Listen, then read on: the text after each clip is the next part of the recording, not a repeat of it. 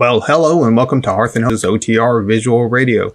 I'm Mr. H. I'll be your host for this evening. Tonight's compilation is a grab bag of some of your favorite shows. First up, we've got John Steele Adventurer from 1949 and 1950. After that, we've got Nero Wolfe, also from 1950. And finally, we've got The Crime Club from 1946, 1947. So I think tonight we've got a great mix of shows. Now, just before we get into the show, do want to take a minute to tell you about a couple ways you can help support the channel. First up, we've got the Johnny Dollar Club. Starting at just $1 a month, you can help keep these great shows coming. You've got 3 ways to join: coffee.com, buymeacoffee.com, and patreon.com. The links for those are in the description below. And many of you have asked about using PayPal. So if you prefer PayPal, the first option, coffee.com, is a great one for you. And the second way you can help support the channel and get a little something for yourself is to check out our Hearth and Home shop on Etsy. We've got a great assortment of old-time radio related merchandise, including the yours truly Johnny Dollar collection. We've got the old-time radio detective mug series, and our newest collection, starting right now, is the Harold Apple Knocker collection. The link for the Etsy shop is in the description below. Head on over and check that out. So now, without any further ado, let's get on with our program. It's time to sit back, relax, and enjoy John Steele Adventurer, Nero Wolfe, and The Crime Club. And as always, thanks for tuning in.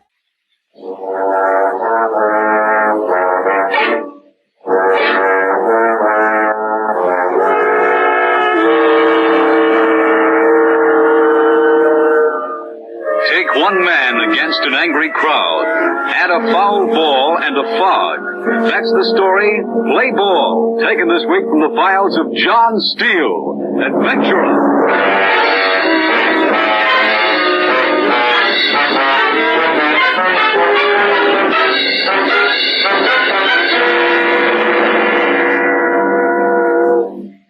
Hello, friends. This is John Steele. Ready for another story of adventure? I'll bet you are. Well, this week's tale is a bit different. It's the kind of yarn a real red-blooded American will love. What's it about? I shouldn't tell you, but I will give you a starter. Bring along your appetite for soda pop and hot dogs. Yep. Our story is about the great American pastime, baseball. And it's about a very good friend of mine. You remember that game a few years back, the one between the, what am I doing here? My guest this week can tell you this story a lot better than I can. It happened to him. So, folks, meet Mike Scanlon. Mike? It's funny how you can get an idea in your head and nothing will change your mind. That's how it was with me anyway. I guess it all started that day out at the stadium. I'd been umpiring in the senior circuit for 18 years, and it was just another game to me. But it was different for the Gulls and the Blue Sox. It was late in August, and the Gulls were still leading the league by a game and a half. The Sox had been right on their necks, and in this game, they were leading 3-2 in the bottom half of the ninth. I was working balls and strikes back of the plate, and first man up grounded out, and the second fly deep to left field. Holmes, the utility infielder from Danville, got a pinch hit single and took second when the Sox third baseman threw the ball away. The crowd was hollering for blood as Galatelli walked up to the plate. Okay, Pappy, this is the ball game. Just burn it in here, baby. Just whistle past the green-haired boy, Pappy. Just the muscle. Go ahead, baby. Why don't you go take your shower now, Pepper? The game's as good as over. Says the game's over, Pappy. Just burn it in here, baby. We'll show 'em how the game's over. First pitch clean in the left field stand, boy. First ball hitting, Pappy. First ball hitting. Just the bush swinging to the first pitch, baby. Walk over this ball game, my friend. Okay, Galatelli, quit your jawing and step in there. Crowd's late for supper now. Hey, take it easy, Scanlon. Gotta give the customers their money's worth, don't I? Big man treating the crowd, Pappy. Gonna send 'em home happy, baby. Step in, Nifty. Let's put this thing to bed. Okay, Mike. Gotta give the crowd a little excitement. Okay, baby. Let's see that high, hard one in here. And here it comes, Butcher. Here it comes. Here it comes. Oh! That's it, Pappy. That's okay, baby. Got him to win. Where's that home run, big man? Where's that home run, huh? Just let him put one where I can reach it, boy. Green kid says he can't reach him, Pappy. Okay, baby. Right down the old middle. Just blow it right past the big man, Pappy. And here it is. Here it is. That's it, there. Glasses or something. You heard me, Nifty. He's trying to dust me. Strike one, I It was said. up to my ears. Step in, Galatelli. Got him singing, baby. Got the green kid singing. Give him the old floater, Pappy. The old floater. And swing. Swing, kid. Swing. That's okay, baby. Could have counted the stitches on that one. Got him to waste, Pappy. Got him to waste for the bush swinging That here. ball scuffed, Let's Scanlon. see the ball, Pepper. Ain't that your groundhog, it's Scott? Okay, let's get going. I tell you, it's scuffed. It's hopping, coming up to the plate. Could be he's pitching. Keep your eye on him, Mike. He'd dust me if I wasn't so fast. Step in, Nifty. Got him singing like a seagull, baby. Give him the big rainbow, Pappy. Bend the big one. Here it is. Here it is now.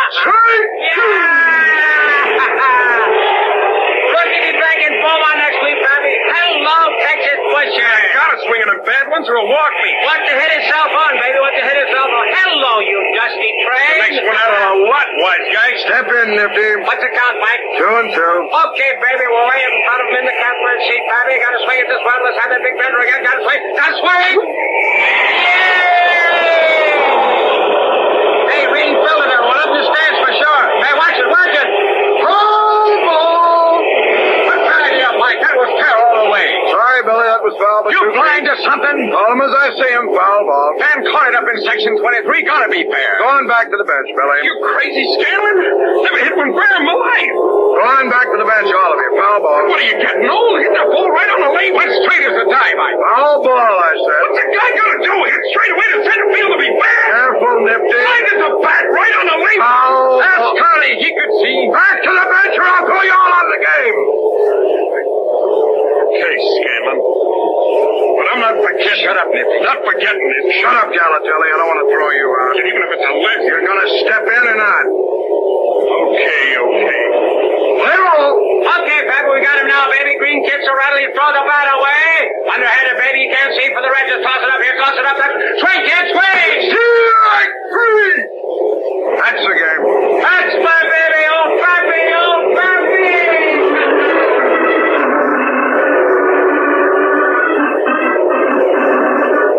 Nifty. Galatelli. Yeah?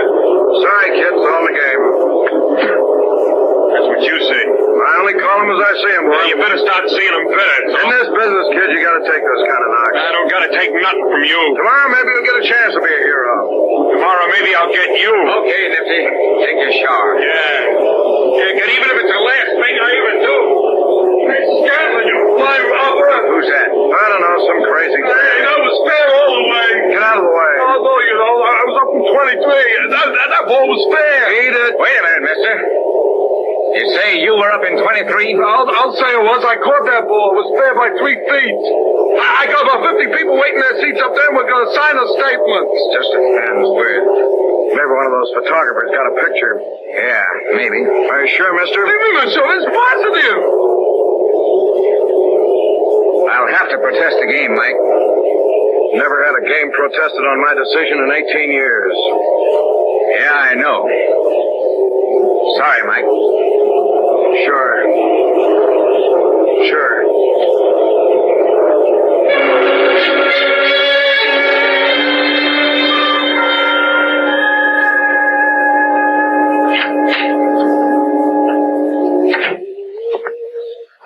That you, Mike?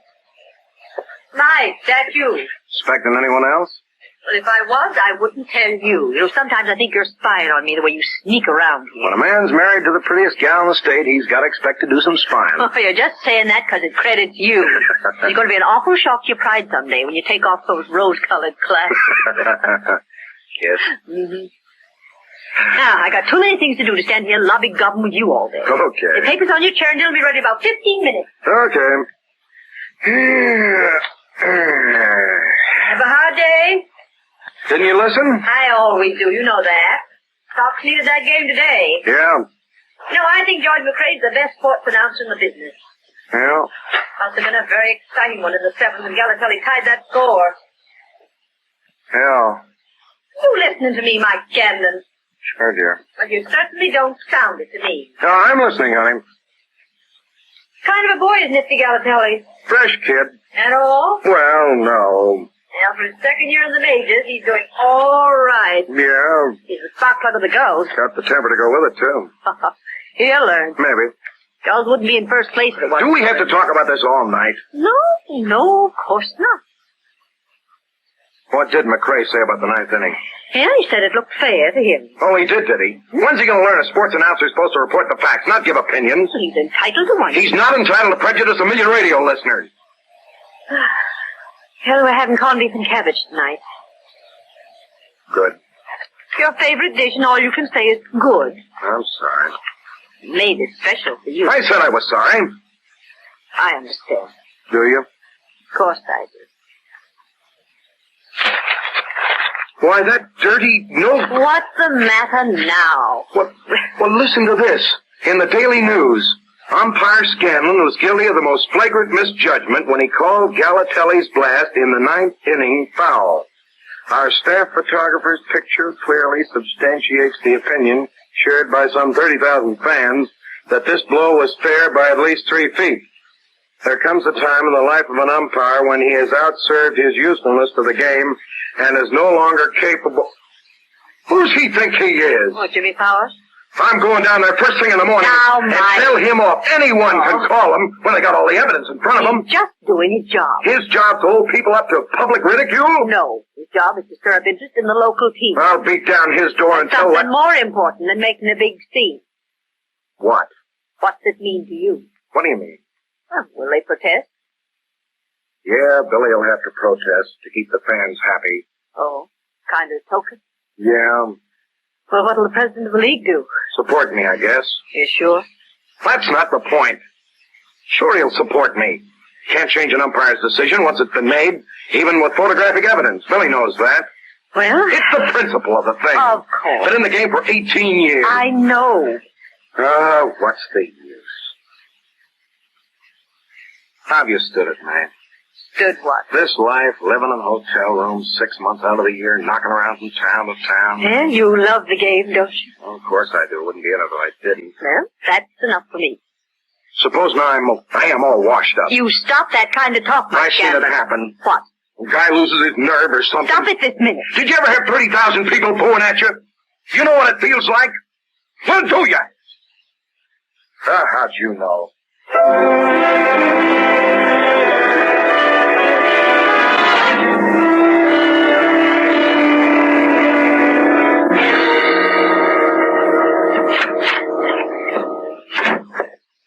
Oh, Mike, what can I do for you? I read your column last night, Powers. Well? I didn't like it. No? No.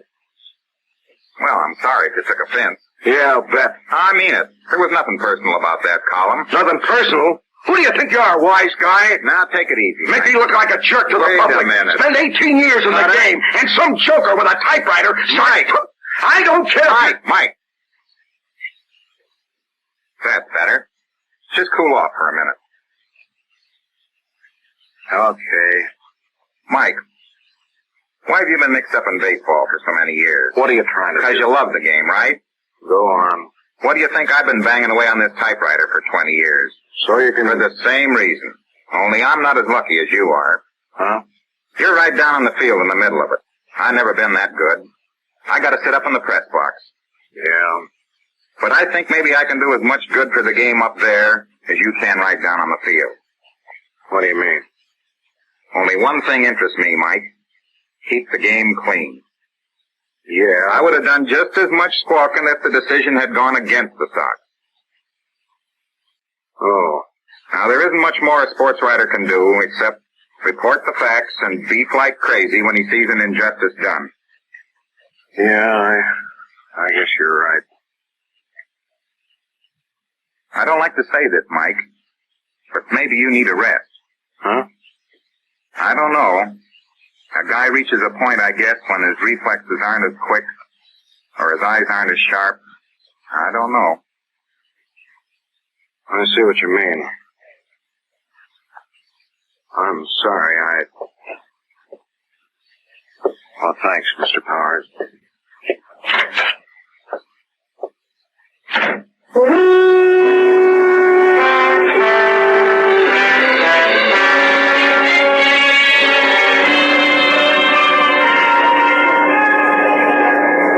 Hello, Billy. Mike, you out of your head. You know you're not supposed to come on the field through the dugout. I know. Where you been? We've been looking all over for you. Late getting here. Hurry up, Chuck and Scotty been waiting at the plate for 5 minutes. Yeah? Hey, what's the matter? You look sick. Nothing. You sure? Yeah. Well, get going. Yeah. Come on, Martin, I'll walk out with you. Okay, Sam.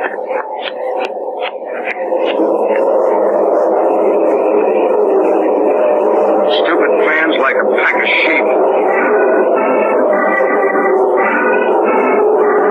Kinda giving you the business, Mike. Hey, where you been? We've been Shut standing up, there. Pepper. Where's your batting order? You don't have to get happy. Have a bad night? Let's have the order.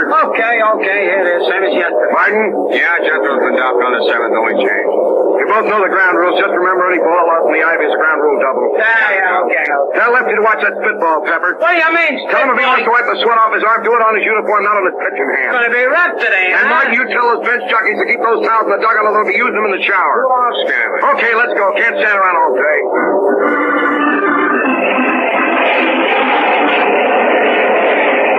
Okay, Red Baby, loosen up that old wing. Hasn't he been warming up for 20 minutes? Hey, you got the jitters or something? Come on, burn in here, Redhead. What do you got your stuff today? How many warm-up pitches does he need? Get off my back, will you? Okay, kid, now bend one of those big ones in here, baby. Let's get going, Martin. Okay, he's ready. Well, we're waiting on you, Scanlon. Yeah, the strap on my mask is loose. I gotta tighten it. Well, come on, Scanlon. You gonna say play ball, or ain't you?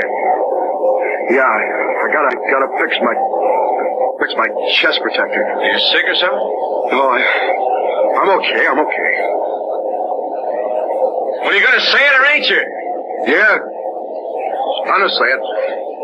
Yeah, gonna say it. I'm gonna say it. Gonna say it.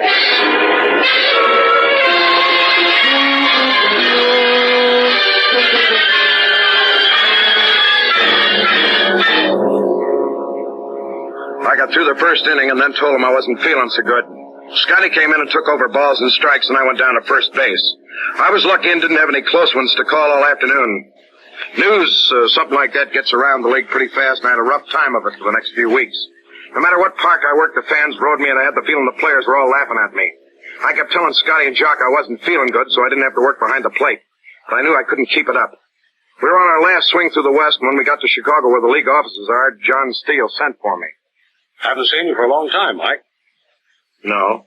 Well, don't stand there. Sit down. Have a cigar. Thanks. Nice humidor.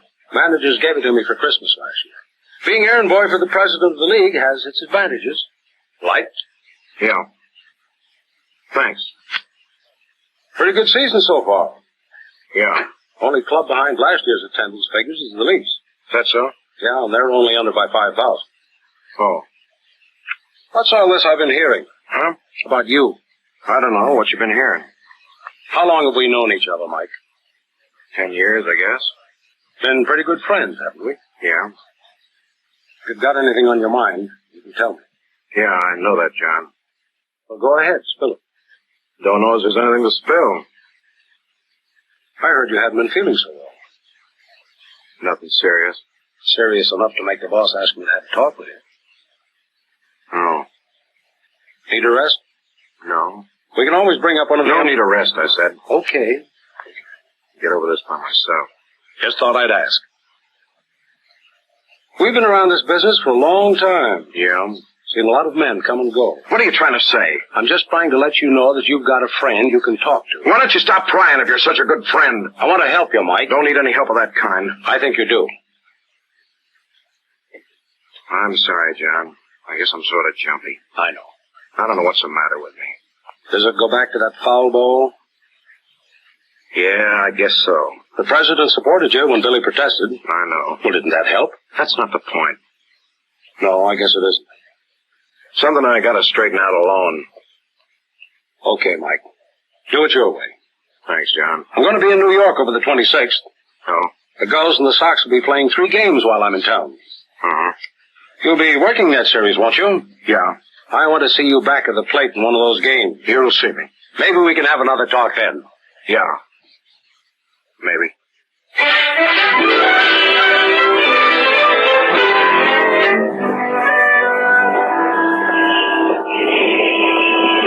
Did you like the picture, Mike? Uh-huh.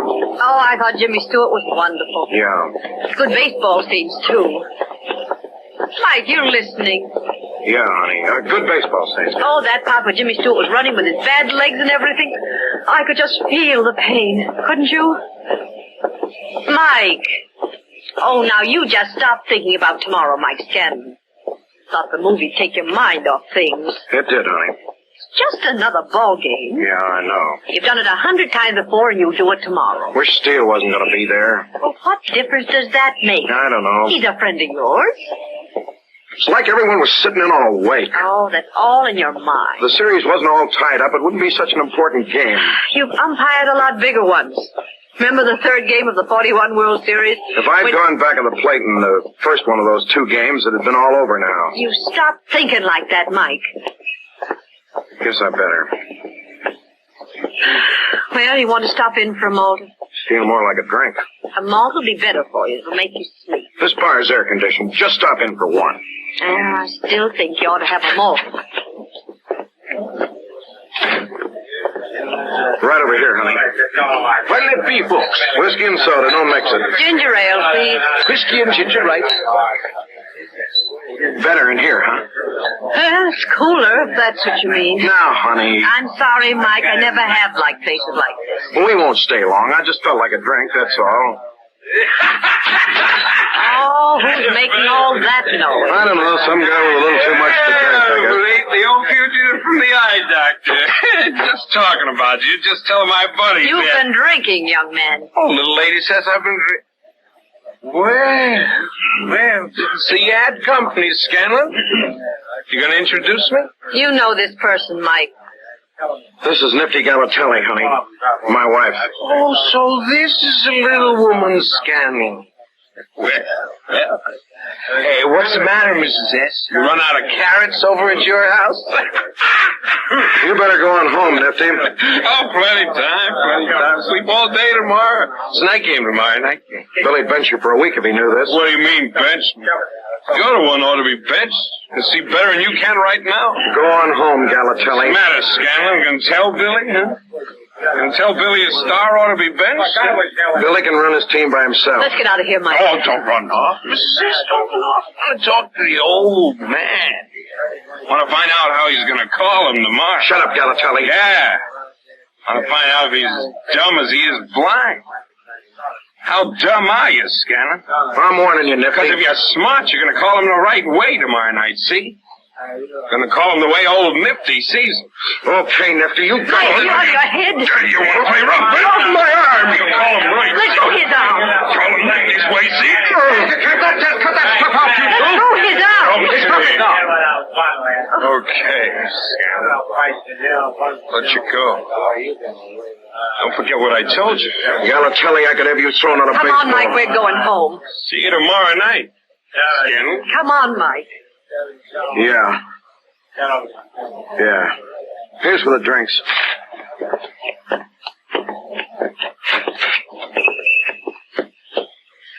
Oh, you ought to know better. Now, don't start that. Starting a fight in the Cut it out, car. May. Full-grown man. What do you think you are, high school boy? Shut up. Oh. You hurt your arm. It's okay. Well, I'll rub it with liniment when we get home. It's okay, I tell you. That does it.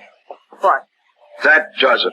What do you mean? I've taken all I can. And what are you going to do about it? Hand in my resignation to Steele. You wouldn't. I'm fed up, I tell you. Oh, you wouldn't do that, Mike. I can't take any more.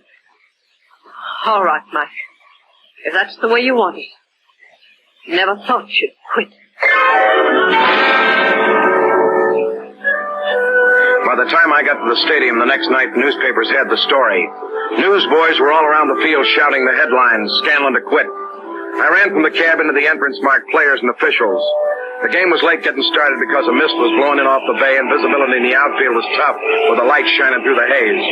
We couldn't wait too long because the Sox had to catch a train for Boston and the time limit had been put on the game.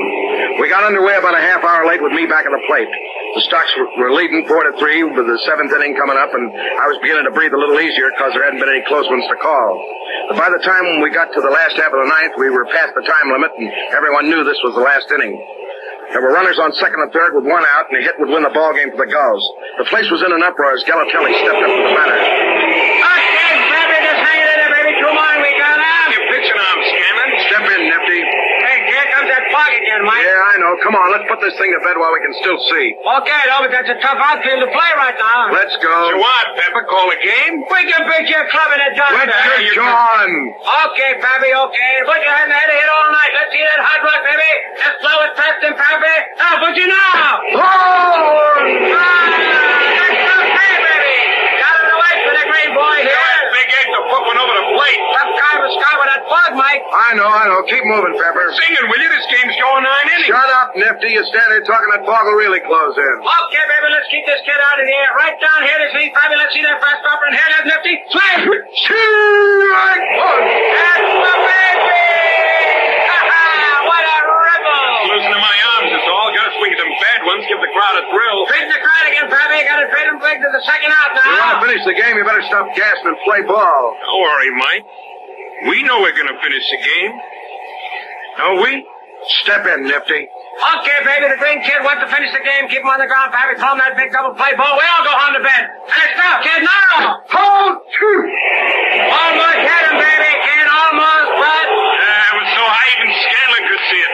What's getting worse, Mike? Keep moving. And hardly see Slater in front of field. Shut up, will you, Pepper? We're gonna finish this one. You guys feeling with a clean sky? Shut up, both of you, and play ball. What's the count, Mike? 2-1. Okay, Fabi, one pitch, just right. We wrap her up here. Just fend to pass the busher, baby. Wind it right around his belt, and it's now. Get now! Hold back. Strike two. Can't get it, Pepper. Thanks, Mike. Got a piece of it. Watch closing Shut up! Trying to give you your earning, Galatelli. You're holding us up. If he hits it up in the air, outfield won't even see it. Singing the blues, Pepper? You gotta call time, Mike. Maybe it'll blow away. We're over time already. What am I supposed to do? Boot the game to catch a train? Okay. Time out. What are you trying to do? Give him the game? You know that's a tough sky. What's the matter, Mike? Why are you calling time? Missed too thick, Billy. Easy fly ball could win this one. Yeah, I know. Knock him down, Billy. He's trying Shut to... up, Nifty. You know he's trying to... Shut up, I said. See any break? No. You can't even see the wall now. Better get going. Try to get it in for you, Billy. I know. And quit your jawing, Nifty. Step in. What's the count? 2-2. Okay, Fabi, the green kid will be looking. Just float that big rainbow right over, baby. Just let him see the floater. And swing. Busher, swing. Hold three. Hey, you gotta call time, Mike. That sky's not gonna break. He's just singing, Scanlon. Sky ain't that bad. What'll it be? Fight. Game's called. Oh, you crazy Scanlon. Any busher could play that Sky. Sorry, Nifty, that fog's too thick. Score reverts to the 8th inning. You're giving him the pennant. We played the same fog. Wasn't this bad in your half? I tried to get it in. Yeah? That's what you'd say. You got this coming to you. You out of your head? You can't hit an umpire. Let go, Billy. Game is called. You had it in for me all season. You crazy Hey, you Scanlon, don't be thinking about it. Game's over. Think about it, Scanlon. I walked off the field with the booze ringing in my ears. Didn't look to either side, just straight ahead and kept walking. I could still hear them booing even when I got under the stands.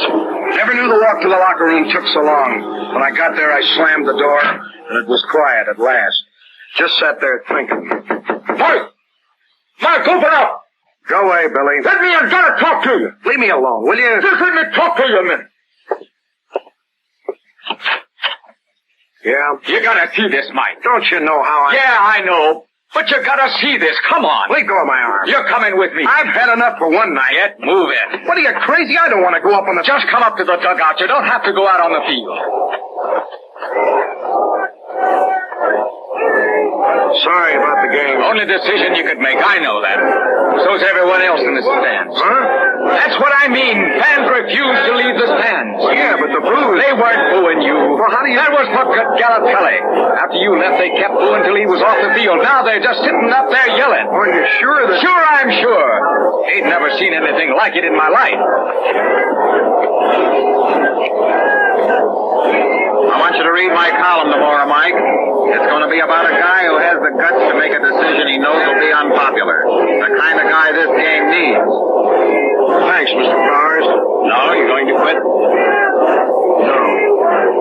Go on out there. They want to see you. Yeah.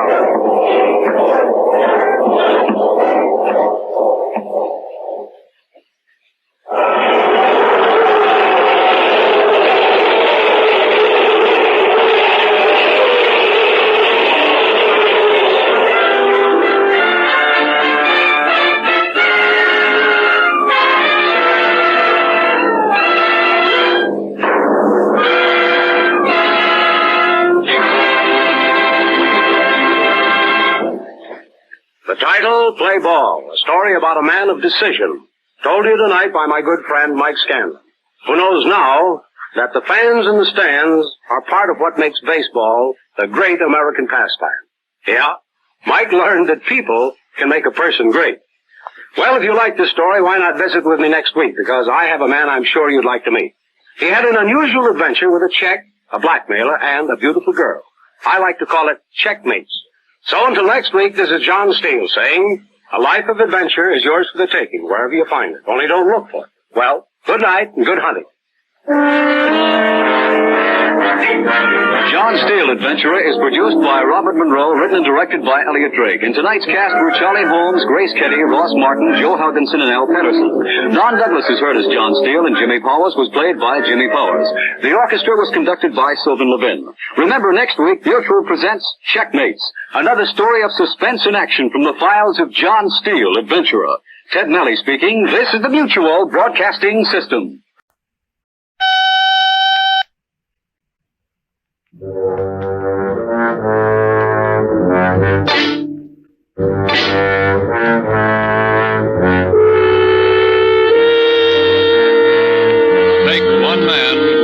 But one fear.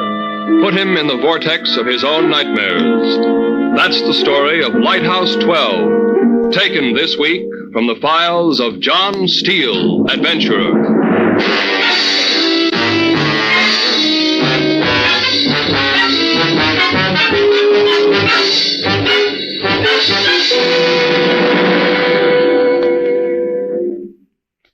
Hello, friends. This is John Steele.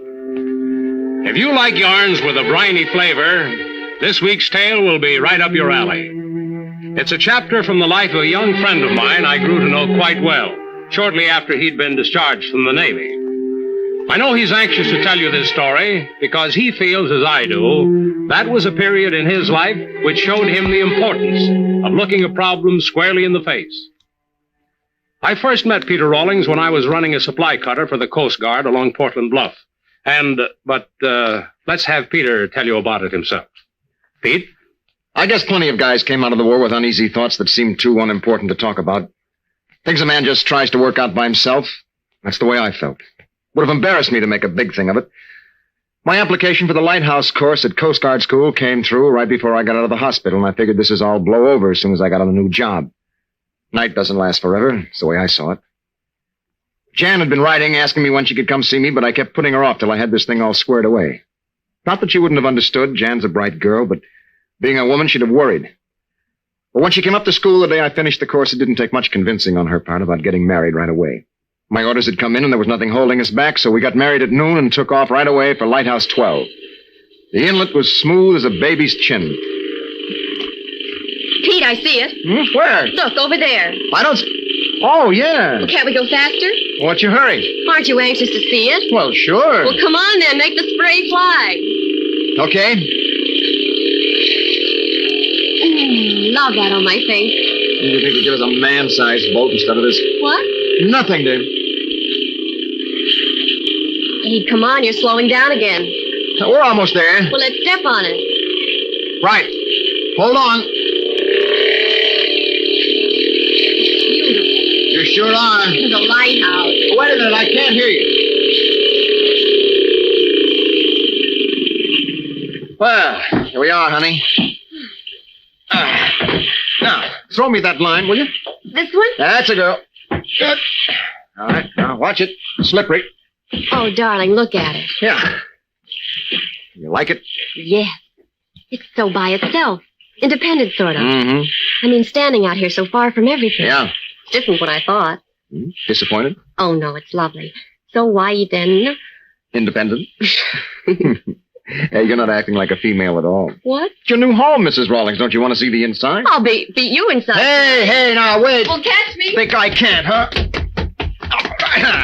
Trying to run home to mother already. Pete, let go. Now, who is master of this family? Honey, you're back. Put me down. Oh, no. Gotta carry my bride over the threshold. Well. This is it. Cute. Cute, she said. Come here a minute. Where? In here. What? Look, right next to the bed. Oh, I don't see anything. A bay window. Pete, it's enormous. Yeah, it's big, all right. It'll be like sleeping in the middle of the ocean. Yeah. It's really swell, honey. We'll see the water first thing in the morning and last Sure, night. it's fine. Oh, now I'll show you something. Can't be better than this. The beacon. Come on. Sure. I've never seen one close to. Let's see, now the stairs should be around here. Huh. Here they are.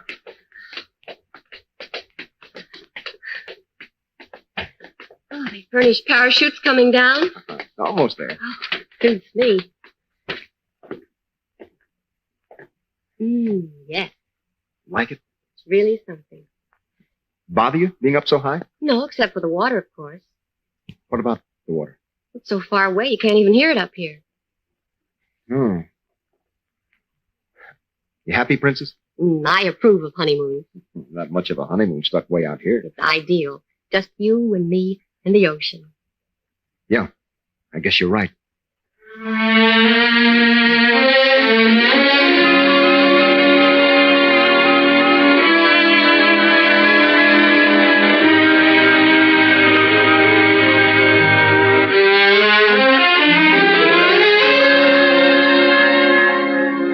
The weather was fine and calm those first couple weeks. Even got so I could enjoy watching the sun chase itself over the quiet little waves rainbowing up around our tiny island. The few ships passing our area hardly caused any swell. Peaceful. And we were happy as a Christmas tree. Jan puttering around, planting things and fixing up the place. Me learning the tricks of the new beacon, doing odd jobs. The job actually ran itself. At first, I kept the ship-to-shore transmitter open all day for weather reports, but gradually I got so I just listened in on the regular scheduled dispatches.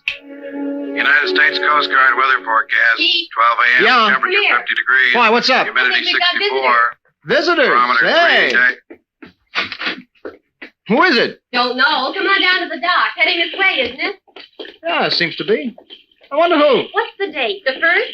Yeah, it's around that. Why? That's it then. Supply cutter. Oh, sure. Ahoy! Lighthouse! Hello there! Bring any sugar? 20 pounds! Throw your line. Okay. Thanks. I'm John Steele. Be bringing you supplies every month. Yeah, Peter Rawlings, my wife, Jan. Glad to know it. You're just in time for lunch. Well, look now. Oh, there's Lowe's. I'll get it ready while you two unload. She's the boss, you know, Mr. Steele. Don't let him get away, Pete. He's going to mash the potatoes. Oh, now I know you're staying. That's usually my job. Oh, here, let's get this stuff off. This your first lighthouse? Yeah. What do you think of it? Oh, it's okay. Not exactly what I'd expected. Why? What did you expect? Oh, I don't know. More storms, for one thing. You've only been here a few weeks. Why? This inlet's known for its heavy weather. Is, huh? Just give it time, son. You'll get your fill of storms soon enough.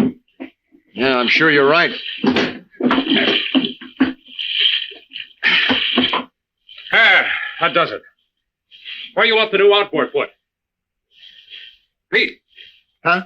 What? Outboard. You want it left? Oh, yeah. Just leave it here on the dock. Say, Mr. Steele, those storms you mentioned. How soon? Well, let's see. This is November. Should be setting in pretty soon now. Big breakers, huh? You bet. Biggest I've ever seen. Well, I remember one night I had a 40-degree roll over by the bluff over there. Well, we'd better not keep Jan waiting. No, we better not. Come on. I'll toss you for the potato masher.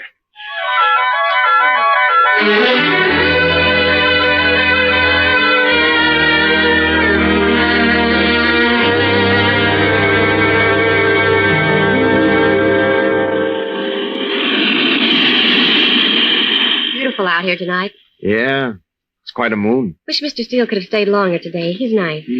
Well, he has other stops. I know. Love the sound of the breakers on the rocks. Yeah.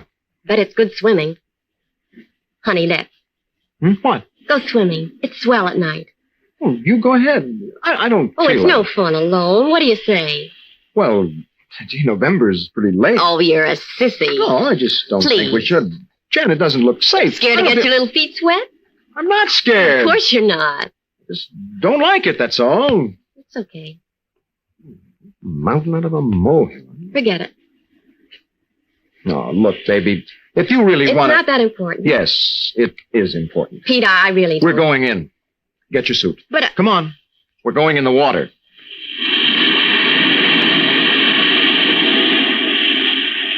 Last one is a big fat pig. I'll be right there. Hurry up, it looks marvelous. I'm coming. Want to die from here? It looks pretty jagged. No, it's perfectly all right from this ledge. Well, say, don't you think the dock is a lot The safe? dock's no fun. It's too calm. You know, I was thinking maybe we ought to wait. What for? Well, if this wind keeps up, it might rain and... That little wind isn't anything. The moon's still out. Yeah, well... Honey, stop shivering. It's not cold. Who's shivering?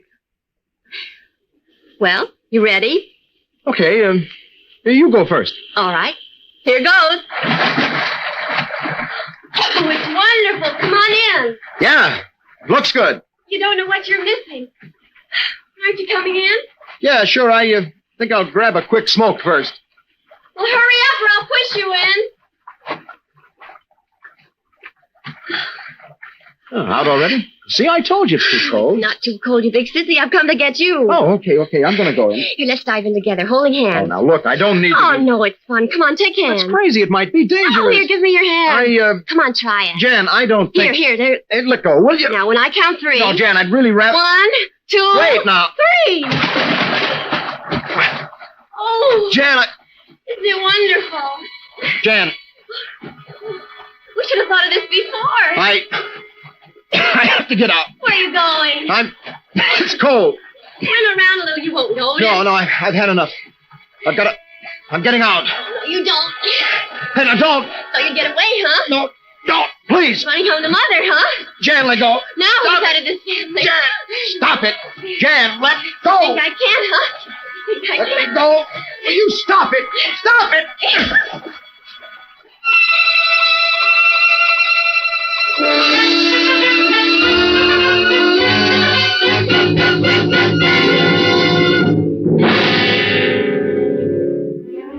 Jan didn't speak to me all the next day, and I didn't blame her. A couple of times I tried to get up the courage to tell her what the score was, but when I'd start to say it, I'd see the red cut my ring had made on her cheek, and the words stuck like cotton in my throat. I was pretty miserable, and I knew life didn't look so rosy to her either. If she just yelled at me or gotten mad, but she didn't say a word. I'd hit her, and she couldn't figure out why. After dinner, I made up my mind she had to know. Need any help? No, thanks. A lot of dishes for one small girl. Got a clean towel? You don't have to. I don't mind, Brian. You've got the rough part. No dishpan hands for Peter. Want me to wipe the soap off your rear? It doesn't bother me, thank you. It's becoming. What? Soap. On your rear. Jan, finish that later, will you? Pete, don't keep... Please, there's something. I want to talk to you. Won't you sit down just a minute? It's important. Well, I want you to know about last night. is there anything to know? Honey, it wasn't you I slapped. That's interesting. Oh, no, what I mean is it was what you were trying to make me do. It still doesn't make sense. Wait. You see, this goes way back. I've never talked much about the torpedoing. Isn't this the wrong time for sympathy? I'm not asking for sympathy, Jan. I guess what happened to me happened to lots of guys who saw submarine combat. At least that's what I keep telling myself. I don't know if it had been sneaking up on me or if it was the torpedoing that did it. See, I wasn't hurt when we were hit, not then. Maybe if I'd got knocked out right off, I wouldn't be like this. Like what? I was aft that day working on the screw shaft. I knew something had happened, but I didn't know what till the emergency whistle went off. I started for central control fast, then just as I reached the forward hatch ladder, a noise behind me made me spin around. Go on. The side seam was ripping wide open, slow like a crazy, laughing mouth. Heavy sea was plunging in at me, around me, over me. I scrambled for the ladder, but the water was too fast for me. It kept dragging me back. I got hold of the top rung finally and held on. My fingers were numb from the cold water and the strain. The waves were throwing my legs around like old newspapers. I tried to haul myself up by my hands, reach up to the hatch, but the pull of the water was too strong. It splashed over my face, and I began to choke and couldn't get my breath. My head was as far back as it'd go, but with my legs beating around like that, it kept drawing me under. Oh, Pete. Must have been about then my legs got broken. Not that I felt any pain. Sort of went out of my head, I guess, before I conked out. You're afraid of the water. Is that what you're trying to say? Yeah. It's a funny thing, though. I didn't realize it until I came to in the hospital. Days there weren't so bad, but every night, those first 6 months, I was in traction. Foaming mountains of ocean exploded over my bed, left me yelling and sweaty. You don't have nightmares now. No, the nightmares went away. The water still bothers you. Yeah. Wish I'd known. Oh, honey, I didn't tell anybody. Especially Dad. See, the men in our family have always been seafaring. I just had to get over it, so. I see. I never got A's in psychology, but I knew the best thing for me to do was to get right back on the horse that had thrown me and make it gallop. Head for the sea. Yeah. Only this was all I could get. The plate in your back. That and the discharge that read no active duty. You must have hated me last night. If you just told me. I didn't think I'd have to. I thought I'd go away. Like the guy had the bed next to me at sickbay. What about him? He was much worse off than I was. But he kept the faded old concertina next to his bunk. And when the pain got too much for him, he'd take it out in a squeeze box, hoping it'd stop. But out here, Pete, so far from everything, maybe we should... No, you see, honey, I'm counting on it to fix me up.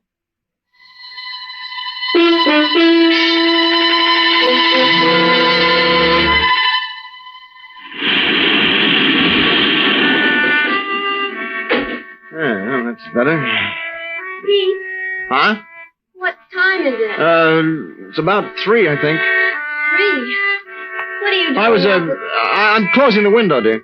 We should have air. Well, I'm cold. Oh. Jan, if you really want... No. I guess it is getting a little chilly. Yeah. Windy out there, isn't it? Yeah. Nights will be like this all winter, darling. All winter. Don't look at it, Pete. I don't know what you're talking about. Hadn't you better get back to... Oh, go to sleep. Will you go to sleep? Have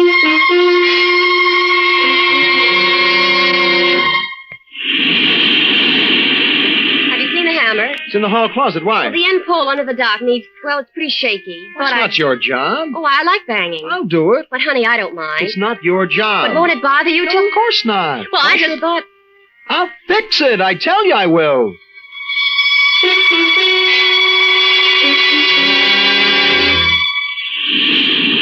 Darling, that pole's going to collapse any day now. I'm going to do it, Jan. Don't worry about it. Well, maybe if we did it together. No. Well, I was just thinking, you could hold it in place with the dock, and I could... No, I can do it. But, Pete, you've been saying that... I'll fix it. Well, it better be done soon, darling. I'll fix it. Now let me alone, will you? I'll fix it. Next week, sure. You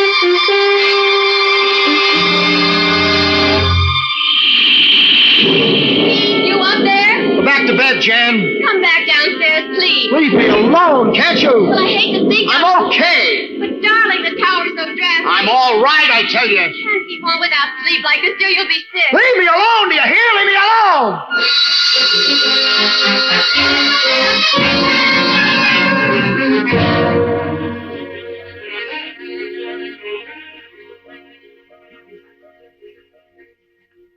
Hey, how come the fancy fixings?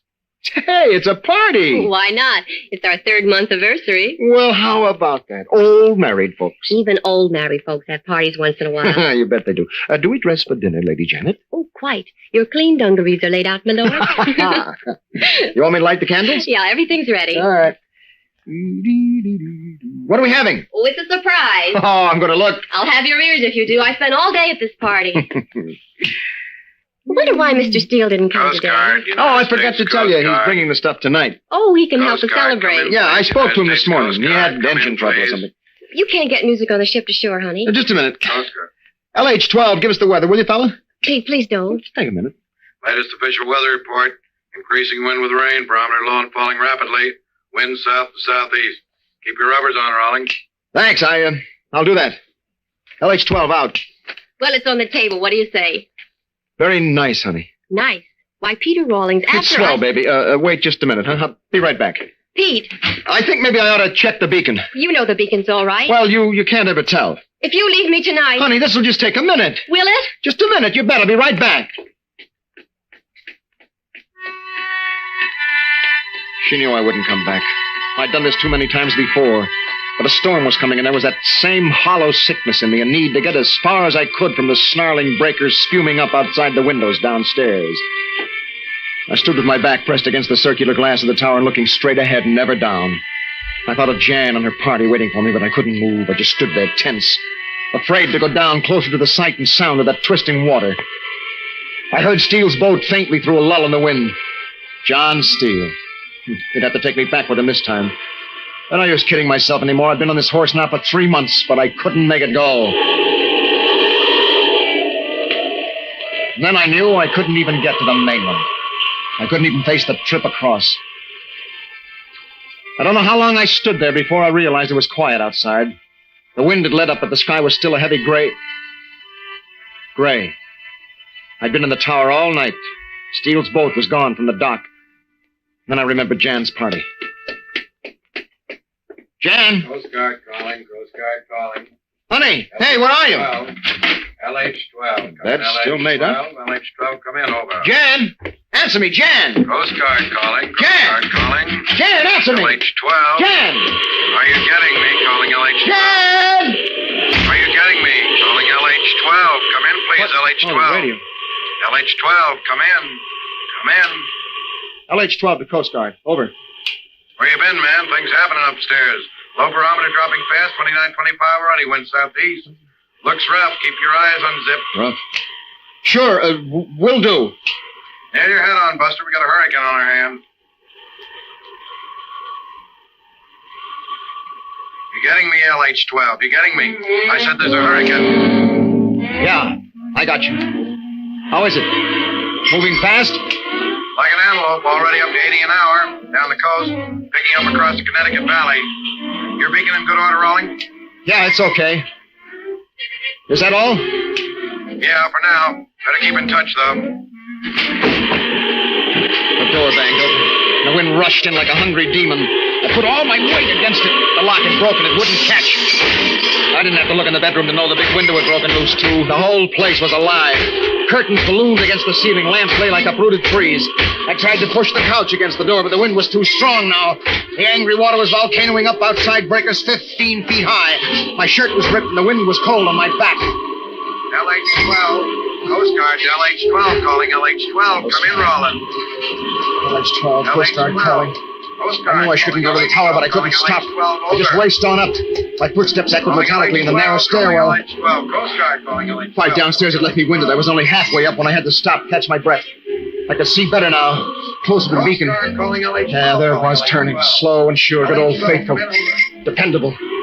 I stood there 1 foot ready on the next step up. Come in, urgent. Come in, urgent. Dependable. Come in, Lighthouse 12. Coast Guard calling. LH-12, come in, LH-12, urgent. Come in, Lighthouse 12, Coast Guard calling. LH-12 to Coast Guard. Over. Rollins, this is urgent. SOS from the supply center. He's out in that mess. Needs help quick. You can reach him faster than we can. Over. My boat, it's pretty small. Can't you do better with a lifeboat there? All boats out on other jobs. I can't. Look, fella, I didn't want to tell you, but your wife's on that cutter. Jan is... Rollins, I said your wife. Where? What direction? Don't know now. Wind like this, Steele's radio went cold about 10 minutes ago. Better get on your horse, boy. Yeah. On my horse. The little boat was jigging up and down so hard I could hardly grab the mooring line. Big combers crashed around me, beating at my face. The line stretched hard as steel wire. I tugged at the knot, but I couldn't get it loose. I couldn't waste any more time. Jan was out there somewhere. I slashed at the stiff rope with my knife. Salt water stung my hand where the knife had slipped, but I kept hacking at it till it gave way. I barely had time to jump in the boat before it was tossed out into the breakers. I crawled back to the stern, found the starting cord, wound it on, and yanked. Sky was black as night. I'd lost my direction bending over the motor, and then the beacon swept slowly around, and I was headed straight for the reef. The rock shelf gleamed up sharply through the turning light path. I tugged at the tiller, but the boat heaved forward with the great bursting swells. I could hardly see through the panic that gripped me. The light passed on, blotting out the reef, but I could still hear it coming closer. The surf getting louder against the rocks. It was sucking me backward in long, powerful sweeps. Suddenly we seemed to stand still, poised in midair. Then a tower of water scooped us up and threw us outward away from the jagged rock, and I headed for open water again. I lost all sense of time, just kept going. Pictures streaked through my mind. Jan clinging to an upturned boat. Jan choking and gasping for breath. I shouted her name into that wild blackness, but the wind muffled the words and threw them back in my face. But I kept yelling into the storm. The waves seemed fiercer than ever now, but I had to keep going. Find Jan. Had to find Jan. And then the motor stopped. My hands were stiff with salt and cold, but I managed to wind the starting cord. It wouldn't move. I grabbed it with both hands, but the thing was jammed. I lay on my stomach over the stern. The water washed over me into my mouth and eyes. I tugged at the motor, trying to lift it up, but the water held it. A piece of screening was caught in the propeller, but it was too far down to reach from there. I'd have to get under the boat to free it. Go down into the water. I crouched against the gunwale, trembling. She was broadside now, rocking hard, shipping more and more water by the second. I couldn't go down, not into the water.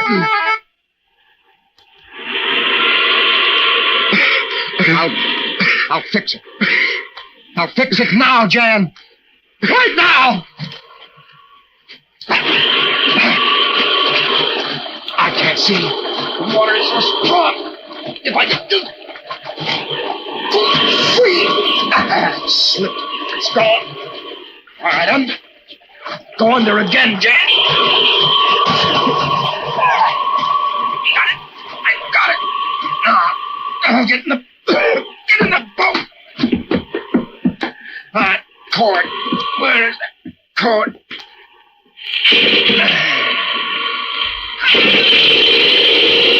Yeah! We did it! You see, Jan? It's going! That motor is going! Ride 'em, cowboy! Dig in those spurs, baby! We're coming, Jan! We got 'em licked! You hear, Jan? We're on our way!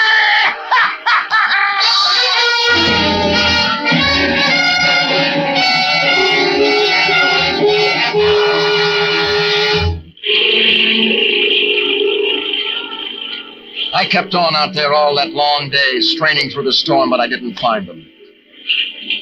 And then the hurricane suddenly shifted out to open sea, and the sun came out. The wind was gone, and the loud, ugly waves that had run amok were gentle ripples lapping quietly against the side of the boat. A seagull floated by. I stood up, looked across the new bright inlet. I'd have seen them now in that flat calmness. There was no sign of life anywhere. I nosed into the dock and tied up. The door of the lighthouse was still open, the way I'd left it. Broken lock jutting out. I stood there on the dock, dreading to go up to the house. A house without Jan. And then a figure tore around the side of the building, and Jan was there crying in my arms. Oh, Pete, darling. Oh, hey, now stop that. Let her cry, Pete. She's been wanting to all night. I haven't. You had me fooled. Well, when the lifeboat dropped us off, and you were... Lifeboat? But one of the boats came by from down the coast soon after my engine broke down. Then when we got here, I thought sure you'd been washed over the ledge. Oh, I was looking for you. Out there in the hurricane? Well, I had to find you. We couldn't believe, we thought... I know. Darling, about last night. I didn't want to go. I understand, honey. Sort of a last straw, huh? I guess it was, but... You back now, though, right? For keeps. Well, guess I'd better call in for a boat. No, don't bother, Mr. Steele. We'll run you over. Might be pretty choppy on the way back tonight. Well, you know, that's mighty thoughtful of you, Mr. Steele.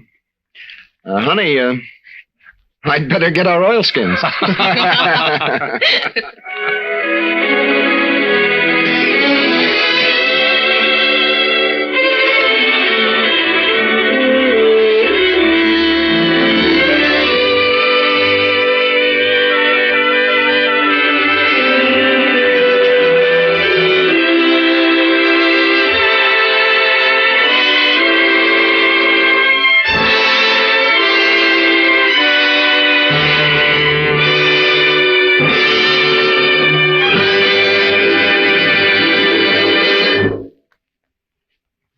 The title, Lighthouse 12.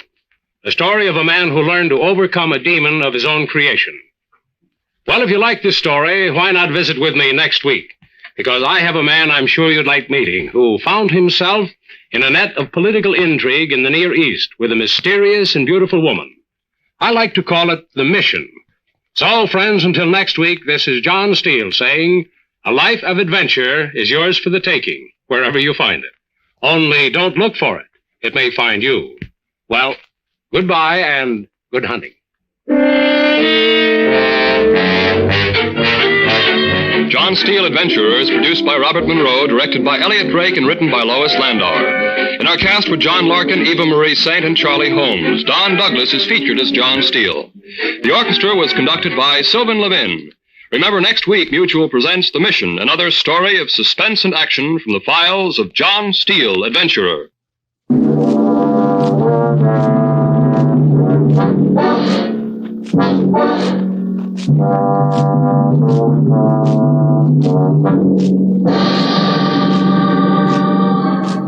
Take one man caught in the web of his own frustration. Add a woman and the promise of escape. That's our story, Joey's Girl, taken from the files of John Steele, Adventurer.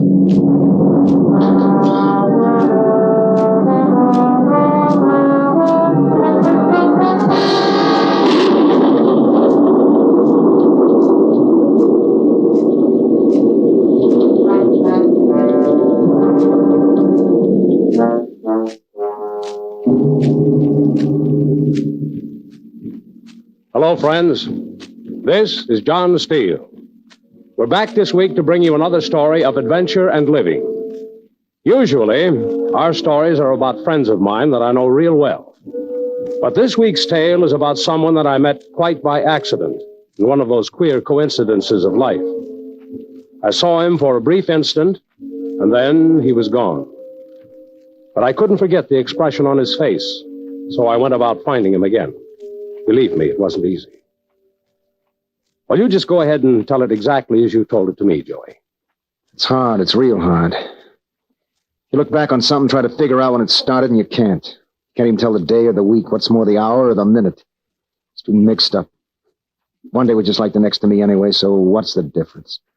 I'll tell you the whole story. Mike's bar was just a joint where we all hung out when we didn't have nothing better to do. I was there a lot. Spend all your life near a bridge, and it does something to you. I've been waking up every morning, sometimes afternoons, looking out of the window at it, and there it is, Manhattan Bridge. Looking big and rich and sticking its stinking feet down here where we ain't got enough room to turn around anyways. When you're a kid, you go to school because your old man beats you if you don't. 6th grade, maybe 7th, and then you hit the streets. From there, you don't come home till you're tired or hungry. And you get tough and you learn how to take care of yourself. When you're older, you say, yeah, what's that difference? So you hang out in joints like Mike's. Hello, Joey. Mike? How's the cuff? You're clean. Let me have a beer. Okay. Beer. Thanks. When'd you get back? This morning? Seems like a long time. A year's a year. Yeah. Flo's been asking for you. You can tell her that... I did. Dirty, squealing little... It was her or you? Yeah, I guess so. So who's around? Usual mob. Be glad to see me back? Maybe. What do you mean, maybe? Nothing. Okay, what's up? Nothing, I tell you, Joey. What's up? Greeks kinda taken over while you was away. Just don't start nothing here, Joey. Run a nice, respectable thing. You want to know something? Yeah. I don't care no more. That's what I said. What do you mean? I mean, I don't care no more. Yeah, but you're used to it. I know. Everyone's been saying, wait till Joey gets back. Yeah? Sure. I don't get you. What's the difference? Huh? That's what I mean. What's the difference? Oh. Yeah, I see what you mean. What's eating you, Joey? Nothing. Got something on your mind? No. You changed. It's nothing. Hey, hello, Joey. Oh, hi, Benny. I've been waiting for you. Yeah? Sure. I knew you was getting out today. Don't give me I that. ain't lying. On the level.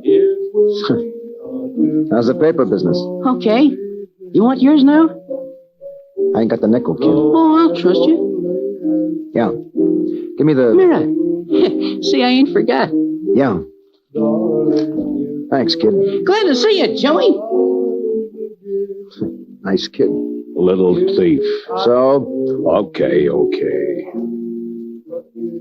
That joint looks the same. Hasn't changed much. Dirtier. What's the idea of making a crack like that? Shut up, Mike. Huh? Who's that? Oh. The doll. Where?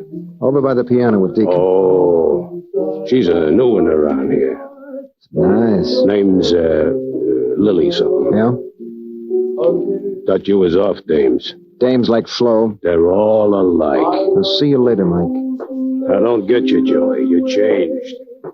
You took the sun away when you took your smile. Nice song.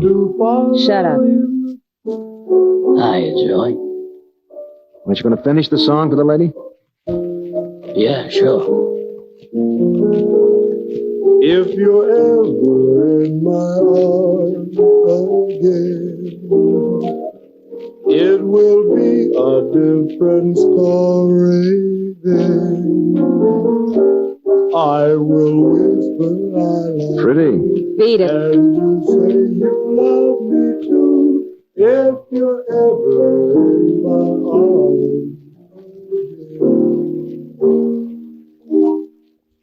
When'd you get back, Joey? Today. Looks like I'm just in time. Meaning? Whatever you like it to. Okay, it means you're a clumsy jerk for horning in on a good song. It depends. On what? If you think a song's better than a man. Maybe I do. Tonight. Okay, baby, I'll see you around. No, wait. Yeah? Buy me a drink. I'm broke. Okay, I'll buy you one. It's more like it. What's your name? Lily, for the flower. Who are you? Joey, baby. For nothing.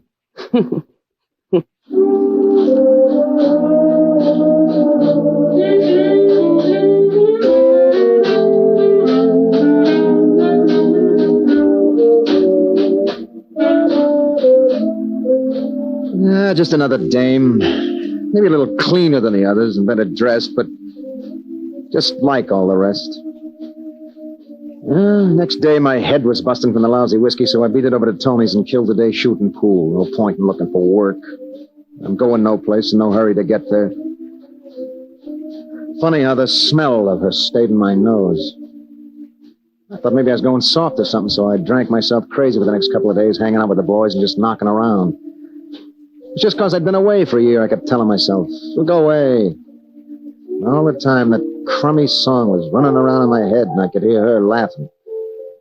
I stayed away from Mike's because I knew she'd be there. She was that kind of dame, always coming back for more. Well, about a week later, I was out walking, trying to keep cool. It was one of them hot, sticky nights when even your hands sweat. I was passing Mike's, and the door was open. I could hear Deacon playing inside, kind of slow and tired. I don't know why. I went in. Hello, Joey. Mike? Drink? Give me a beer. Right. Thanks. Where you been? Round? Why? Nothing. Why? Didn't see you for a couple of days. At all? What else? Sure? Sure. I thought maybe... Yeah? Nothing. Greek was in a couple of nights ago. Yeah? He knows you're back. He does, huh? Yeah. Says he's, looking for you. So? Just don't start nothing. Can it? I told you about me. That Greek doesn't mean it. I worry too much, Mike. Yeah, but Greek's tough. So what? He might... What if he does? Huh? What's the difference? Who else been in? Nobody. You're looking for somebody? No, I guess not.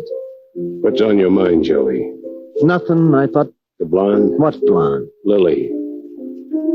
No, she hasn't been here since the night you came back. It hasn't, huh? No. That's funny. Used to be in here all the time. Yeah?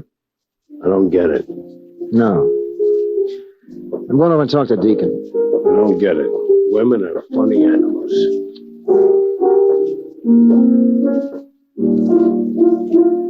What to say, Deacon? Hello, Joey. Didn't see you. I've been busy. Good way to be. Yes, sir. Good way to be. Yeah. Man can forget his troubles as long as he's busy. Yeah. I knew who a man was. Remember the blonde, Deacon? Everyone knows Lily.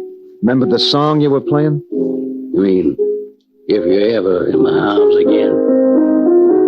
Yeah, that's the one. Play it. Oh, sure.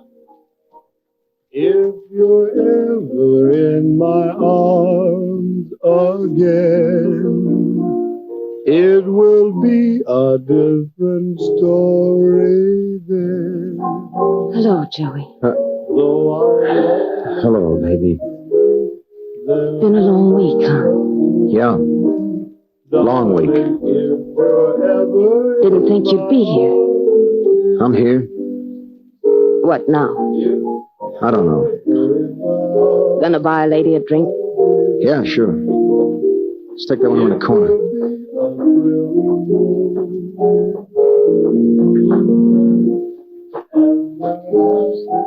You broke? No. Working? Hocked my watch. Built it into a roll at Tony's. Oh. What'll it be? Couple of beers, Mike. Couple of beers.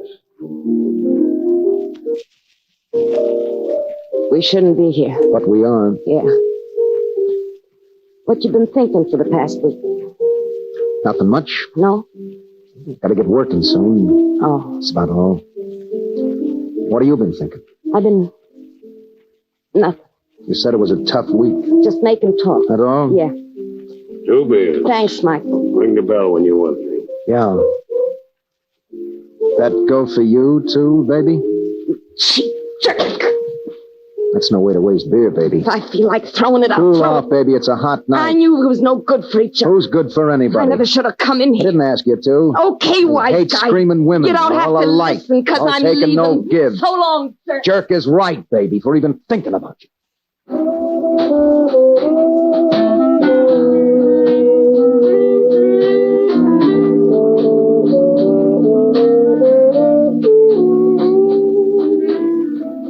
Now, that was that. All alike. This is one dame I'm going to forget. I looked for a job for the next couple of days, but all the old boys treated me like I was poison or something, so I gave it up. Friends. You come back from a year in stir and everybody gives you the big freeze. Deacon was right. Man can forget his troubles as long as he's busy. I hung out at Tony's for a week, maybe, but all the time I was thinking about her and hearing that song.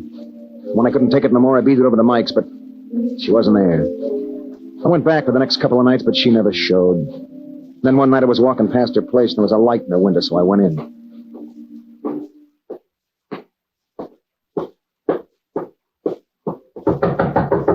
Lily, open up. Come on, I know you're in there. Open up, baby. Come on, baby, I want to talk to you. Beat it, will you? Open the door, Lily. Leave me alone. I tried. Open the door. No. I want to talk to you, that's all. Get out of here. What's the matter, baby? I don't want to see you, don't want to talk to you. Now beat it and leave me You alone. won't open it, I'll break it down. Leave me be. Shut up. Here's your arm to call the cops. Oh, Open this door. shut up. I'll break it to splinters. Shut up. Open it. Just shut up. What do you want? Take the chain off. It stays. I said take the chain off. I said it stays. Look, I don't want to hurt you. Just talk to you, that's all. Go ahead, talk. Not this way. Let me in, baby. Keep your hand out of the door. Come on. Let go of me. Take the chain off. You're hurting me. Take the chain. I You're going to open up? I'll slam the door on you. Oh! Let go, man.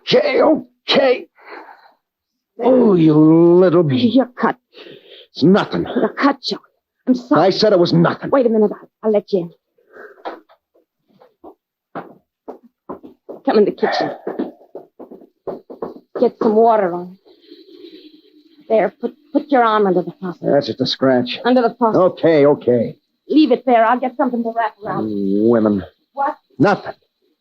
Can't find nothing. It's okay. You got a handkerchief? No. Here's one. Clean. I washed it this morning. Quit fussing. Dried on the towel. Lily. Come on, dry. Baby. Stop talking. Ain't you got any sense? What do you mean?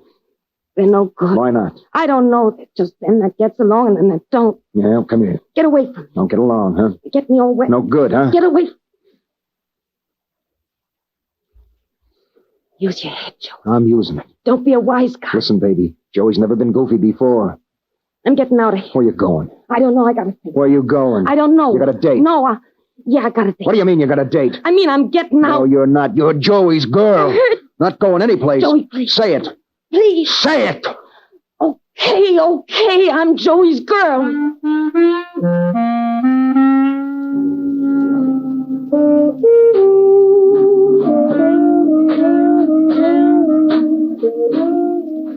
Well, that's the way it was. Sometimes we was up and sometimes we was down. Sometimes we'd fight like cats and sometimes we didn't, but we always came back. I kept looking for work, but every place I went, I got the freeze. It didn't make sense. Guys have been up before, and when they came out, they got a break. Nobody kicked them around the way I was getting it. And then one night, 2 and 2 made 4. We'd been at Mike's. We were just leaving when we ran into Benny, the newsboy, outside on the street. Sports final, bums beat the cards in the 11. Get your sports final. Hiya, Benny. Paper, mister. Hey, Benny. Benny, I said hello. Oh, hi, Joey. What, do you give me the brush? Well, no, Joey. Oh, Willie. What's the matter, Benny? Nothing's the matter. Okay, give me my paper. Sorry, no mirrors. What's it under your arm? Huh? Oh, yeah. Well, come on, give. Joey. What, no credit? Well, it ain't that. What's the matter, kid? Well, Joey, please. Don't you like my dough no more? Quit teasing the kid. You know I'd sell you if I could, Joey. What do you mean if you could? Well, I mean... Out with it, kid. The Greek says I can't. Greek? He says he'll take my root away from me if I do. He does, huh? You understand, Joey? Sure, kid, Well, sure. it ain't that... I know. You better beat it. Yeah. Here's the nickel anyway, kid. Oh, thanks, Joey, thanks. Evening paper, get your evening paper. So that's it. What you gonna do about it, Joey? Nothing. Nothing? You mean... That's what I said. Yeah, but... People just don't understand. What? I don't care no more. Okay. That's the way you want it. That is. You know what they'll say. I know. You don't care? What's the difference? Where are we going? I don't know. Let's go down by the river. Okay. It's hot. Yeah. Cool us off. Yeah.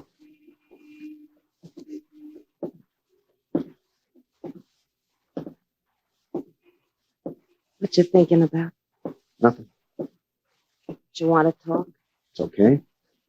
You're awful quiet. Well, I guess I was thinking. It's okay with me. I used to play on this street when I was a kid. Yeah? Wasn't so much traffic over here. What'd you play? I kicked the can, won a cap, and we could find a ball. I was going to be a big ball player. What happened? A kid from the next block I'd run over one day, so the cops kicked us all off the streets after that. What do you want to be then? Cop. Why? So as I could kick kids off the street. I saw a cop get shot one day. I didn't want to be a cop no more. Ever want to be anything else? Yeah. What? Used to come down here by the river at night. Just watch. I know. I always wondered where they were going. Looks so clean. Yeah. So big. Wanted to be a sailor then. Maybe someday be captain. What happened? I don't know.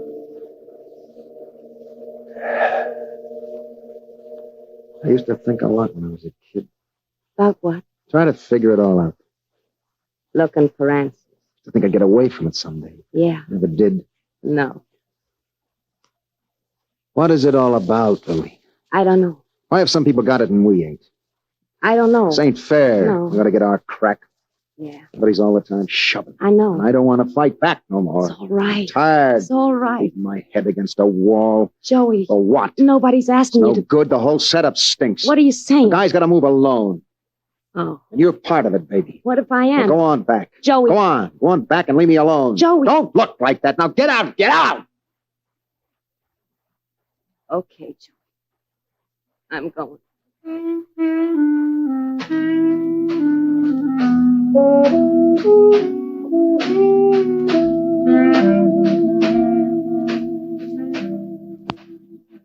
I stayed away from Mike's for 2 weeks after that. She'd blown her stack and walked out before, but this time it was different. This time she did it the quiet way. I knew it was over.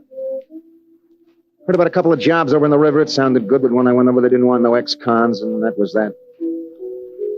Went over to Mike's one night a couple of weeks later, but it wasn't the same. But there was nothing else to do, so I kept hanging around and hanging around. I don't know why. Hello, Joey. Mike, Well, what? I'm broke. Oh, How about a beer? no, Joey. What do you mean, no? I'm sorry. No credit? I trust you. Well, Here's 10, Joey. Pay me back when you can. don't want no dough. Take it. Want a beer? I can't. Oh. You know how it is, Joey. Yeah. I got a wife and kid. Yeah. What can a guy do? All I want is a lousy beer. I'll pay you for the glass. It's okay. So when did he move in here? This morning, he bought the joint. He left a message for you. Yeah? He said, tell Joey if he sticks his face in here again, that's it. That's it. He meant it, Joey. I guess he did. Now, come on, beat it. He'll be back soon. Okay.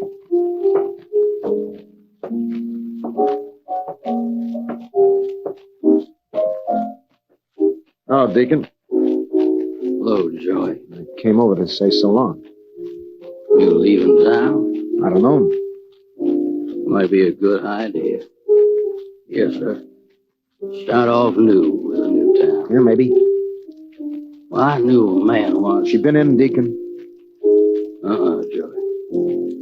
Well, I guess that's that. Everything happens for the best. Yeah. Play it. Joey, Play it. I'm sorry. Okay. Play it for the guy. Okay, Lily. Just say it was for you, not for him. Yeah, sure. If you're ever in my arms again, it will be a different story. Let's sit in the corner. Okay. Though I'm lonely and can be, there will be darling. Didn't think I'd be seeing you.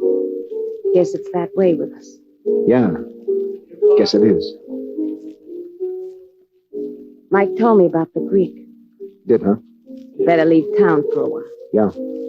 They'll blow over. Guess so. Would you care? No. I'm coming with you. No, you're not. Why?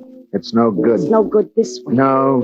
Well, then, Quit shoving. what's the matter with you, John? I don't know. What do you want? Will you leave me be? I'm doing Why do my you best. keep cornering me? It's only because I want to Shoving, see. shoving. Everybody is shoving. When are you gonna be a man? Shut up, will you? Shut up! Lily, Why? I didn't mean to hit you. Honest, baby. Who do you I don't know what got into me. Back your teeth. Stop it now. Scratch your... Stop it. Stop it. That's better than sit down. I don't know what's the matter with me. I'll say you I'm all mixed up. How do you want it, on a platter? Oh, shut up. Gonna wait. Shut up. Shut up.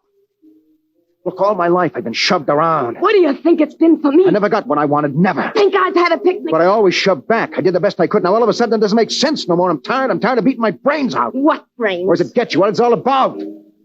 Why don't they leave me alone? Listen, jerk. I'm gonna tell you this once and no more. Who do you think you are? You should have it easy. Nobody wants it easy, just so as it makes some sense. Shoving, that's what it's all about. Somebody shoves you and you shove them back. And that's it. Only thing is, it's nothing alone. Joey, will you get out of here? Yeah, sure, I'll get out. That's what makes it sense. Greek will be back soon. Okay, I said I'd go. Think it over, jerk, because I'm leaving. Don't want you to make a mess of my joint. Shut up, will you? All of you, shut up! And when you make up your mind, don't bother to call. Lily! Gotta get back to the bar. Now get out of here, Joey. All that time. Shoving. Why don't they let me be? Joey, it's Lily. She's hit by a car. She hurt bad? I don't know. All right, let me through. Get out of the way, punk! Lily, baby. You, Joe. Yeah, baby, it's me. Now, just take it easy. Everything's gonna be all right. Just take it easy. Yeah, I know. Didn't see him. Yeah. Didn't see him. Shh, baby, shh. Was looking. I know. Where's it hurt? My chest.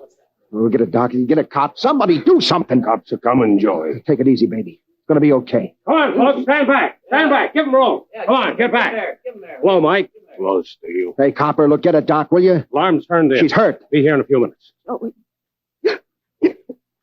Joey, Yeah, baby. lift my head with No, here. I'll put my coat on. There. Now, don't talk. Sorry, I sounded off. It's okay, baby. Wanted to hurt you. Yeah, I know. Stop. It's okay, it's okay. We ain't gonna get a crack at it. Now, don't talk like that. Shut up, baby. Shut up. Look, all my life I've been waiting for a dream. Just putting in time. Will you shut up? Will you shut up? I'm trying to tell you, Lily. Oh, I'm sorry, baby. I forgot. I always do it wrong. Okay, Joey. Go on. You're it, Lily. You're it. What, Joey? You're the dream, baby. I love you. Oh. Didn't think you was gonna say. I love you. I love Joey. Yeah. Joey's girl. Yeah. As soon as you're better, we're going to take off. Get away from it all. Start all over. And then we'll...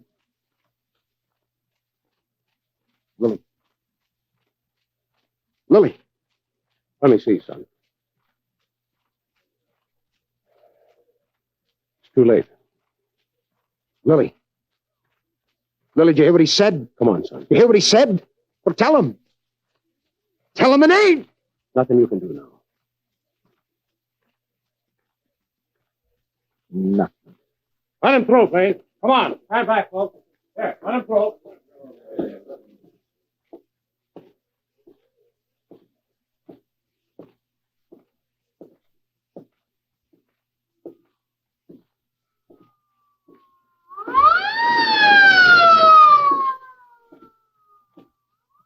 Too late.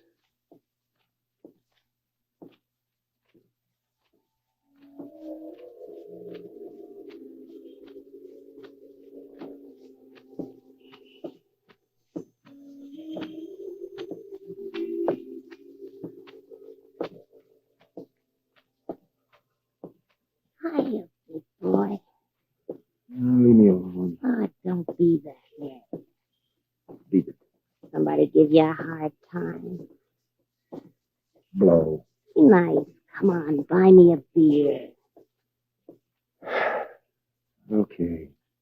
Why not? That's better. Let's go to Louis' Cafe, huh? No. Okay, where? Mike's. That dump? What's the difference?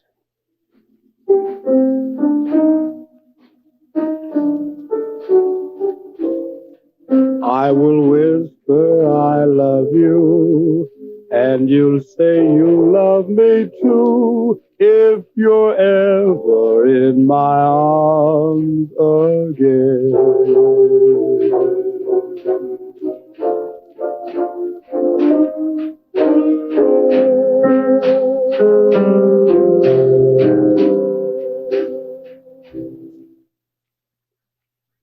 The title, Joey's Girl.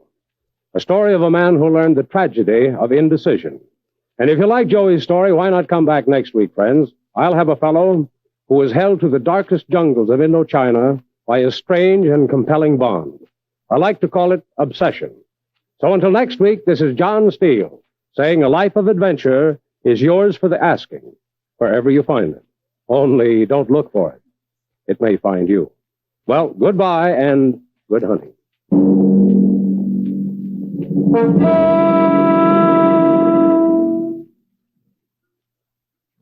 Remember, next week, Mutual presents Obsession, another story of suspense and action from the files of John Steele, adventurer. This is the Mutual Broadcasting System.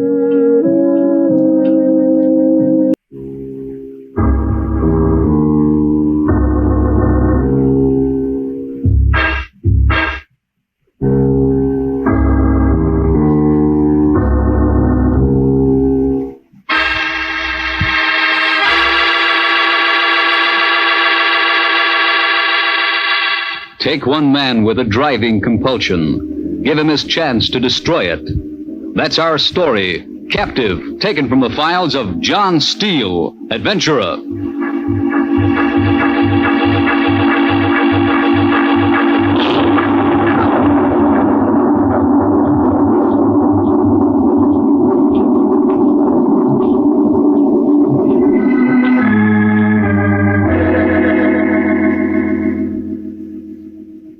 Hello, friends. This is John Steele. This week's story is laid in the steaming heat of the Tiger Country. You know, it's always been my practice to try to space my guests from week to week so that their adventures are different, geographically and in situation. That's why I was pleased to run into Jim Madden this week. I first met Jim when he was on an expedition in the jungle near Saigon in Indochina.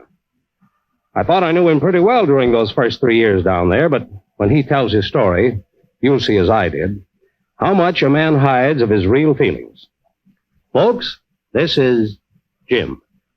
It's funny how a man will hang on to something year after year, even when he knows it doesn't make sense. It had been like that with me ever since we'd finished that last expedition. The others didn't lose any time packing for the States, and we were all up to here with sweaty jungles and mosquitoes and malaria. I hated it as much as they did, but I didn't go back with them. I couldn't. Not yet. I got a little native hut on the edge of Saigon, a few days' ride from the bush, near enough to push into it every chance I could for 3 years. I got to know it like the lines in my hand. Hunting parties coming through seemed to like the idea of an English-speaking guide. There weren't many of them, but it kept me going. I had to take a lot of ribbing from the local barflies. It didn't stop me, though. Hey, brother.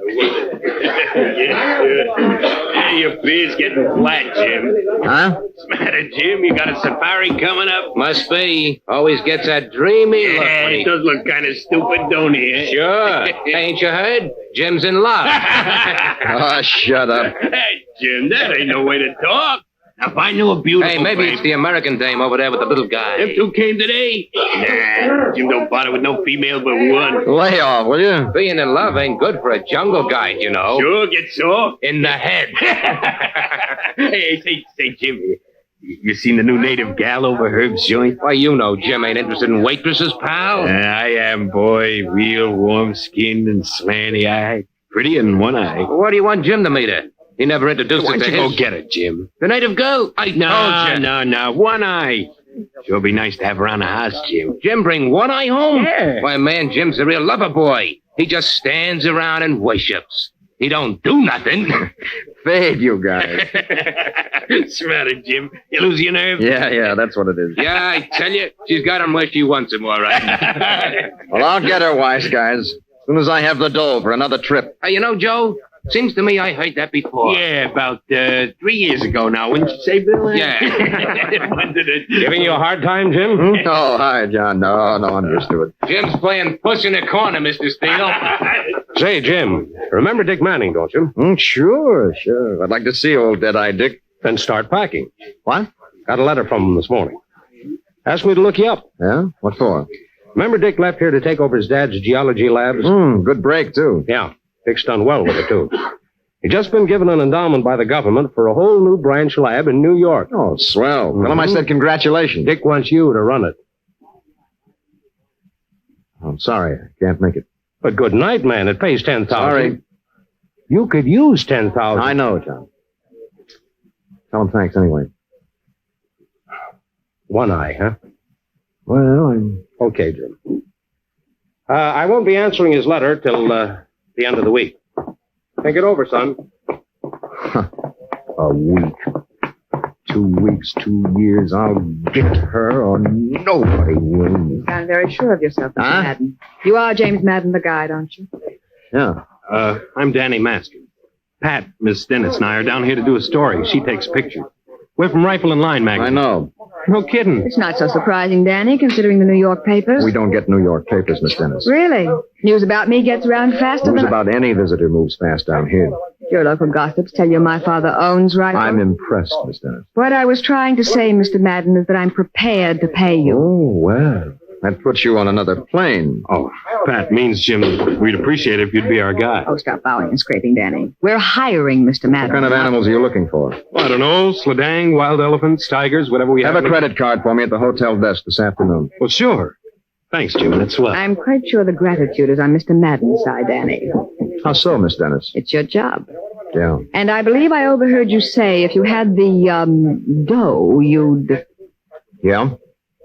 This, what did you call her? One-eye. She must be very unusual. Oh, Pat, he doesn't want to... You know, Mr. Madden, I'd really like to see the kind of female you're so wrapped up in. Would you? You'll meet her, if you're lucky.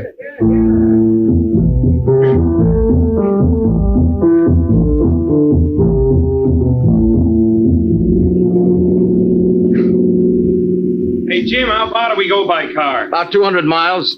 We'll make camp at the edge of the tall cane where the road ends. Road? Might have selected something more comfortable than pickup truck. Roads like this, you'd own a good car. Look at the poor natives piled in the other one. Must be hot as Don't be blazes. absurd, Danny. After all, they're just natives. They're good men. That it up ahead, Jim? Yeah. Gee, never thought I'd see the jungle I again. don't see anything so wonderful, just woods and tall caves. And tigers. Yeah.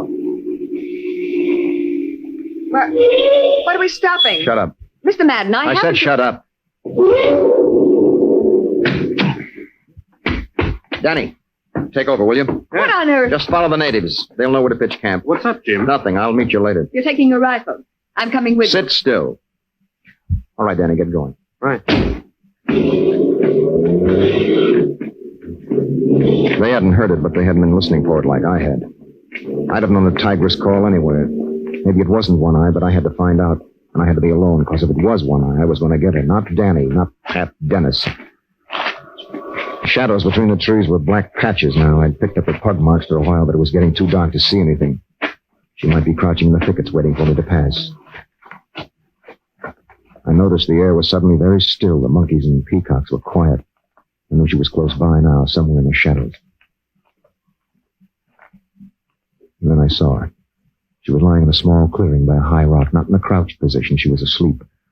I crawled forward and watched her from behind a tree. The zigzag of the scar over her blind eye looked deeper than I'd remembered in the dim light. I raised the Springfield carefully and took a sight on her forehead. My eye wandered down over her heavy body. Her stomach was heaving in big, regular breaths. She was the most beautiful thing I've ever seen. I don't know how long I stood there looking at her, my finger on the trigger of the rifle hard against my jaw. My hands felt sweaty on the cool barrel. 3 years I waited for this. But I didn't shoot. Next time, maybe. I stood up slowly and headed back for camp.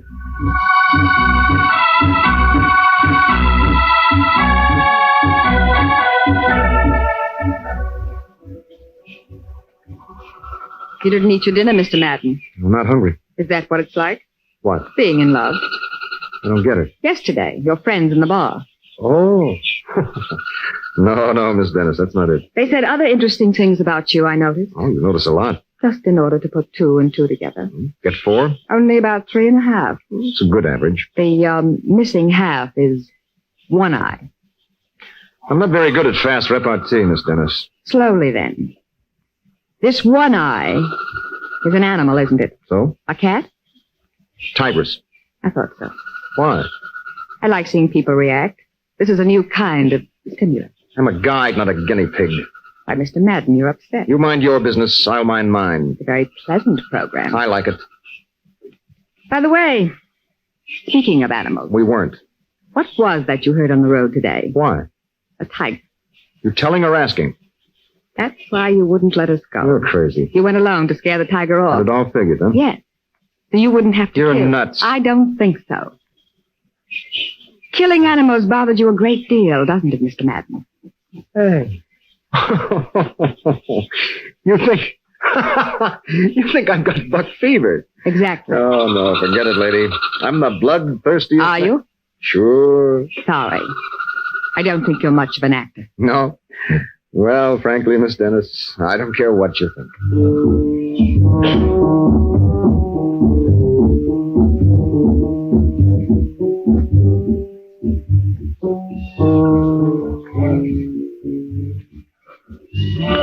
Good morning, Mr. Madden. Mm-hmm. Hi, everybody. Well, they just start, huh? You can stand the heat. It's hot, all right. Now, look, why don't you two hang around camp today, get used to this? Not me, Bub. I'm going hunting. You're frowning, Mr. Madden. Rather I laughed out loud. Hey, will you quit, you two? Gee, you'd think you were married the way Well, you... I'm sure Mr. Madden knows what I'm thinking. Sorry, afraid not. Danny, did you know there's a tiger near here? No kidding. Mr. Madden heard it on the road yesterday. A tiger? Well, why didn't you say something, boy? Well, there wasn't time to tell you what to do. Well, let's get it now. It should still be around. That depends. How come? It might have been scared off. Isn't that true, Mr. Madden? No. Way to tell us by the buffalo bait we spread around this morning. Now, Miss Dennis can set up her cameras near that. No. I'm going in myself. You want pictures, don't you? Of course. Well, wild animals don't pose, Miss Dennis, not even for you. Why? Sure, Pat, that's the way. Just set up cameras with string traps. Animal goes to bait, snaps his own picture. I only have 2 cameras, and I'm not getting them smashed. Get better pictures if you do it. I believe I made myself clear. Okay. And I'm going to get me a tiger rug. Now, this section of the jungle is pretty dense. You need flash bulbs. The string system would really Are be... you trying to tell me? I'm trying to tell you wild animals are easily frightened. They can jump at But you. you'll just... be there to protect me. Won't you, Mr. Madden? Me too, Pat. I want to crack at those babies. You're here to write stories. Well, sure, but... You're carrying the only gun, then, Mr. Madden? Oh, no. Are you? Why should I? That seems to fit, is all. Things aren't always the way you think in the jungle. I'm seldom wrong, Mr. Madden. Well, you're wrong this time, honey, because I'm shooting I'll me see a if Etienne has a report. Get your stuff together.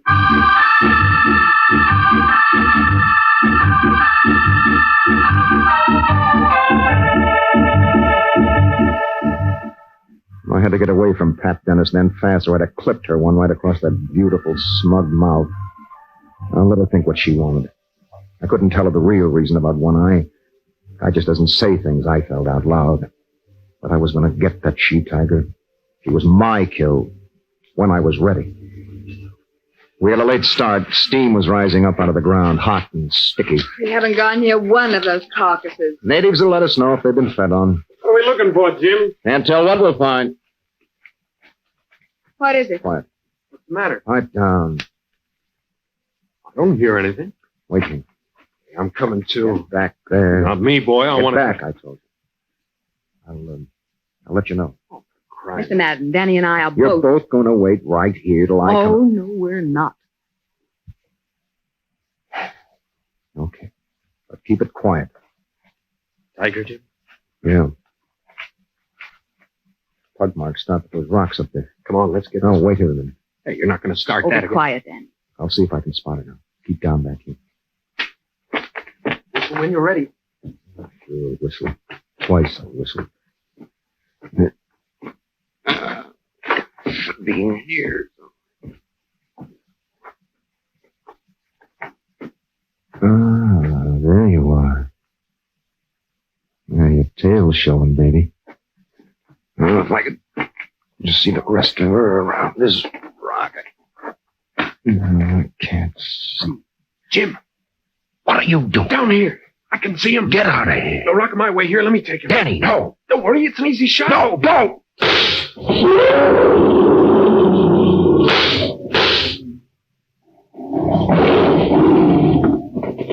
Got her! I got her, Jim! You killed one eye, you dumb jerk. Nobody could do that but me. What are you saying? My tigress, you killed my tigress. Killed my tigress. Stop it. Jim, let go. Let go of it. Let go. Of all the disgraceful. Gosh, fella, what did I... Shut up. Could have hit you twice. You could have shot him. Shut up, both of you. Monsieur, he is magnifique. Yeah, quite a guy. He killed me, monsieur. Jimmy, could just tell me what... Forget it. I still don't I said forget it. Do you want to see Danny's kill, Mr. Madden? That's right. Let's have a look. Sure. Hey, look at that.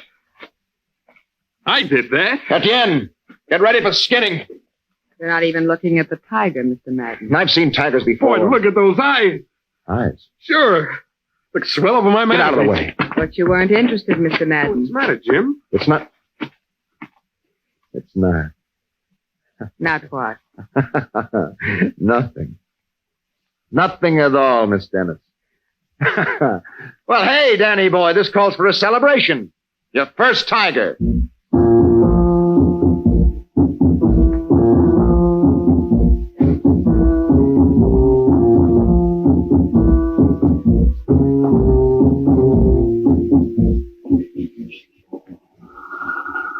that head. It's a good one. Lucky I got something to prove it with.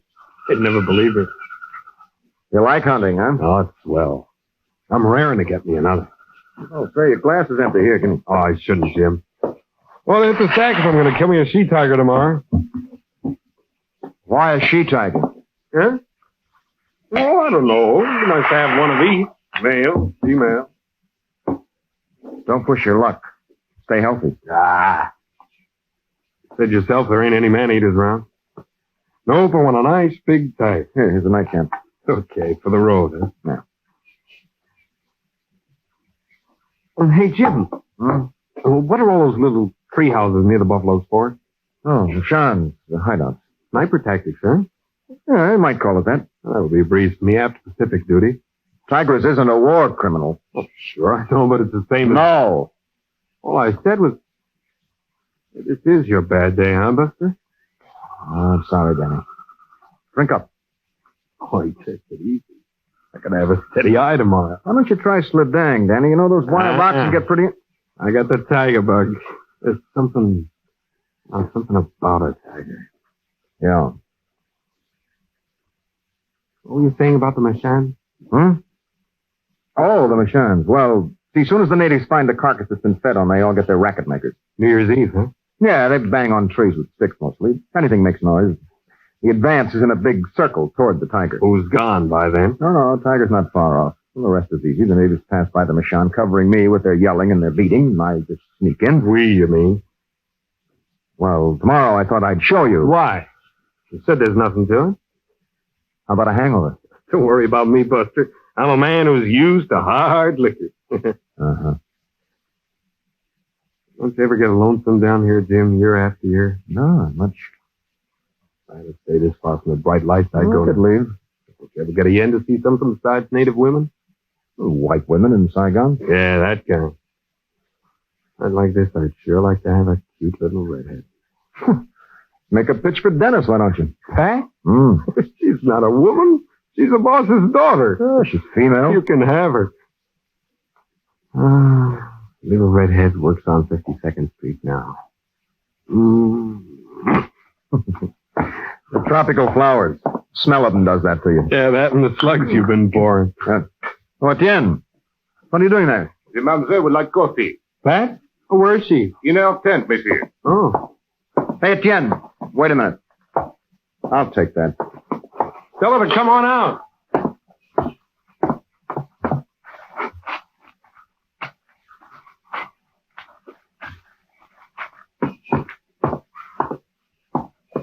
Miss Dennis, What do you want? here's your coffee. Just leave it. I'll be out in Get a full minute. of bugs. All right. Put it on the table there. Please. Please.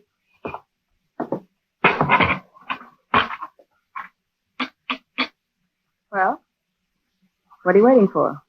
What, no thanks? Did you come to give me a lesson in etiquette? That'd be a good idea. I'll get out of here. Ladies in there. Don't flatter yourself. All right. Thank you. Now, will you please? Down? Sure, don't mind if I do. From now on, Mr. Madden. My friends all call me Jim. How nice of them. Now, will you? Cut the act, will you? Your act's better than mine. What's that supposed to mean? Why pretend? I don't get it. You'll never kill one eye. Oh, that's where you're wrong, Duchess. Am I? What do you keep harping on that for? All right. If it's not buck fever. I told you it's not. You expect me? I expect nothing from you. Good. You wouldn't understand. I might. No, you've never seen her. She's not like other animals. One blind eye. No, she's intelligent, smart. A tigress with an IQ.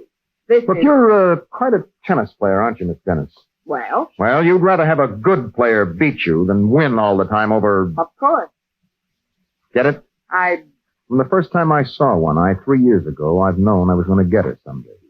Each time I've gone into that bush, I've sworn I'd come back with her pelt, but... Couldn't give up your lollipop, could you? Well, I got kicks out of this. Go on. You don't get it. Please. Yeah.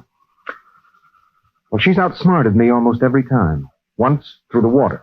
Last time, she let me almost get near enough, and then I found she'd led me right into the tall cane. Almost like she's having herself a good laugh every time. This could go on for years, you know, unless someone else gets the first. No, no one is... No, this trip. Really, Mr. Madden? Really, Miss Dennis. You write me about it. You'll be here. See for yourself. Oh? Matter of fact, you're very much here right now. I think you'd better go. Oh, well, take it easy, Duchess. There's no rank in the jungle. Mr. Madden. Man makes his own rules out here. Please. Oh, what are you scared of, Miss? I'm not. You're frowning, Miss Dennis. Get out of. Don't you trust me? Please. No more room to back up. I'll have that tent pole moved in the morning. Your hands off me. Would you like a man's arms around you? Out of here. This is the jungle, my girl. Everything by you. I'm sorry I didn't shave, Duchess. Stop that. Don't you dare.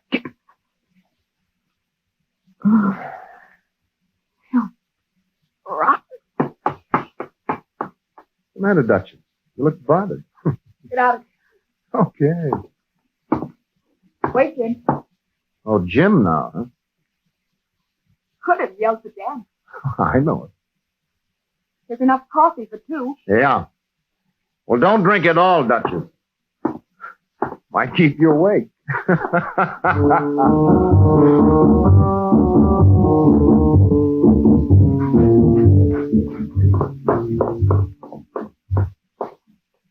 Matt. Wake up. Number 2 carcass, monsieur. Chewed on? Tigress is still there. Tigress? I'll rouse the beater. No, never mind. Try without him. But, monsieur, at 5 o'clock. You heard me, Etienne. Get my gun. Oui, monsieur. What's up? Go back to bed. Etienne said something about a tiger. Jim? Yeah. Tigress. A sheep. Be right with you. That's what you think. Monsieur, we are ready. Oh, shut up. You want to wake the whole camp? Okay, Jim. Pass up too. Oh, fine. You do not wish to use the beaters, monsieur? They are anxious. We might as well now. Let's go. Jim, let me have the first. Etienne, okay? We are ready. No kidding, Jim. How about letting me have the first shot? Shut up.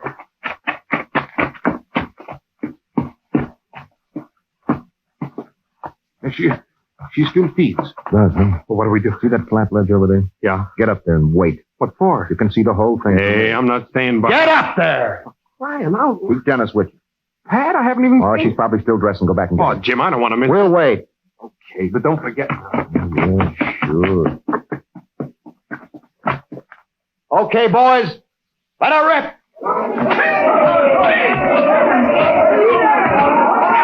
Wider! Right out!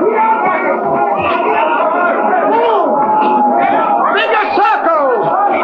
Louder! Action!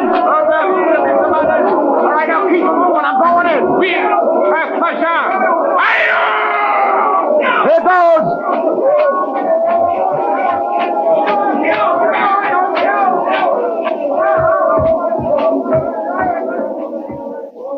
What kept you? Pat, what are you doing? I told you I wanted a shot of a tiger. How did you I was get with it? the first line of beaters.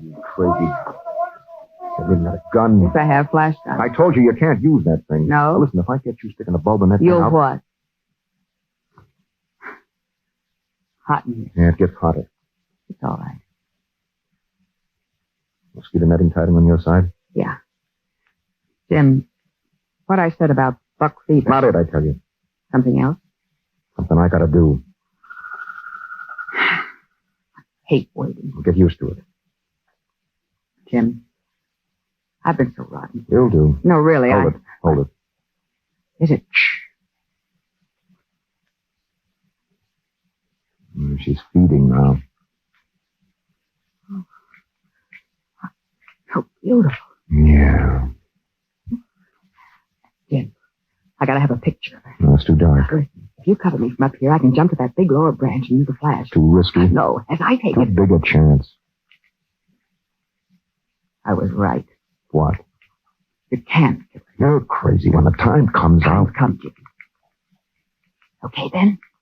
You take the picture. Me? Go on. I'll cut it. Hey, put down that gun. I want that picture. If you're not Give going me to... that gun. Jim. Give me that gun. I'm not shooting my tigress. Jim. One eye is my private kill, you hear? Your private... Yes. Okay. Now get ready.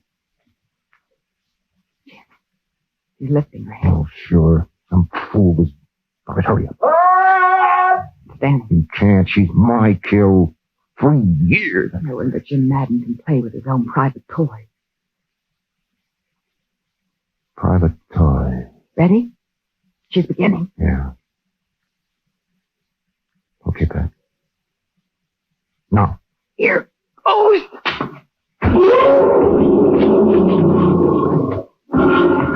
Jim, shoot quick, shoot! I'll get her. No, Daddy, not you, Jim. Almost got. Shoot, Jim. Shoot.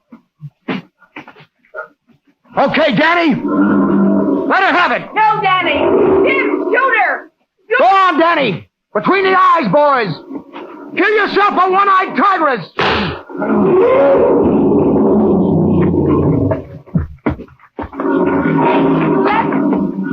You didn't mind. No, I didn't mind, did I, Pat? You better give him more, Danny. Got her! I got her! Nice going. And she's all yours, boy. She's all yours.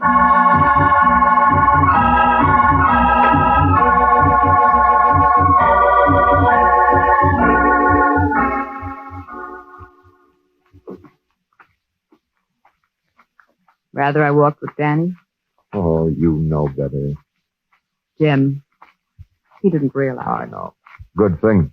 For 3 years. Still a good thing. I want a ball. Pat, I had a perfect sight from the Machan. I know. That's why. Honey, listen. If I'd shot her myself, I'd have only started looking for another one like her. You said she was one of a kind. Well, I'd never have been sure. Always be. Maybe. Yeah. Let's get the first plane, Jim. I want New York. No. Something I gotta do first. Jim. No. Yeah. First, I gotta stop off in Saigon long enough to buy a wedding present. A wedding. Oh. People are supposed to send us. Oh, well, it's not for us, Duchess. It's from us. To Danny.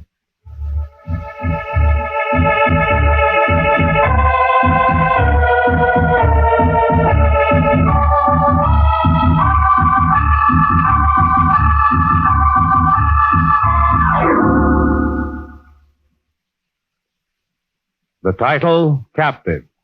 A story of a man who learned the importance of self-denial. And if you like Jim's adventure, why not come back next week, friends? I'll have a story of a man who had to face death to learn how to live. I like to call it the right medicine. So until next week, this is John Steele saying a life of adventure is yours for the asking, wherever you find it. Only don't look for it. It may find you. Well, goodbye and good hunting.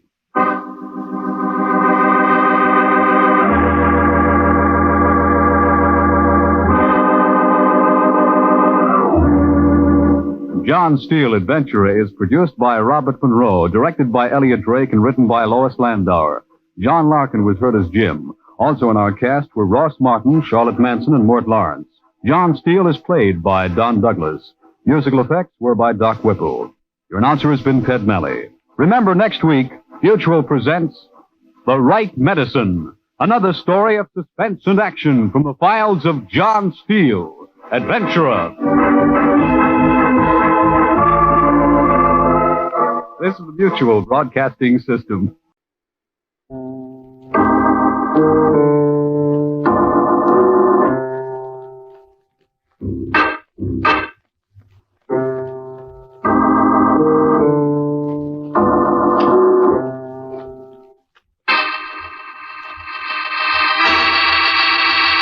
Take one man with a dream of the past. Let him face the future on the sheer cliffs of a towering mountain. That's our story, Ascent, taken from the files of John Steele, Adventurer.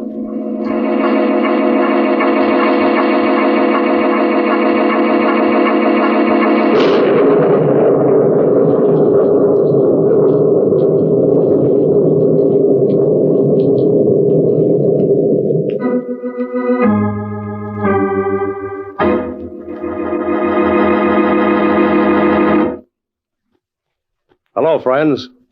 This is John Steele. We're back this week to bring you another story of action and excitement. And this is one of my favorites. Some of my guests I've known quite well, and others only slightly. But this week's guest I know very well. Larry and I have been friends ever since he was an awkward kid. I've watched him grow into young manhood. Believe me, I'm mighty proud of him. Suppose you take over from here, Larry, before I tell the whole story. Folks, this is Larry Marshall. I guess mountain climbing fever runs in families. That's the only explanation I could find, because, believe me, nobody was more surprised than I was. You see, my dad was killed in 1938, just before the war. He and 4 friends set out to climb the Dörnelberg, one of the lesser peaks of the Swiss Alps, and, well, they just disappeared. I was a kid away in prep school at the time, so I got all of my information secondhand from my mother. It seems they sent out search parties, but they never found them. I wanted to go home, but Mother said it wasn't necessary. I remember lying in my bunk up at school late at night crying, swearing that someday I'd climb that mountain and find out what happened to my dad. Then the war came along and postponed my plans. But after the war, I took my discharge in Europe, wrote the families of all of Dad's original party, asking them to help finance the expedition. And this was the surprise. They all wanted to come along. So I went ahead to Oberhofen, the little town at the base of the mountain, and settled down in a cozy inn to wait for the others. Within a month, they were all there, including John Steele, who'd come over at Mother's suggestion. It's good to see you again, Larry. Oh, it's good to see you, too, John. John, why did Mother ask you to come? Well, you know how mothers are. Still doesn't trust me to take care of myself. I wouldn't say that. It's hard for your mother to realize. John, I've been through a war. I know. I'd resent it under any other circumstances. You mean because I was your dad's closest friend? Yeah, I guess so. Well, that's the only reason I came. Well, I'm glad you did. I was supposed to go on that trip with your dad. Oh, I never knew that before. Yes, everything was all arranged. It's funny you never told me. Canceled my plans at the last minute. Why? I don't know. John, does it strike you as strange that all these people wanted to come along? Oh, I don't know. It's been 10 years. Why should they want to? You did. Well, I had a reason. Maybe they have theirs. What do you mean? Just conjecture. You're not worried taking a group of amateurs up the Dornelberg, are you? Oh, well, they've all had some experience. Oh, I didn't know that. Yeah. Besides, with you along, we're both seasoned climbers. Yeah. Well, come on. You may as well meet them now. Okay. There's certainly a strange collection. I'm not surprised. Well, folks, here's the fellow we've been waiting for. John, this is Michael Murphy. John Steele. Hello, Mr. Murphy. Call me Mike, John. Everyone else does. Mike it is. Mike's brother was on the trip with Dad. Yeah, I remember. John, this is Jerry Livingston. Hello, Jerry. How do you do, Mr. Steele? Well, since we're being informal, why don't you just call me John? Well, I'd rather not. Whatever you say. Jerry's in the same spot I'm in. He lost his dad on the trip, too. Yes. And this is George Weishart. Oh, Steele. Doing a little celebrating, eh, George? Nothing wrong with celebrating. No, of course not. It's just that if I'm going to guide this party, then I'm responsible for your safety. I've been up a lot tougher mountains than Dornelberg. This time of year, any mountain's tough. Well, don't worry about it. Dornelberg may have killed my brother, but it won't beat me. Oh, I'm sure George will be in shape by morning. Oh, sure. This is Virginia Hamilton, John. How do you do, John? Hello, Virginia. Isn't it just too exciting for words? I suppose you might say that. I mean, the anticipation and everything after all these years. Yes, of course. I know just how Mother felt the night before they left. Perhaps. Dear Dad, he's such an old stay-at-home, but Mother used to enjoy this sort of... Yes, if you'll excuse me... It's sort of elemental. Of course. Now, I feel almost... yes, Virginia. We have 8 days of hard work ahead of us, folks. Is there anyone who feels he can't make it? Oh, no, of course not. Okay. Larry has gotten all our equipment ready. Now, I've arranged for us to be awakened at 4. In the morning? Yes, Virginia. We have to be on our way by 5. But that's so early. Well, good night, folks. See you all in the morning. Yeah, good night, Mr. Steele. Time to turn in, Larry. Yeah. I think I'll get just a breath of air before I hit the sand. Good idea. Go on the terrace. Okay. Weather chart looks good. You never tell in October. No. Air feels clean. Uh-huh. Oh, it's a beautiful mountain. Yes, it is. Doesn't seem possible. What? After all these years, I'm here. I was hoping you'd forget about this during the war. Well, I almost did. Can't wait any longer. What do you expect to find up on that mountain, Larry? Oh, I don't know. I don't know. Are you sure you want to make this trip? Yes, John. Very sure.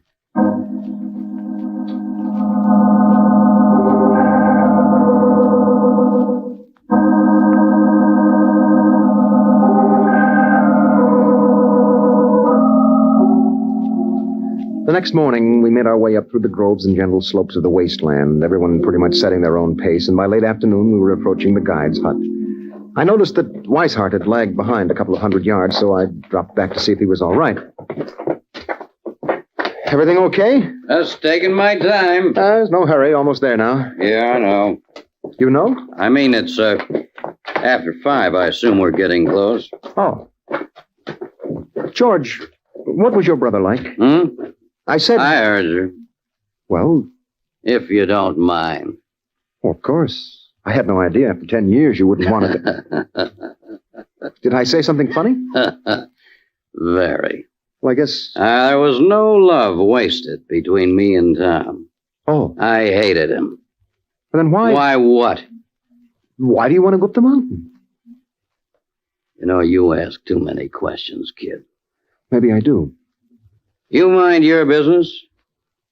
I'll mind mine. That's okay with me. Well, it's just over this slope. Good. Yeah, there it is. The others are already there. Meaning? Nothing, George. Oh, John, where's Virginia? Down by the brook, cooling her feet. Well, I think I'll take some of the same. Just call when supper's ready. Okay.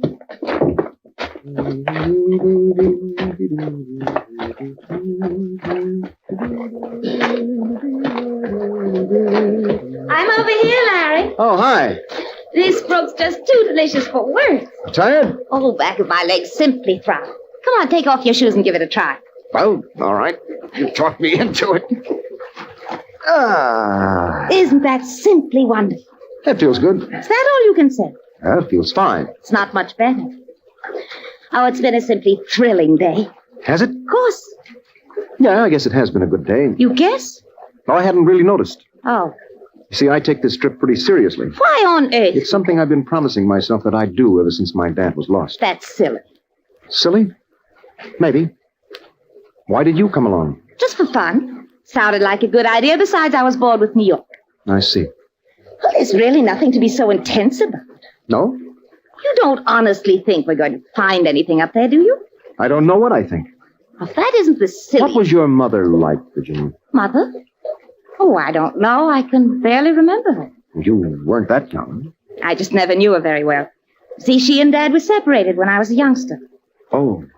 I never saw her very much after that. As a child, I remember that she cried a good deal. She and Dad were always fighting over something. I see. The only thing that I know she loved was being outdoors. Of course, Dad couldn't stand that. No. Come and get it, kids! We're coming! Such a dear. Huh? Oh, really, Larry? Don't be a dolt. Come on, I'm simply starving.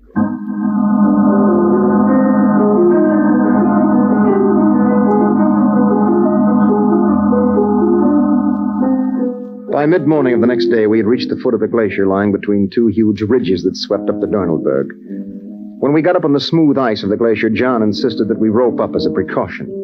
So we split up into two teams, Steele, Virginia, and Weishart on one rope, Jerry, Murphy, and myself on the other. John led the way, sounding with his ice axe before each step and watching for the discolorations that were sure signs of the voids under them. A sense of uneasiness was growing inside me. I wanted to know more about these people I was climbing this mountain with. Can't we rest a bit, John? I'm simply exhausted. Okay, Virginia. Can't waste time if we're going to make the first terrace by dark. 5 minutes more won't make that much difference. Oh, how you doing, Jerry? Okay. Well, just sit where you are. Yeah. You okay, Mike? Strap on my rucksack's been loosening up for the last hour. Oh, well, here, I'll help you. Yeah. Really beautiful up here, isn't it? Yeah. So clear. Uh-huh. There, try that. Yeah. That's much better. Cigarette? No, thanks. Lips are about to split. We'll use more windburn cream. Must have a gallon of the stuff on now. What causes those ice towers? Buckling pressure where the glacier meets the mountain. They're beautiful. Yeah, to look at, you mean? Yeah, what do you think? Well, if one of them falls over and starts down the glacier, you don't want to be in the way. Yeah, I see what you mean. Pretty risky, huh? Well, nothing about mountain climbing that's easy. Makes me wonder. Oh, what? What we're all doing here. Why did you come? Really Mary's idea. Who's Mary? Pat's wife. He was my brother. Oh. See, I was always crazy about Mary, and when Pat was lost, well, I waited the proper time, then I asked her to marry me. She said no. Because while Pat was legally dead, She still felt married in the eyes of the church. Kind of a funny attitude, because after all, they never did get along. Oh, I see. Whose fault was that? Who can say? Pat was a nice guy. Mary's a little hard to live with. I think I could get along with her. Uh-huh. Anyway, she said if I came on this trip and found any real evidence that they were all killed, then she'd marry me. Search parties never found them. I know. Well, then why? The only unusual angle of the whole deal was the fact that just before he left, Pat took $50,000 out of the bank in cash. That's a lot of dough. Yeah, for a trip to Europe. Yeah. Okay, folks, on your feet. Okay, John. Listen, Mike, I want to talk to Jerry. Don't get too close to us, huh? Yeah, sure. That's just between you and me, Larry. Right.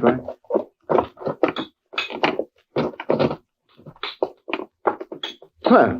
You rested, Jerry? Oh, much better. You've been kind of quiet all day.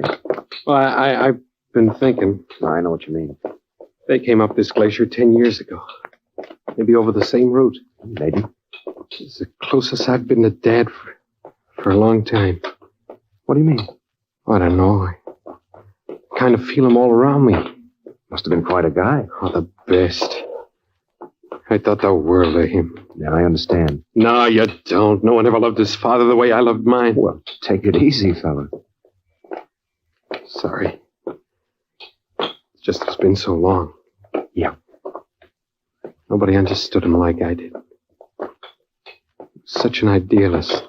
Nothing ever worked out for him. Maybe it wasn't such a good idea you're coming along on this trip. Oh, no. My psychiatrist said it was the best thing in the world for me. Why? Well, he says it's not knowing that's made me so nervous. Oh, I see. He says maybe if we can find proof that they were killed, maybe I can be myself again. Well, maybe he's right. Yeah. What's that? I don't know. Keep your eyes open. What is it, Steele? Ice buckling. Look at that tower shaking. It's going to fall. Watch it! Sliding down the glacier. Headed this way. Get over! All right, come on, Jerry. No. Come on. Maybe that's how Dad... I'm sorry, fella. Mike, help me drag him. Yeah, coming. Hang on to him. All right, grab his legs. Right, here we go.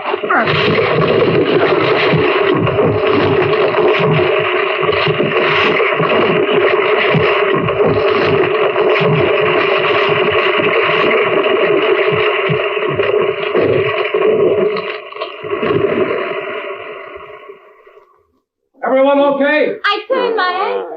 Oh, that was close. Okay, Mike? Yeah, okay. Jerry, come on, kid. Come on, open your eyes. Dad!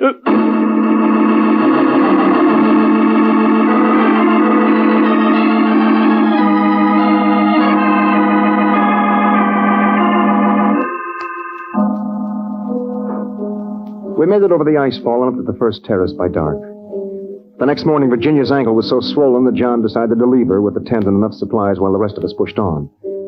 It had turned cold during the night, and we all pulled on extra sweaters and mittens before we started climbing. We worked our way up the gentle slope of the terrace till mid-morning when the ledge became noticeably narrower. What do you think, John? Terrace is good for another couple hundred of yards. I haven't seen anything that looked scalable. I've been watching, too. You gotta find something soon. Maybe we should have started around the other way. Never lose altitude if you can help it. Cardinal rule of mountain climbing, Jerry. Really cuts in here. Yeah. John, hold it. Huh? How about right here? Pretty steep. Little at first. We can get up the first 30 feet. Looks like the cliff face falls off after that. The corner isn't bad. You get a leg on each side. It might go. I'm willing. All right, what do you say, George? It's okay by me. It's the best we've seen. Well, let's go then. Right. Rope up, everyone. Okay. Right. Yeah. I'll lead. Then George, Jerry, Mike, Larry, you bring up the rear. Yeah. Okay. Tie those knots tight. I'll leave about 40 feet between you and George, Jerry. Yeah. Here goes.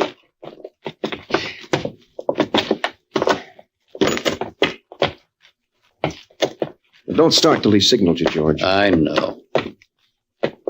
John, there's a handhold about 6 inches to your right. Got it. How is it? Not too bad. He'll probably stop when he gets to that ledge. Then you go, George. I've been up a mountain before. Yeah, sorry. Oh, a little to your left, John. Right. Okay. Come ahead. Go on, George. Okay, I'm going. And that's the way it went. First George, then Jerry, then Mike, then it was my turn. And that's the way you climb a mountain. Not in big steps, but an inch at a time. You grip with your hands, with your toes, your knees, your chest, and you crawl up it like a fly up a wall. And most of the time it's lonely. The only company you've got is the thin lifeline of the rope twisting and turning over the rocks above you. Showers of stone beat down on your head and your shoulders, and you pull yourself up another inch, another foot, until you reach a ledge where the others have rested. But by that time, they've gone on. And then way above, you hear the leader hammering in steel pythons as he reaches the tough part of the climb. And later you reach the python yourself, and you feel the steel spike in your hand, and new energy flows through your muscles because you know others have been there before you. We've been climbing for about 2 hours, and we're halfway up the cliff when I inched up to a ledge and found Mike resting. Okay, another foot and I can pull you over the ledge, Larry. Okay. Little to your right. Yeah. That's it. Okay, now. Thanks. Well, what's holding us up? Cliff bulges out right above us. Oh? Took John a little while to work around it, get on top. George and Jerry make it okay? Yeah. Once we get on top, we'll be all right. You ready for Mike, John? Okay, send him up. Okay, get going, fella. Yeah. What's the matter? Nothing. Feel all right? Just a little tired, I guess. You want to rest? No, I'm okay. Well, work your way straight out on the ledge about 10 feet and then start up.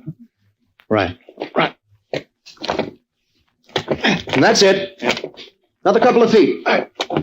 Okay, now up. That's it. There's a toe hold to your right, up about a foot. Don't look down, Mike. Now, there you got it. Good. Now, can you reach that python? Don't think so. Well, look, shift your weight to your left foot. Good. Now, stand on your toes and lean for it. Can't make it. Don't look down. I'm slipping. Hang on. I'm going to fall. Grab the rope, kick away from the cliff. What happened? Mike fell. Is he hurt? I don't know. Hit his head. Mike, you hurt? Help me. All right, hang on. John, we'll lay him up. He's hanging right below me. Right.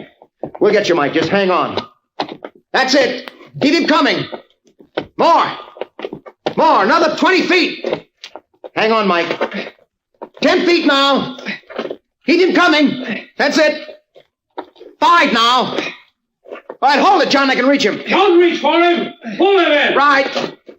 All right, slack off. Hold it now. Okay, John, I got it.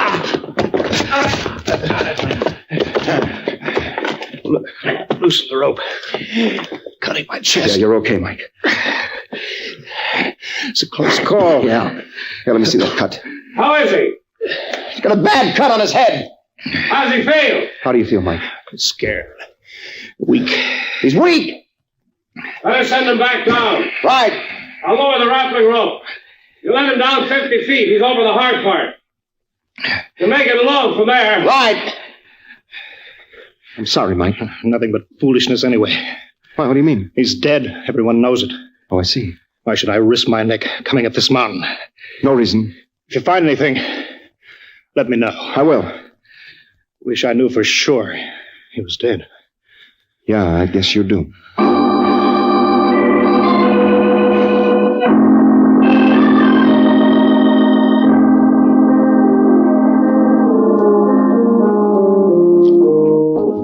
We lowered Mike back down the cliff till he could go on by himself, then I worked my way up to the others. Once over the bulge, the rest was easy, and we made the second terrace by late afternoon. During the night, a heavy wind blew up, and by morning, a first-class gale was blowing. So John and I left George and Jerry to look out for the equipment, and we went on up the terrace. If the ledge went all the way to the top, we could give it a try, wind or no wind. But if the ledge ran out, and we had more scaling to do, we'd have to wait for a break in the weather. Too bad if we have to wait. Yeah. Only have supplies for 5 days. I know. You're cutting it pretty fine. Well, maybe the terrace goes all the way. Maybe. It's funny we haven't seen any sign. Of what? Dad's party. What did you expect? Oh, I don't know.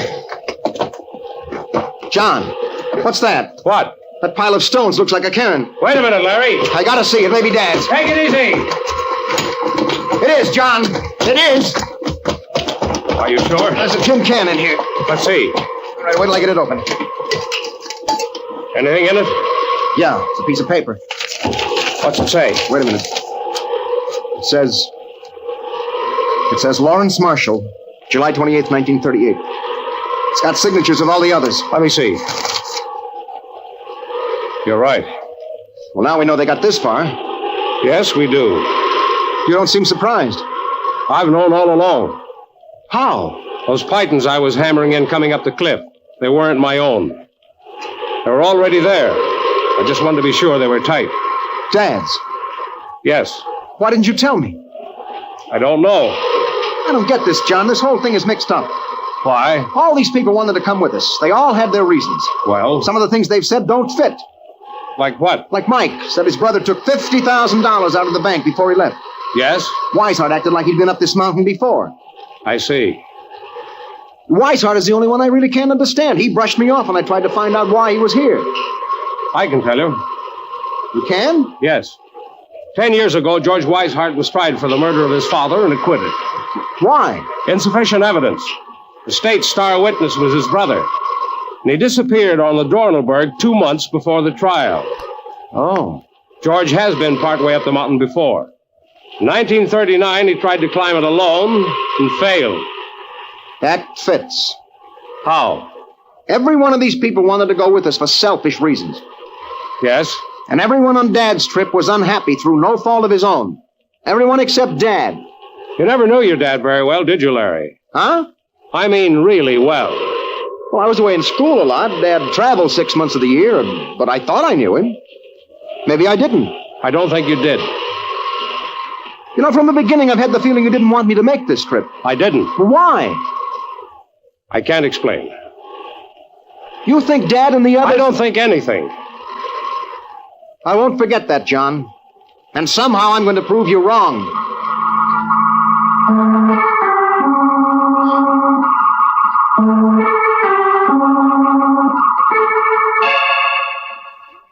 We went on up the terrace until it started to narrow and we knew we were going to have to scale for the top.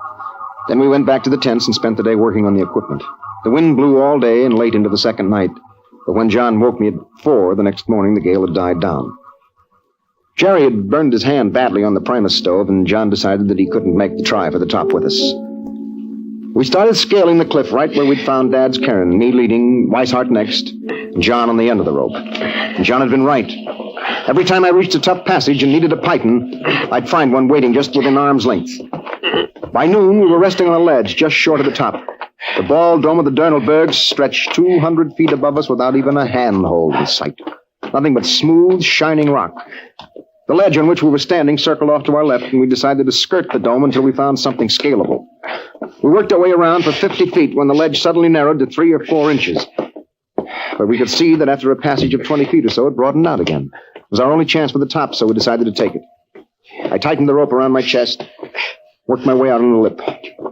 Chest and face jammed tight against the cliff, I moved along an inch at a time, trying not to think of the 7,000 feet of air under me.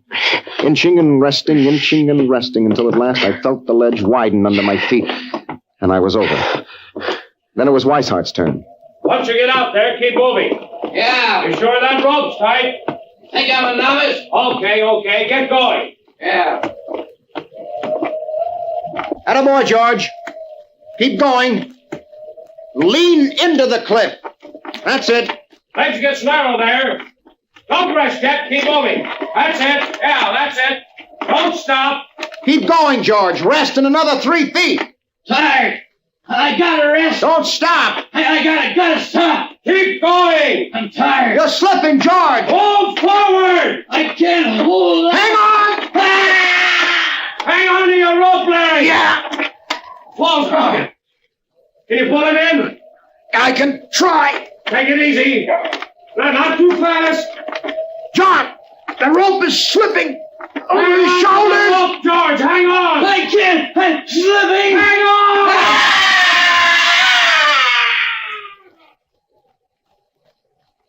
You okay, Larry? Yeah. I'll be right over. When something like that happens on a mountain, you just gotta try and forget it. You gotta push on, try not to think that it might have been you. John made it over to me. We worked our way along the ledge again. Finally, we found a cleft in the dome that looked scalable, and we started up. And like before, there were Dad's pythons waiting to give me a hand. In an hour, we were 10 feet from the top. Oh, hold up another foot, Larry. All right. That's it. Can you reach that python? Yeah. Yeah. Now, pull yourself up to that ledge. Good. All right, it's easy from here.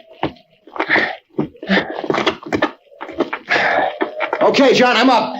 Be right with you. Come on, I can pull you up from here. Okay. All right, come on. All right, now kick free. That's it, 5 feet. There.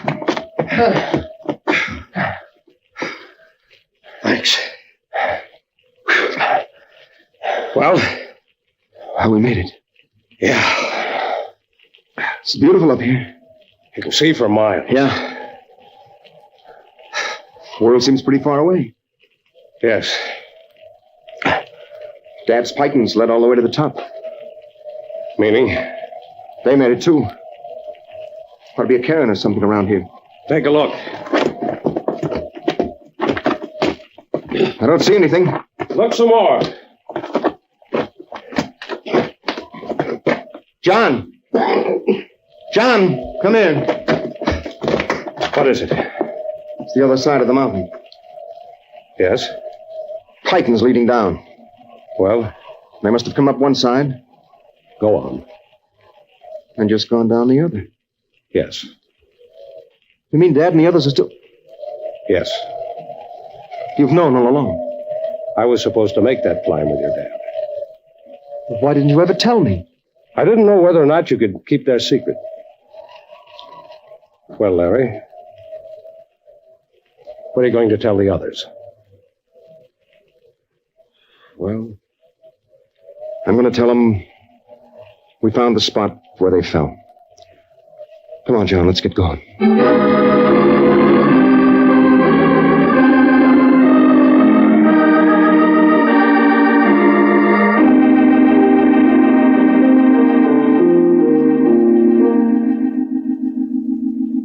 The title, Ascent, the story of a man who learned to leave the past where it belongs.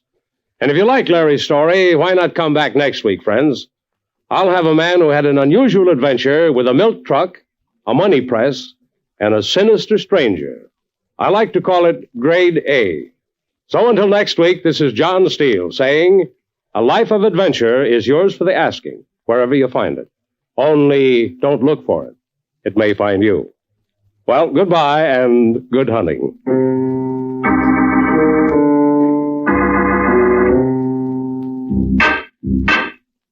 Remember, next week, Mutual presents Grade A, another story of suspense and action from the files of John Steele, adventurer.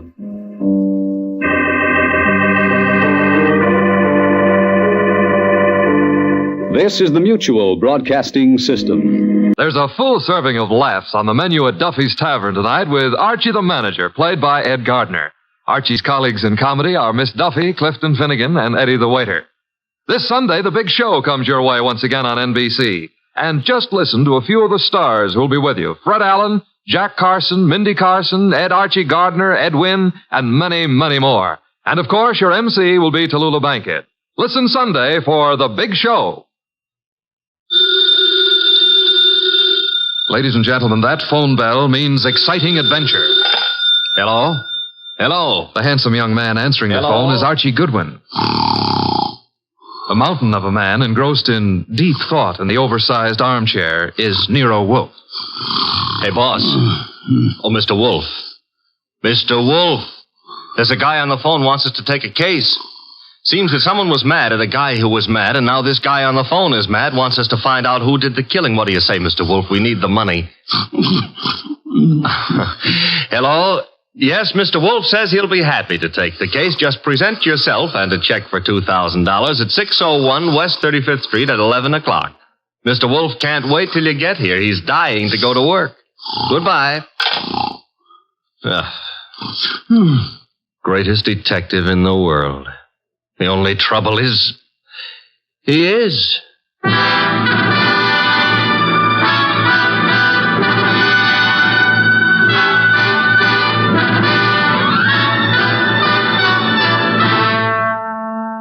Yes, listeners, Archie is so right. He is the greatest detective in the world, and the fattest, and the least energetic. He's Nero Wolfe, created by Rex Stout, and brought to you over this NBC network in a new series of adventures by Mr. Sidney Greenstreet.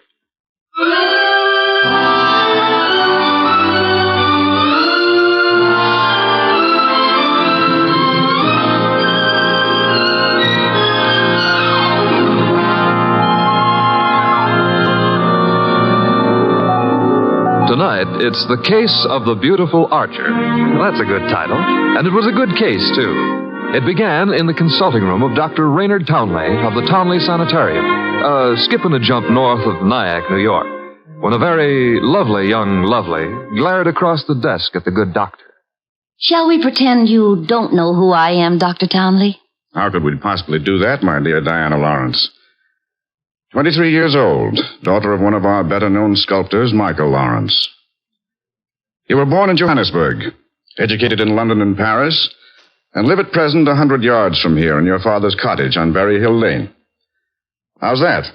It's intended to be staggering, isn't it? You take no cream or sugar in your coffee, were winner of the Women's National Archery Tournament for 1947, and have an exceedingly high temper. Let's stop the nonsense.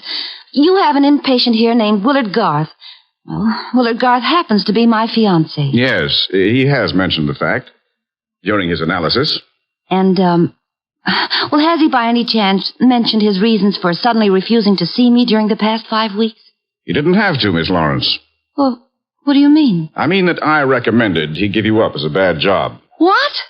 Well, I suppose you had some purpose in saying what you did? Of course. I'm the boy's doctor. You think you're in love with Willard Garth, I know, but actually, you're infatuated with the Garth millions. You take a lot on yourself, don't you, Doctor? I consider it important to relieve Willard of all painful external pressure. You've done well for Willard, Dr. Townley, relieving him of me. I think so. Now, let's see you relieve yourself of me.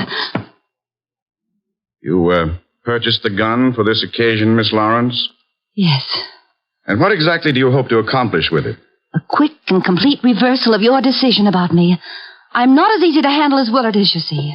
And if you intend to ruin my life, then I intend to end yours, here and now. The phone is ringing. Let it ring. Just as you say. It's the house phone, Miss Lawrence. It may be Willard, you know. Oh, Willard?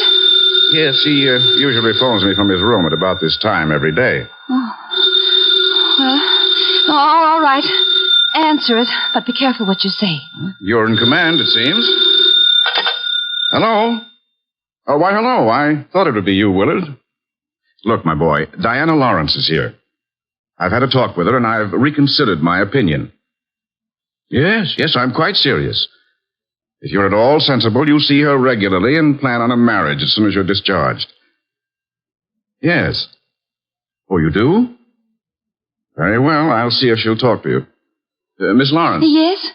Do you want to speak with him? Give me the phone. Of course. Here you are, and I'll take this gun. There we are. Now, stand away, Miss Lawrence. But Willard's on the phone. Willard is not on the phone. No one was on the phone. The ring came from the push-button bell under my desk here. Oh. Sometimes I find it convenient to interrupt my consultations with a phone call. Oh, you smug, deceitful, self-sufficient... Murder is a vexatious business. You'll be grateful to me one day. All right. Give me my gun and let me go. The gun, I'm afraid, stays with me. Here in this Majolica cabinet. I'd scarcely feel justified in trusting you with it. And now, with your permission, or without it, the interview is ended.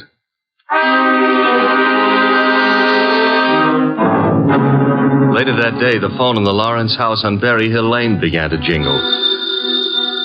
And this time it was no phony.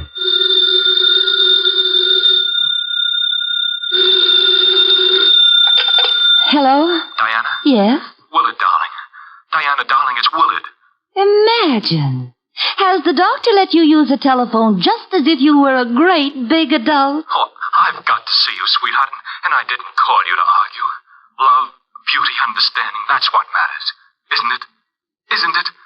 Do I hear the overtones of a change of heart? Oh, Diana, what's happened wasn't my fault. He poisoned me against you. Then why don't you walk out of that amateur nut house and stand up like a man? I probably shall, Diana.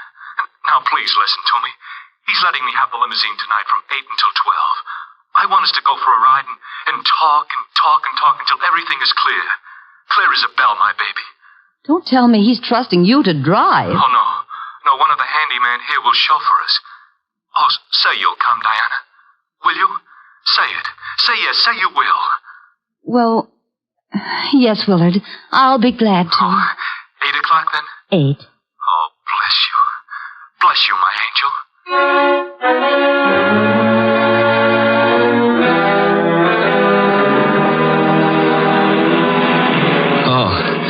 Oh, so that's it. You want my father's money. That's what you love, not me. Willard, the chauffeur will hear you. It's the way Townley says it is. He's right. He's right.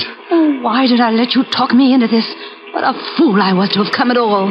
You're sick inside, Willard, so utterly, hopelessly sick. Oh, so now I'm hopelessly sick. Yes, you are. You're trying to confuse me.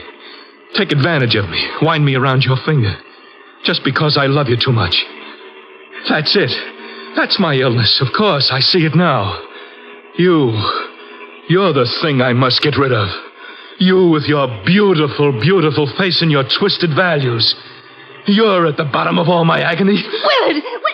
Willard! I'm saving myself. I'm saving myself. Once you're dead, the sickness is ended. I'll be safe. I'll be safe. I'll be safe. Willard.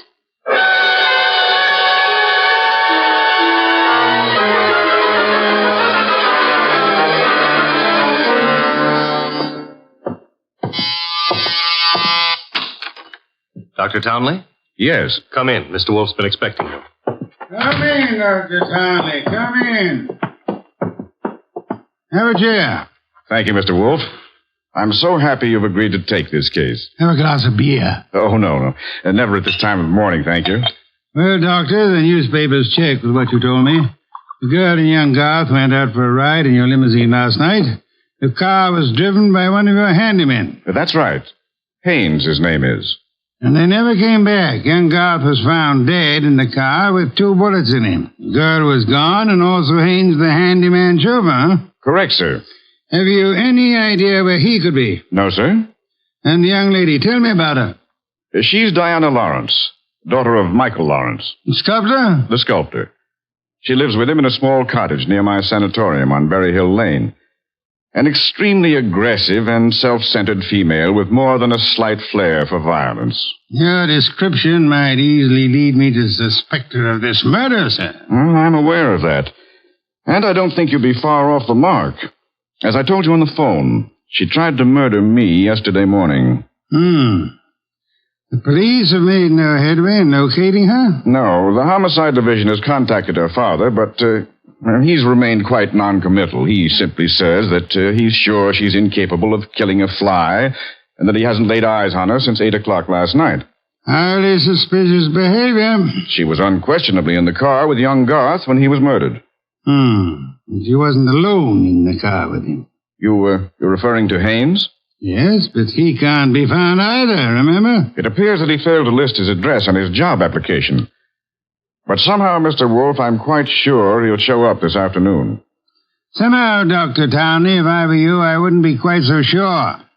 We must begin by facing the initial problem of locating our suspects. Archie? Yes, sir? Get out the car and drive up to the house on Berry Hill Lane. And then?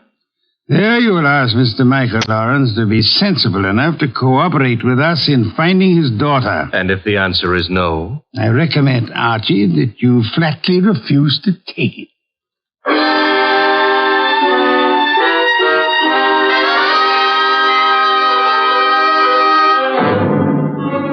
Mr. Lawrence was no simple baby to handle. He was in a studio when I walked in, chiseling on a statue of a boy and a girl, both wearing less clothes than the law allows. And before I got a chance to state my name, he commenced giving me a free lecture on the marble work of art. She's good. Really good. She's practically superb. The Ariadne. The what Ariadne? The girl in the statue. Oh. That's Ariadne, tragic nymph of Greek mythology. Don't tell me you're not familiar with Apollo and Ariadne. All right, I won't. The Apollo, on the other hand, is unfinished. The face, you see, it lacks something. The passion of yearning, Olympian desire. And yet, the two figures have motion. Like your daughter? Eh? Your daughter, Diana, she's got motion also. As I hear it, she's been in motion ever since she murdered Willard Garth last night in the back end of a limousine.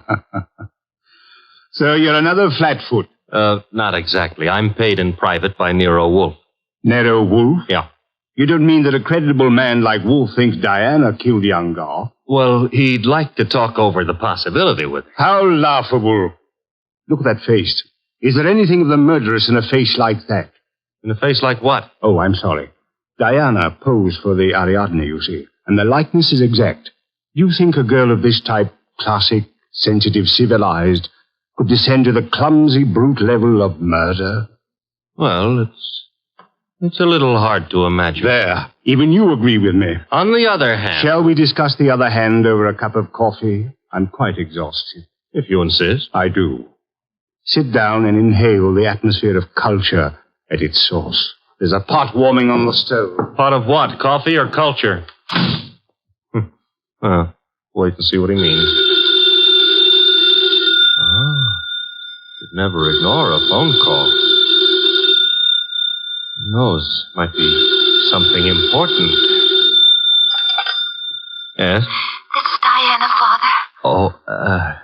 Oh, yes, Diana. It's all over the papers. Yes, I know. Well, I don't think they'll find me where I am, and I'm staying here until things quiet down a little. Where are you, honey? What did you say? I said, where are you? You said honey. Daddy, you never call me honey. I know it's because I'm excited. Where are you, sweetheart? Well, you mustn't let anybody find out. Not a soul in the world. Where are you? Well, you know where Tyne Pike turns off to the left beyond Bardsville? Yes? Well, I'm... Call me later, Angel. But, Father... Oh, get that motorman's number. You will live, my friend, but not long if you don't control your curiosity. With that mallet you hit me. What was the big idea? Do you really have to ask that question? Weren't you trying to trick my daughter into disclosing her whereabouts? The police are pretty interested in her whereabouts. Then let them find her. But you can't be surprised, my friend, if I choose to protect Diana's interests.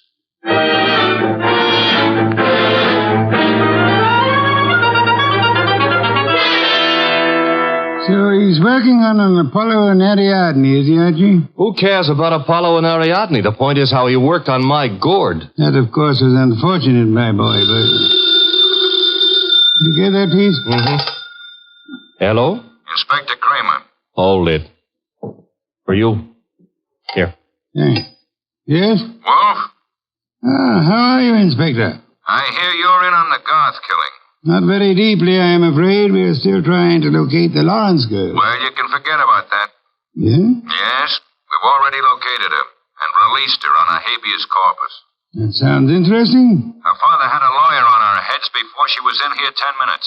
Too bad you couldn't have held on to her. Oh, I don't know. I'm not so sure we want her. Why not?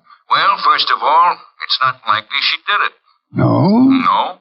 Ballistics stated that the bullets that killed Willard Garth were not fired from point-blank range. And she was sitting beside him on the back seat. I see. Also, we found the murder weapon in the grass near where the limousine was parked, and she admitted it was hers. That sounds like a poor reason to release her. Well, the point is she wasn't in possession of the gun when the killing happened. At least so she says. No, who what? That doctor. What doctor? Townley. The guy who runs that sanitarium. According to her, he took the gun away from her for safekeeping at noon yesterday.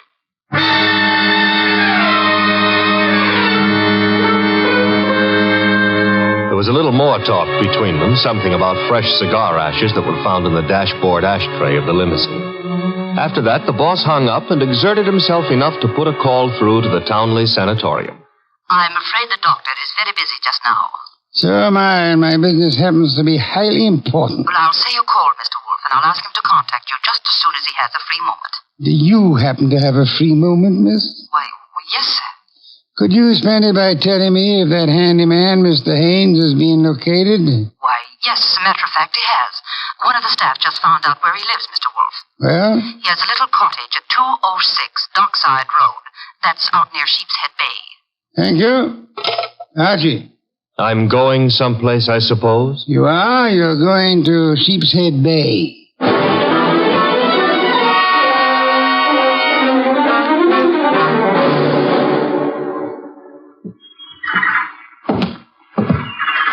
Hello there.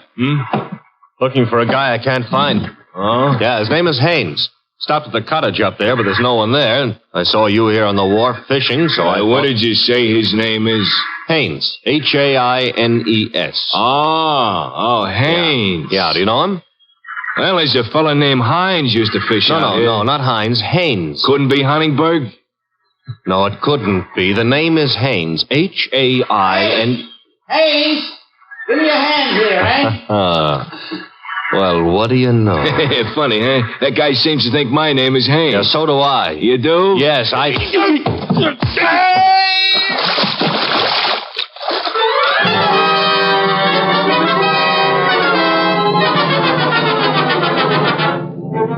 got back to our house soaked to the skin and minus Haynes, and just in time to see the boss in the exhausting process of walking across the room to answer the phone. Hello? This is Dr. Townley. You called me. So I did. About the murder? More specifically, about the statement from Diana Lawrence that you removed a firearm from her possession yesterday morning. That's quite correct. It's here in my Majonica cabinet. Is it? Of course it is. I suggest you check. Just a moment. Mr. Wolfe. Yeah? I'd like to see you at once. The gun, I suppose, has vanished. What? How did you know? Because it is at ballistics, Doctor. It turned out to be the gun that killed Willard Garth. I see. Do you? Yes. I understand everything now. It's all so crystal clear. Just how crystal clear? I'm quite certain, Mr. Wolfe, that I can put my finger on the killer. And I think it would be well if you came here immediately. No, I'm afraid it's impossible, sir. There's an important operation scheduled, and I simply cannot leave. What do you suggest? Well, is it outside the realm of possibility that you come here? Is it, Mr. Wolfe? Hello, Mr. Wolfe? Mr. Wolfe?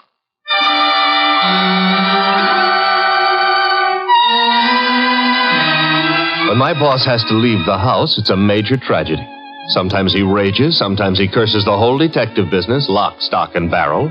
And sometimes he keeps very quiet and grips the side of the car desperately and tries not to inhale any fresh air. This was one of the quiet times. Just go slowly, Archie, but get there as quickly as you can. Oh, you don't want a chauffeur, Mr. Wolfe. What you need is a magician. Keep your eye on the road and don't strain yourself to make superfluous witticisms. Why don't you try relaxing a little? I hear there hasn't been a man-eating tiger sighted on the Sawmill River Parkway in the last 500 years. Your liberty is out of order. Don't try to make light of a deplorable situation.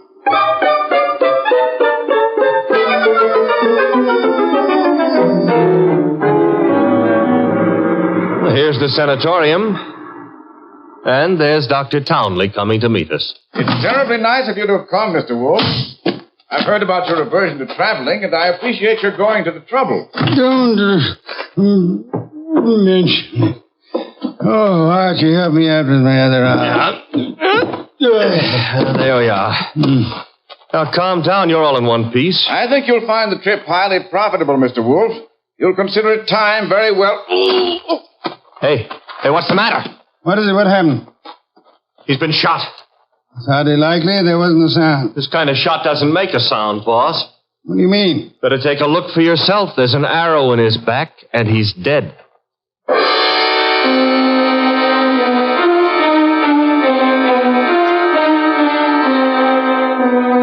We remembered that Dr. Townley had said Diana Lawrence had won the Women's National Archery Tournament for 1947. The Lawrence house was visible through the trees 100 yards away.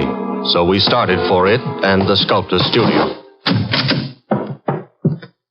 There's no one around.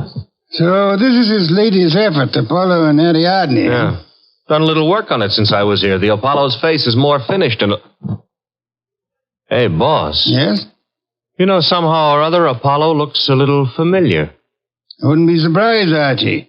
I think if you examine it closely... Wolfe. Our host. You remember me, don't you? I met you once at a dinner party at your house, the time they opened the new museum on 67th Street. Of course, Mr. Lawrence. And to what do I owe the honor? It's not much of an honor.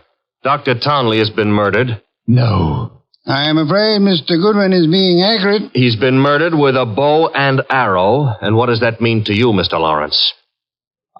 I'm sorry. I've been a fool.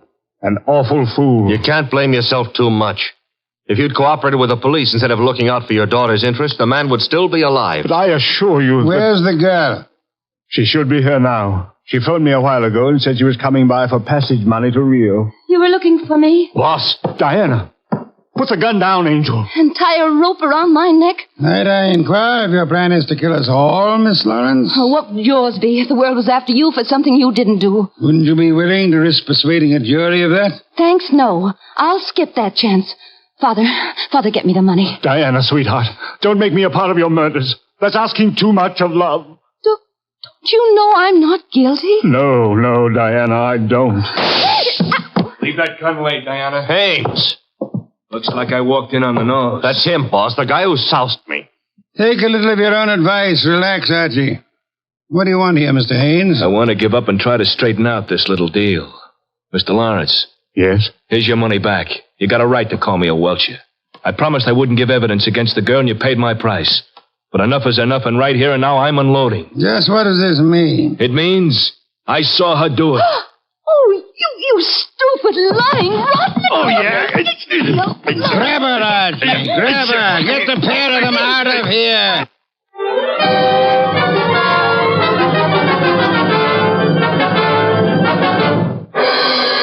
What can I say to myself now?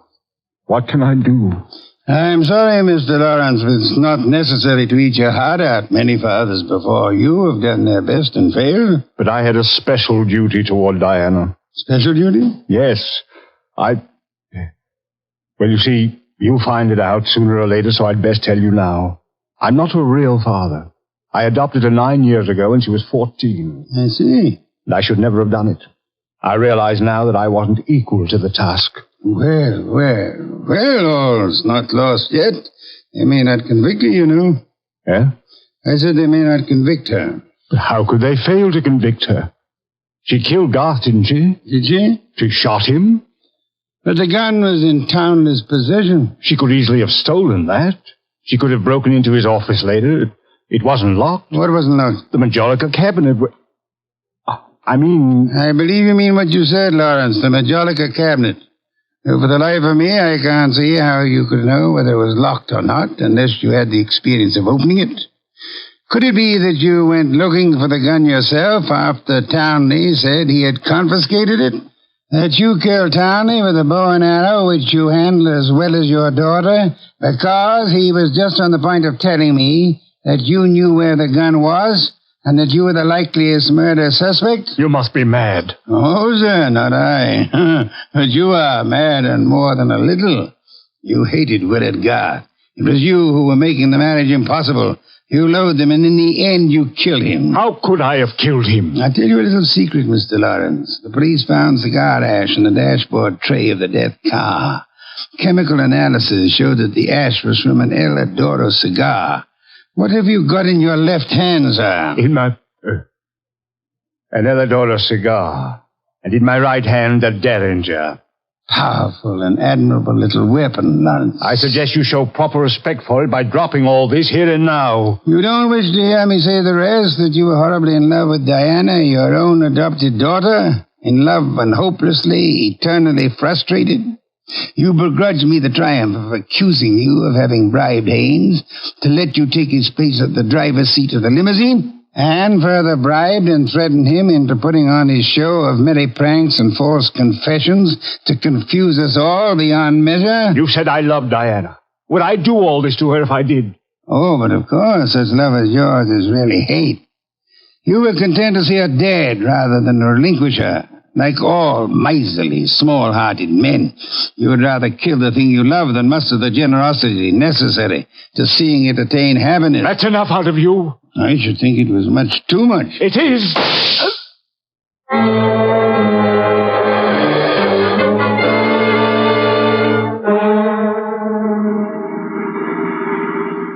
Archie, my boy, I'm grateful to you, both for coming back into the house when you did and for being such a good shot. Hope you remember that next time you feel like insulting me. Tell me, what's with that cigar ash routine? Who told you the ashes in the limousine were from an Eladoro, boss? I never heard anything about that. As a matter of fact, neither did I. No one could possibly have determined the brand by any chemical means in existence. I knew that, you see, and I took the long chance that Lawrence didn't. Oh. But I still don't get the mainspring of the deal. How did you know he was in love with Diana? That was genius. I have to admit it. You see, it all hinged on the statue of Apollo and Ariadne. According to the Greek myth, Apollo fell deeply in love with the nymph, but because they were of different worlds, he was condemned to pursue her always and never to catch her. Well, what's that got to do with the price of eggs? Isn't it perfectly obvious? Didn't he tell you that Diana had posed for the Ariadne? Yeah, but I still don't... And you yourself remarked on the fact that the finished Apollo looked somehow familiar, didn't you, Archie? Yeah, I did, boss. Don't you know why that was? You mean that... I mean that Michael Lawrence unconsciously revealed the true state of his heart. He didn't intend to, I suppose. But precisely and accurately, he chiseled the features of the tortured god in his very own image. Oh. And speaking of torture... Yeah? Will we be home in time for dinner? Oh, boss, you can't be that hungry. Oh, I am. Good heavens, Archie. Do you realize that I haven't eaten since lunch?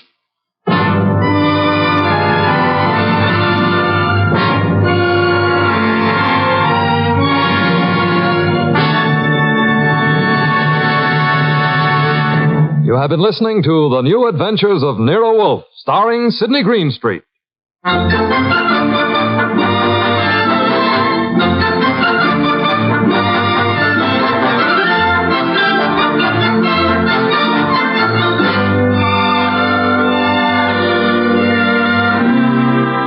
Tonight's transcribed story by Peter Berry was based on the characters created by Rex Stout. This is an Edwin Fadiman program produced and directed by J. Donald Wilson. In the cast were Larry Dobkin as Archie Goodwin and Gigi Pearson, Ted Von Elst, Bill Johnstone, Peter Leeds, and Jay Novello. Next week at this same time, Nero Wolfe and Archie will bring you The Case of the Brave Rabbit. Don Stanley speaking. Ladies and gentlemen, the ringing of that phone bell means mystery, adventure. Nero Wolfe's office, Archie Goodwin speaking. You want Mr. Wolfe to what? Mr. Wolfe will do nothing of the sort, Archie. Mr. Wolfe is thirsty. Hold on for a moment. The bottle opener's in the left-hand drawer of your desk.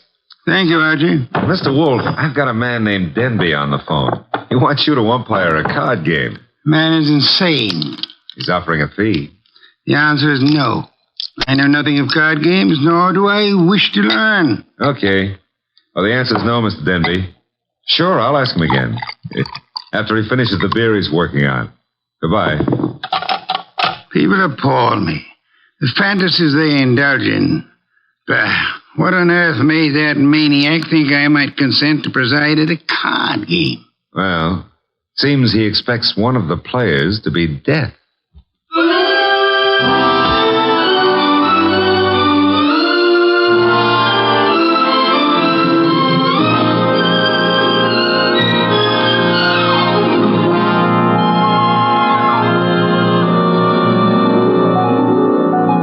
Ladies and gentlemen, it's the bulkiest, balkiest, smartest, and most unpredictable detective in the world. That chair-borne genius, Nero Wolfe.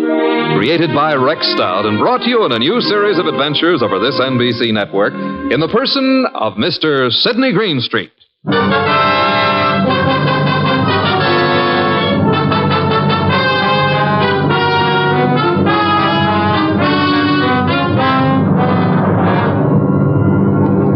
Would not attend, but the card game went on anyway. At the home of a Mr. Stephen Denby. Well, Jean? yes? The costume? Mr. Piper?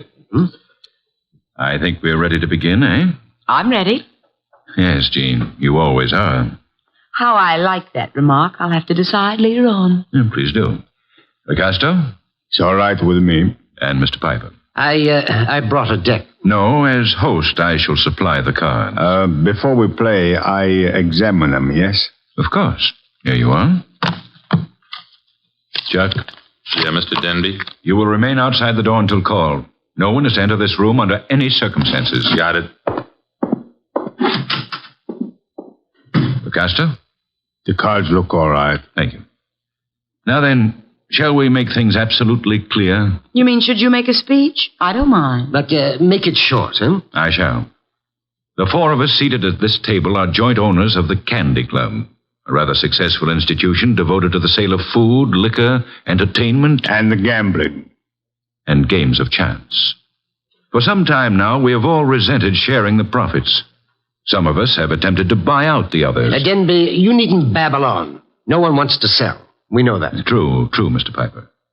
Which is the reason for this little game of cards. One hand shall be dealt to each of us. A hand at poker. Whoever wins gets the club. The others retire as gracefully as they can. Agreed? That's why we're here. Agreed. Very well.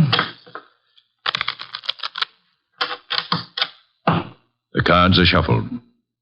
I'll place them in the center of the table. Picasso, would you like to... I cut. Good. If nobody minds, I'll cut them too. After Mr. Picasso. Nobody minds? Happy now, Mr. Piper? Let's get going, huh? Very well. Unless Jean would care to... Oh, thanks. We're all crooks here, which sort of cancels out any funny business with a card. Very well. We shall all draw a card in turn until 5 cards are drawn by each player. Shall we start, Jean? Sure. Augusto? Okay. Mr. Piper? Yes, of course. And myself. We just keep going in rotation. This is fun. Fun? No. There's too much money which rides on these cards. That's what makes it fun. Would you mind keeping quiet? I'm nervous. We all are, one way or another. I think we all have our 5 cards now. We all got 'em. Very well, then. In the same order that the cards were dealt. Jean? A pair of 3s. Augusto? Nothing. Mr. Piper? Kings. 2. The lights! Piper. What?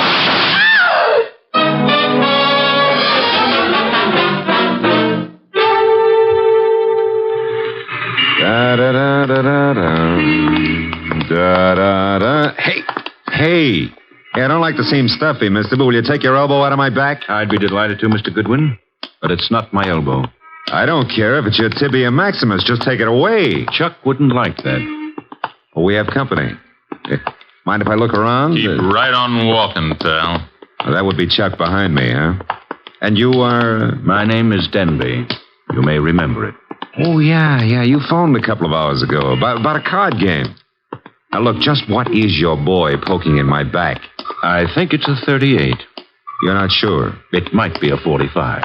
Chuck, is it loaded? Make a funny move, pal, and you'll find out the hard way. Yo, wait a minute. It's just a passing curiosity. Where are we going? My car. Get in. If you insist. I guess you do. Okay. I'll drive, Chuck. The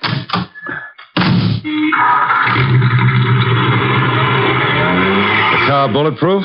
No, that's hardly necessary. Chuck shoots first. Well, that's a saving, I guess.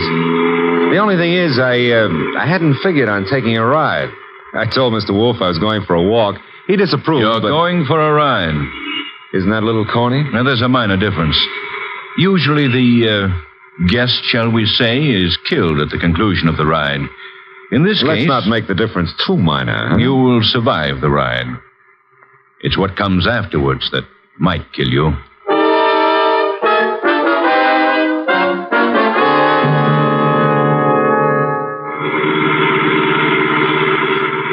You see, Mr. Goodwin, my friends and I have a little mystery to solve. You want me to solve it? No.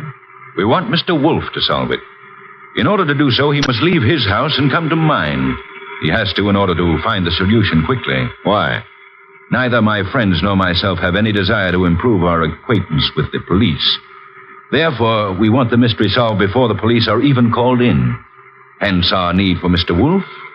Hence our detaining you. Detaining is a pretty word in the circumstances. Now, this is my home, Mr. Goodwin.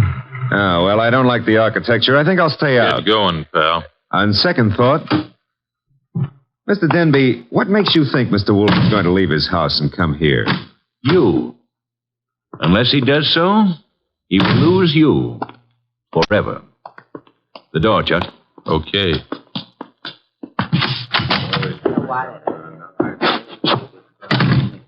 Mr. Goodwin, may I introduce you to my associates in business and in poker? To your right, Mr. Locasto, a charming but impulsive fellow. Hello. He's only the stooge. Where's the fat fellow? In time, Locasto. The lovely lady whose back is to you is Jean. Jean something or other. She's always changing her name. Hello. Hello. And the gentleman facing you is Mr. Piper. How do you do? Is he exclusive or just... Hey, he's wearing his red carnation a little low, isn't he? Over his heart. Except that's no carnation. That, Mr. Goodwin, is blood. Lifeblood.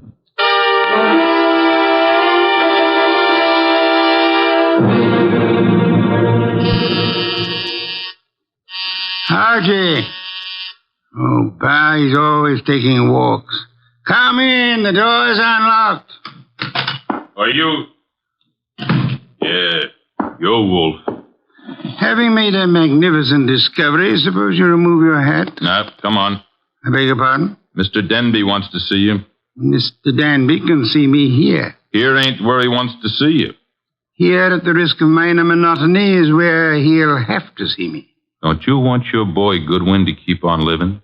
No one has ever been able to discourage him. Mr. Denby will. Ah, Archie's in custody? No, in Mr. Denby's house under a gun. I don't have to believe that. Take a look at this. A wallet. Archie's wallet. I shall accompany you. And permit me to warn you that if Mr. Goodwin has been harmed, nothing short of murder will satisfy me.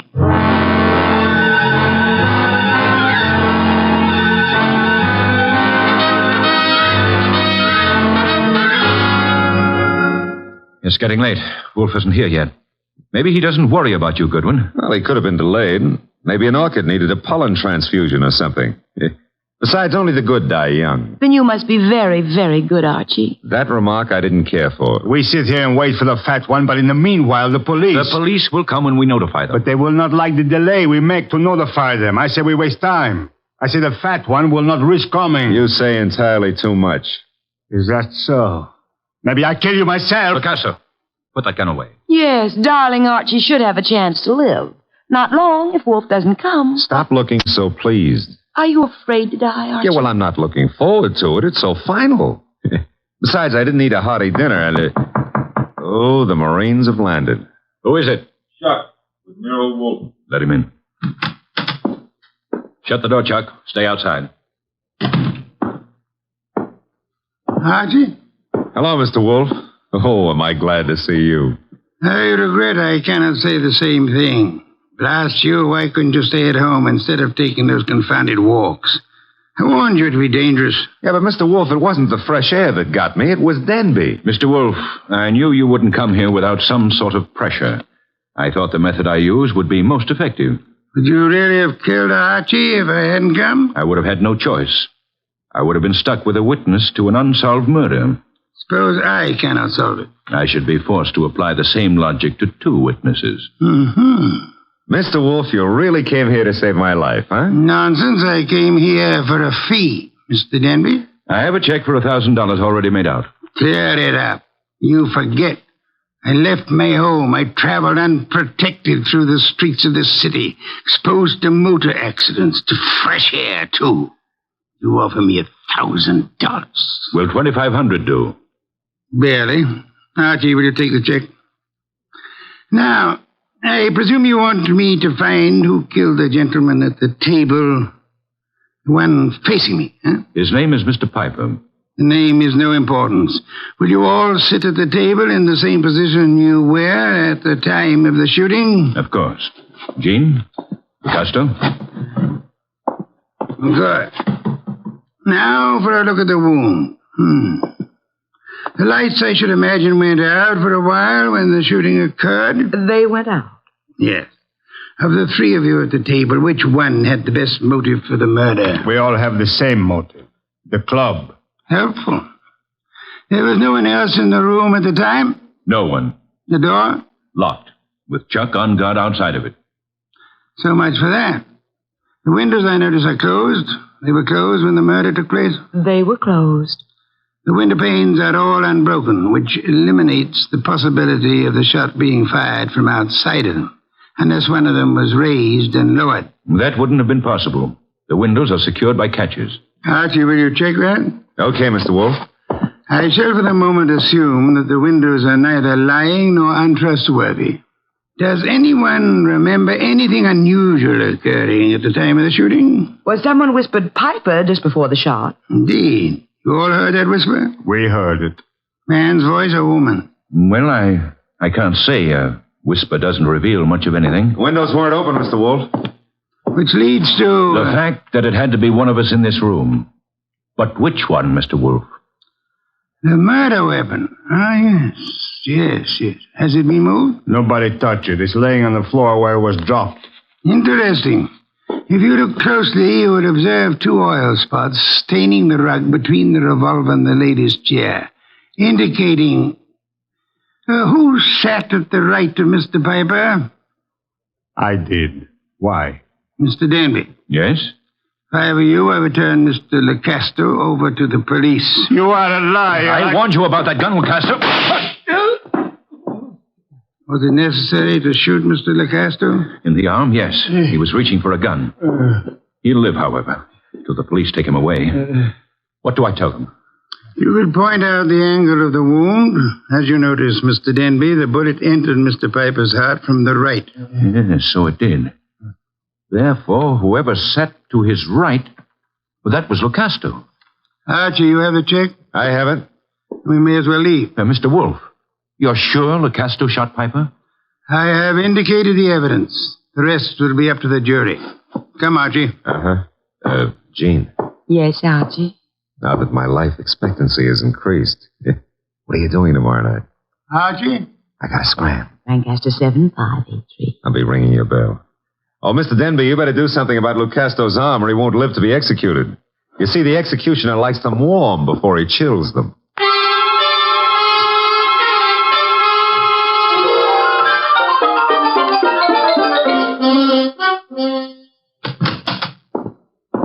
The old homestead looks very nice, Mr. Wolfe. Yes, Archie. You should stay in it more often. Yeah, but you never get to meet babes like Jean that way. You never get kidnapped either. Nor would I have had to leave my home in order to rescue you. Well, you earned a nice fee, fast. Indeed? You seem doubtful about it. I'm positive, Archie. I know. I have not as yet earned my fee. Huh? You mean Denby might not turn Lucasto over to the cops? Of course he will. The trouble is, you see, Lecasto did not murder Piper. No? He just thought a bullet in the heart might be good for Piper's rheumatism, huh? As it happens, Piper suffered from asthma. That's beside the point. Fine. Mr. Wolfe, I'm going to take it for granted that you know who did kill Piper. I'm also going to take it for granted that you won't tell me until you're ready. But why turn Lucasto over to the police? 2 reasons, Archie. First, I had no proof against the real killer. Secondly, we had to supply a scapegoat in order to be permitted to leave the Danby home. You were unarmed, helpless. Go ahead, rub it in. Nonsense. It was an interesting problem. I enjoyed it. It was, huh? Well, to me, it's still in the present tenses. Which reminds me, as old Dr. Tidmouse said, there's always a future tense. And in that future tense, Jean. No, Archie. Oh, Mr. Wolfe, stop. That girl's got a love for blood that appeals to the ghoul in me. Besides, did you notice what she does to her dress? Archie, I was merely about to say that I have no objections to your dallying with the girl. Oh, I don't believe it. My ears need overhauling. I objected only to the future tense. Why not call her now? Yeah, well, I won't pretend I understand this sudden enthusiasm on your part about my love life. Probably there's some foul, scheming motive at the bottom of it. But who am I to look a gift horse in the mouth? Now, let's see. Her number was, Lancaster 7583, of course.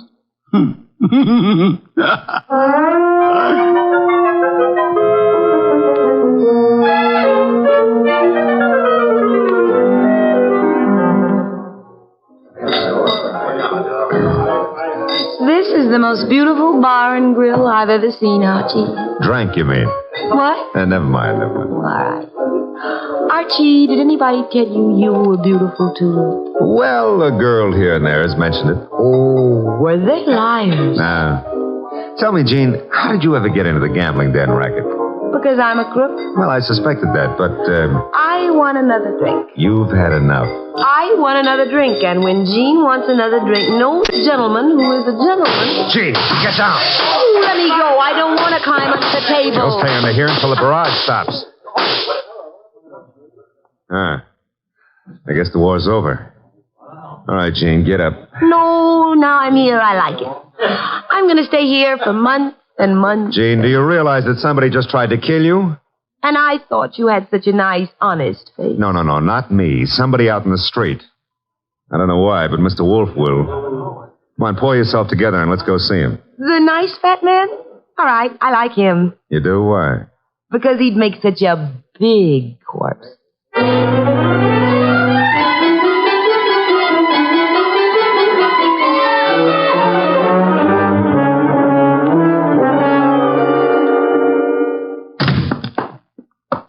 Is that you, Archie? Plus Jean. What made you think I wanted her here? She's one of your fans. She thinks you'd make a lovely corpse. What was the reason for bringing her here? She was shot at. Did you expect her to be? I expected her to be killed. That's why I sent you to her. Didn't occur to you I might be killed, too? It did. I was willing to take the chance. You were willing? Oh, Mr. Wolfe, Jean's a little under the weather. Splendid. In vino veritas. Watch your language. I mean that people in their cups often tell the truth. A proverb of some antiquity. Who shot at you tonight, Jean? Well, I don't know. I didn't see. Has it occurred to you that you might just as easily have murdered Piper as not? But Lucasto killed Piper. You said so yourself. I lied. Furthermore, why the attack on you if Lucasto was the murderer? Why, I don't know. Did you also not know that Lucasto escaped from jail earlier this evening? You're making that up. Why should I? Mr. Denby turned him over to the police, but Lucasto managed to get away before being jailed. That's not cricket. Incidentally, Mr. Denby will be joining us at any moment. I expected you to bring Jean, Archie. Therefore, with the exception of Mr. Piper, who is resting in the morgue, and Mr. Lucasto, who is at large, we shall have all the participants in the card game. With them, perhaps we can deal a new hand, Archie? Okay. Maybe it's the morgue to tell us Piper escaped. Oh, wrong again. Come in, Mr. Denby. Mr. Wolfe, I'm upset. I heard over the radio about Lucasto's escape. He'll try to kill us all. Why? Well, because we can testify that he murdered Piper. True. I beg your pardon? Lucasto did not kill Piper. But you said that he did. The only evidence against Lucasto was the angle of the entrance of the bullet that lodged in his heart. May I remind you of the whisper you all heard in the darkness preceding Piper's death? The whisper that said Piper? Precisely. We must assume, then, that Piper turned his body in the direction of the whisper. Therefore, the angle of the wound would be wrong for Lucasto, but the correct one for... Whoever sat opposite Piper. I sat opposite him. But that doesn't mean I killed him. Wait, you must have. Once he turned, the bullet must have come from opposite him. Only possible way. That means you, Jean. No. No, it's a frame. May I interrupt for a moment? Mr. Denby, if our present analysis is correct, it must have been you who whispered to Piper. Did you? I hadn't thought about it before, but... Denby, you're lying. No, he's not lying. Continue, Mr. Denby. Well, when the lights went out, I wanted to tell Piper something. He turned to me, and that's when he was shot. Archie, you've taken all this down. In my pretty shorthand, Mr. Wolfe. Good. I don't know why you're doing this, Denby. Maybe you think if I take the rap, you'll get the club. But remember, Lucasto's still free. He's gunning for all of us. But it'll be you. Especially you he'll want. Maybe you can talk a jury into sending me up for something I didn't do, but you won't live to gloat about it. Oh, shut up, Jean. You killed Piper and... Who's that? This is, of course, the murderer of Mr. Piper. No comments? Archie, the door, if you please. But you said I was the one who... What kind of idiocy is this? Archie, I said the door. Okay, but shall I ask him in or sock him? You will act as the situation demands. Yes, sir. The For once, I'd like to know what the situation is. Raise 'em, Goodwin, and keep 'em that way. Now back up into the living room. I don't back up good. My gears... You want it here? Never mind. I'll strip a gear. Archie, what are you doing? Just what the situation demands, backing up. In case your knowledge of armaments has failed you, our little friend Chuck here is pointing a .38 revolver at me. Won't save him from the chair. Maybe not. But it could give me quite a pain in the stomach. Chuck, what do you think you're doing? You double-crossing louse. Gentlemen, if you So please. you thought you'd run to the fat dick and pin it all on me, huh, Denby? You don't know what you're talking about. We haven't even mentioned you. You sure of that, huh? Then why did Wolf phone me and tell me you were about to sing? Wolf phoned you? Yeah. Said you were getting ready to feed me to the electrician up the river. Oh, he was making a stab in the dark, Chuck. Trying to start something. That's so, Wolf?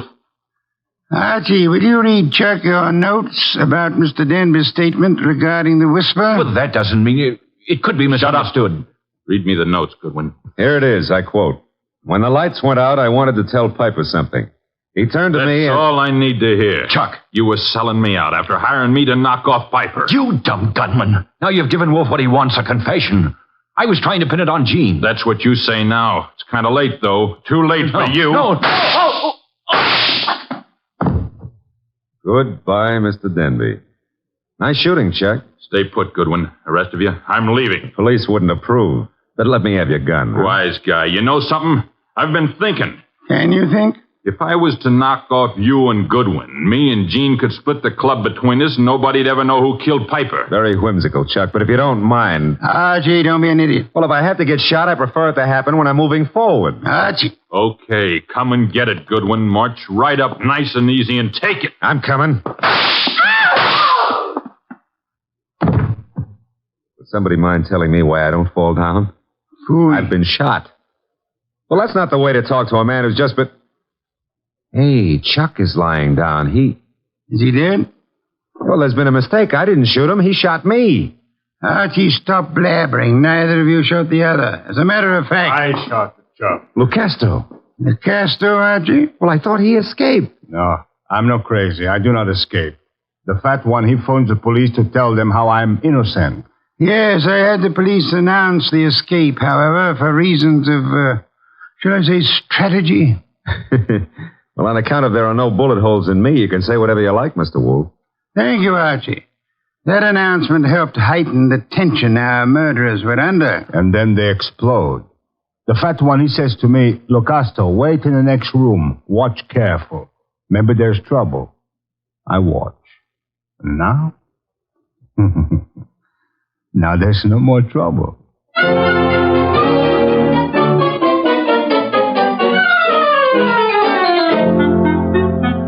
Well, the place looks a lot tidier now with all those bodies removed, huh? Indeed.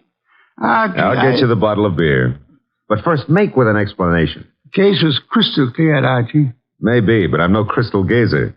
Sure, I know. Denby had things arranged in advance with Chuck in case anybody held a better hand than his own. Piper did.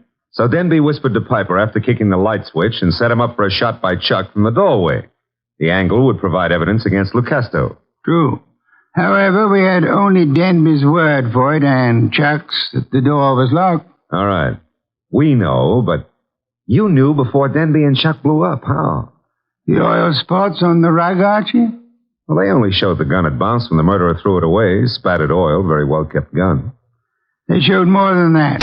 Where were those spots in relation to the gun? Think back, Archie.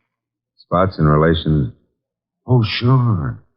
They were between the gun and the door. Therefore, the gun must have been thrown from the door. Bounced twice, staining the rug before reaching its final destination. Ah, I get it now. That told you who'd fired the gun. But there wasn't proof enough, so you set up a nice atmosphere of suspicion and had the boys give each other away. All right, Mr. Wolfe, you're a genius, and you may have your beer. Thank you, Archie. As for me, I'm not a genius, but I remember a phone number. So if you'll excuse me, Mr. Wolfe. You're excused, Archie. Thanks. But before you call that number, may I remind you that Jean is a girl of macabre tastes who appeals to the ghoul in you. Sure you may, but why bother? In order to be able to warn you that A ghoul and his money are soon parted. Good night, Archie.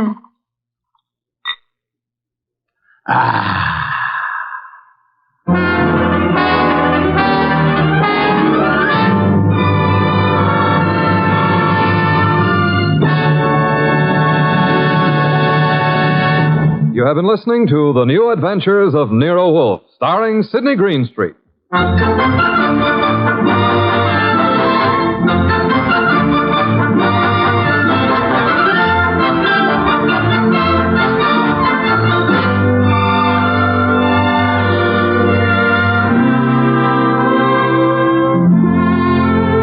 Tonight's transcribed story was based on the characters created by Rex Stout.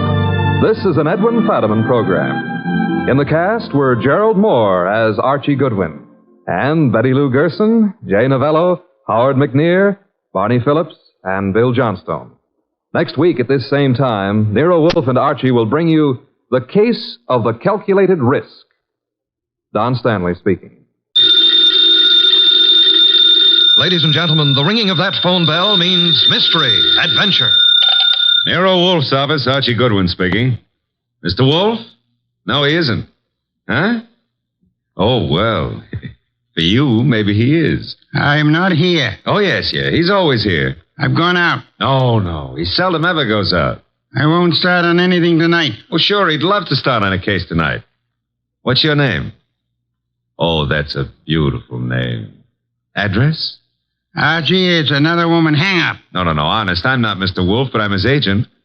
Yeah, I'll be right over, miss. Goodbye. What's her trouble? Where are you going? Well, she said she's received some threatening notes and she's afraid to leave her hotel. So long, boss.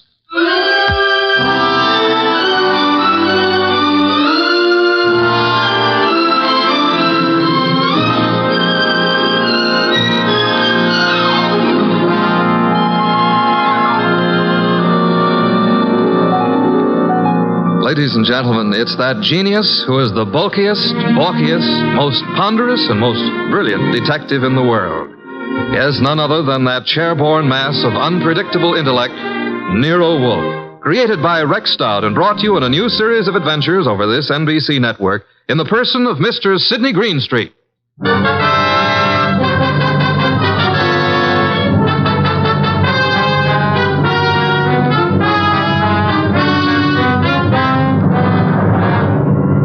We prefer to call tonight's story The Case of the Vanishing Shells.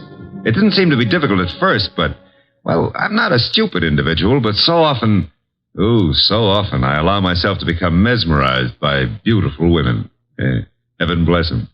Doris Murray was such a woman. She phoned us first late one afternoon about 5 o'clock, then again at 5:30. Very well, Mr. Goodwin, but I would prefer to see Mr. Wolfe. Well, I said I'd be there at 6, Miss Murray. I don't want to talk any longer on the phone. Please hurry.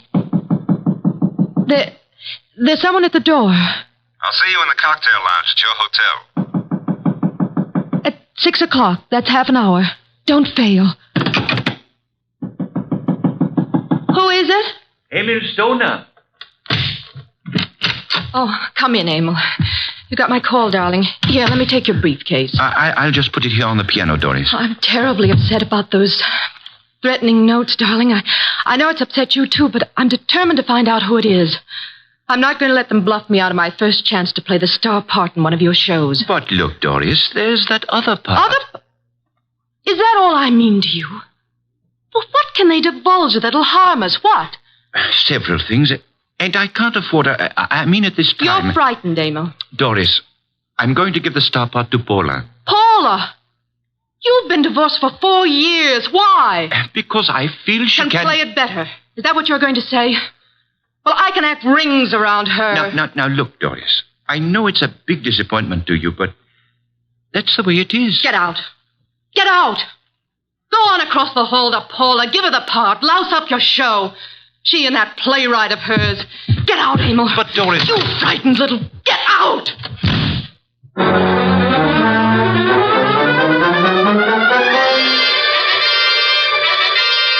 I believe, Mr. Wolfe, you're making a great mistake in not coming along. Indeed. I'm sure that what attracts you could not possibly be of interest to me. The gal needs help. Money is money. Girls, money, phooey. Yeah, well, we could have dinner out for a change.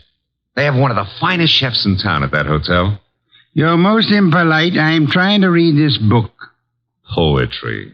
Archie. Yes, sir? Shut up. Well, we need money. That filthy green cabbage is necessary to our existence. This may be a tough case, you know. You're sufficiently intelligent. Sometimes. If I sat around like you do, I'd weigh 500 pounds, too. Archie, leave the room. Besides, it's only 300. What a way to run a business. Orchids, beer, books. Don't keep the charming client waiting. Okay, I'm going. And always remember there is a telephone.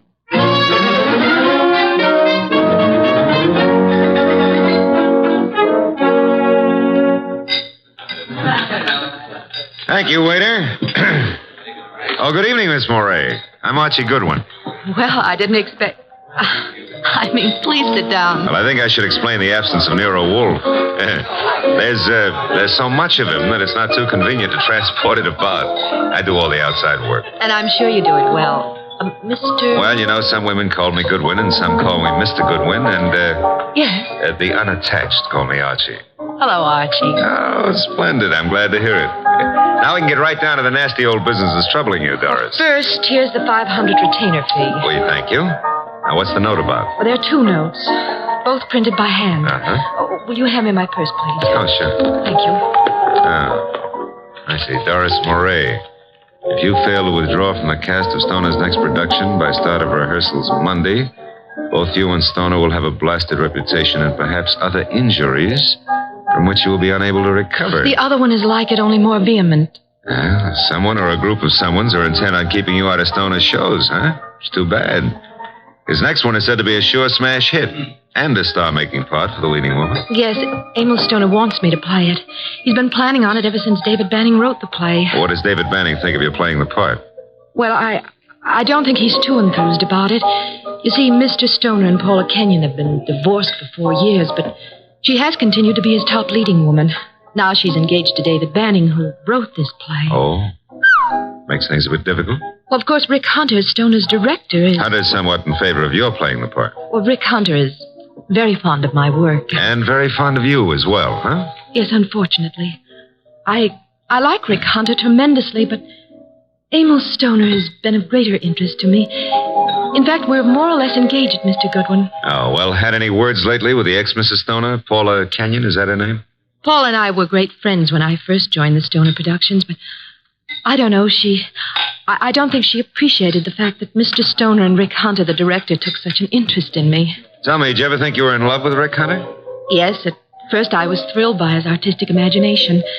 And then as time went on, I realized that he was subject to melancholia. Mr. Stoner was more stable, and I needed someone older to advise me. Well, what's wrong with your reputation of Mr. Stoner's? Well, there's nothing I fear, but I'm afraid Mr. Stoner is somewhat disturbed by these threats. He feels there's something in his past of sufficient import to really harm him. I think it's nonsense. Well, then what we have to do is uncover this person or persons before you end up with ruined careers on Broadway. Where does the ex-Mrs. Stoner live?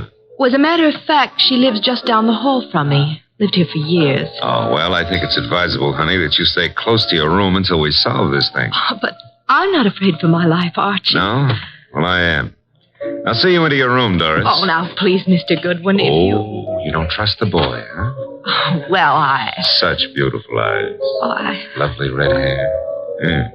You could have the lead in my new play. I never wrote one, but for you, I'll try anything. Come along. Here's your bag. Well, hello, Doris. Oh, hello, Rick. Mr. Goodwin, this is Rick Hunter. Hiya, Hunter. Nice shows you've been putting on. I've just been admiring your work, Goodwin. Oh, well, that's nice. I'm glad. Nothing like encouragement for a beginner, Mr. Hunter. You're ready for the big time from what I saw. Heard from Emil Stoner today, Doris? I talked to him once this morning. Have you been sitting in the cocktail lounge all afternoon? Yeah. That I have, honey. I want to see you play that lead, baby. And I think I just about got it all settled. Dreaming about it won't settle it. Liquor never accomplished anything in itself, Rick. Come on, Mr. Goodwin. He's a very jealous man, Doris. In fact, right now, I can feel his thoughts piercing me between the shoulder blades. Oh, excuse me. Here's a phone booth.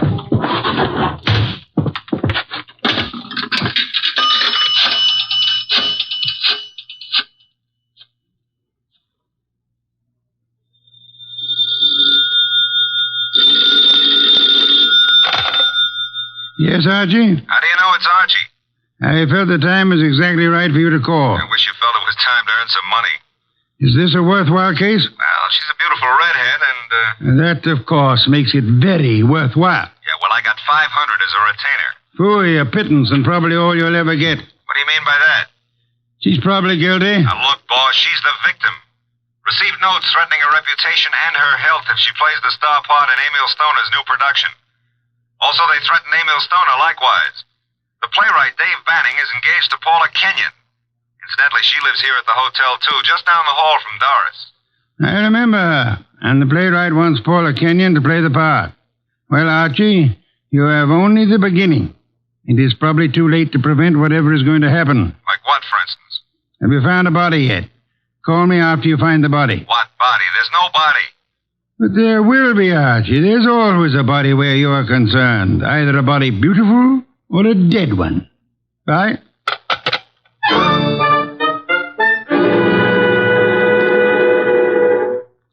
Thanks for seeing me to my room, Archie. Oh, I'm not stopping here, Doris. I'll take a look inside. But I'm not... Oh, I insist. Part of my job, you know.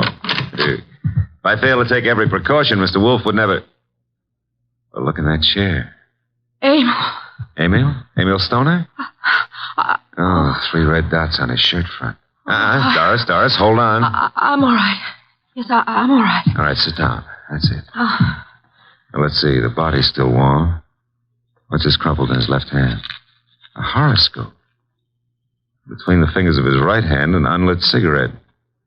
Monogram PK. Paula Kenyon. This horoscope is for March.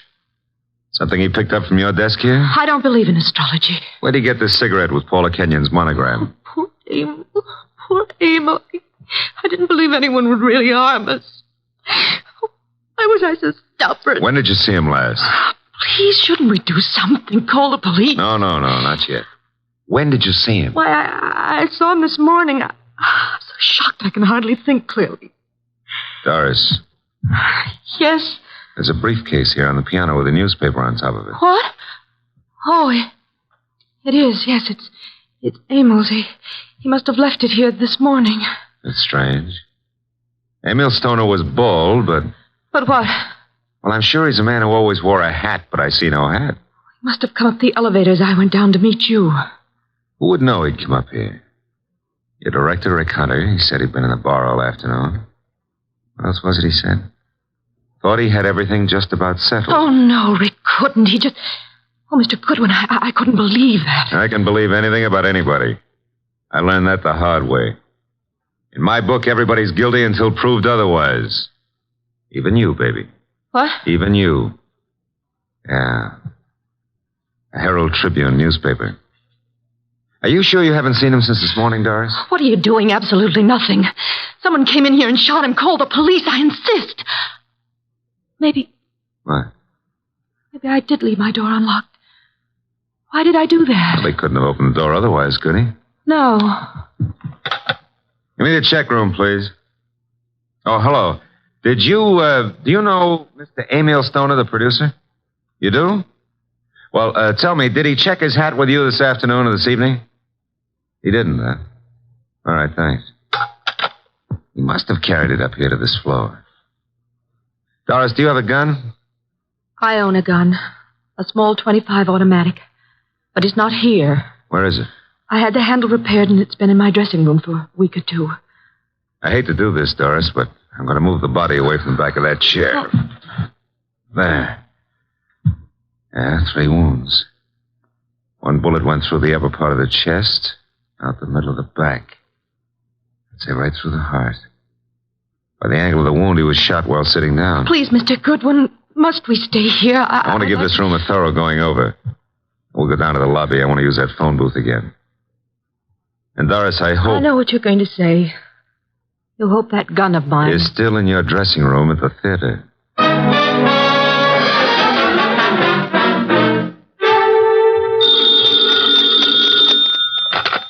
Nero Wolfe speaking. Oh, Mr. Wolfe, may I have your autograph?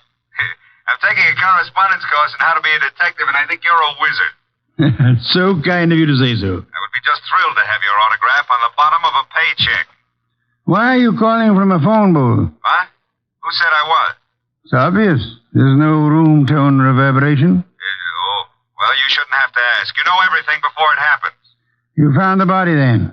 Happened just before you got there. Oh, now, look, I took the girl up to a room to be sure it was safe for her to go in, and... Okay. And there, sitting in a big leather chair, was Emil Stoner. Shot 3 times with a small caliber gun, dead about an hour. One shot went through the body from the upper part of the chest to the middle of back. Therefore, he was shot while sitting down. The killer was standing, huh? I'm listening. Oh. Well, his left hand was clutching a horoscope folder, and between the index and second finger of the right hand was an unlit cigarette with a monogram on it, PK. Emil Stoner is bald, but there was no hat in the room. However, on the piano was his briefcase, and on top of it, a 4:00 afternoon edition of the Herald Tribune. Better look in the briefcase, Archie. No weapon? No weapon. But Doris Murray says she owns a .25 caliber automatic, and it's in her dressing room at the theater. Also, she claims she hadn't seen Stoner since this morning. You found no empty shells about the floor? None. What did you do with the bullet? What bullet? The one which passed through his chest and lodged in the back of the leather chair. Are you there? Boss, I'm a very stupid fella. Stop bragging. The bullet. Boss, there ain't no hole in the back of that chair. I just realized it. Maybe he was standing up. Then the killer must have been on stilts. Archie, let us pretend, only pretend, that you're very observant. Now proceed to Paula Kenyon's apartment, just down the hall, you said, and see what she knows without divulging the fact that Stoner is dead, and look sharp. My gears must be slipping. Archie, do you know what great event will be celebrated tomorrow? Yeah, my birthday. What'd you get me?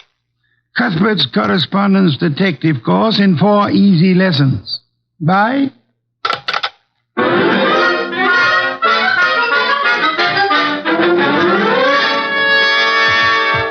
This is Paula's apartment.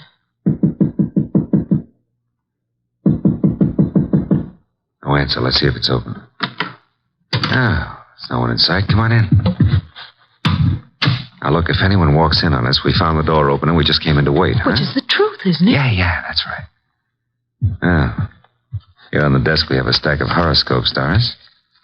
And a box of Paula's monogrammed cigarettes. Mr. Goodwin. Huh? This is Emil's grave fedora hat. Then he was in this apartment this afternoon. What are you staring at?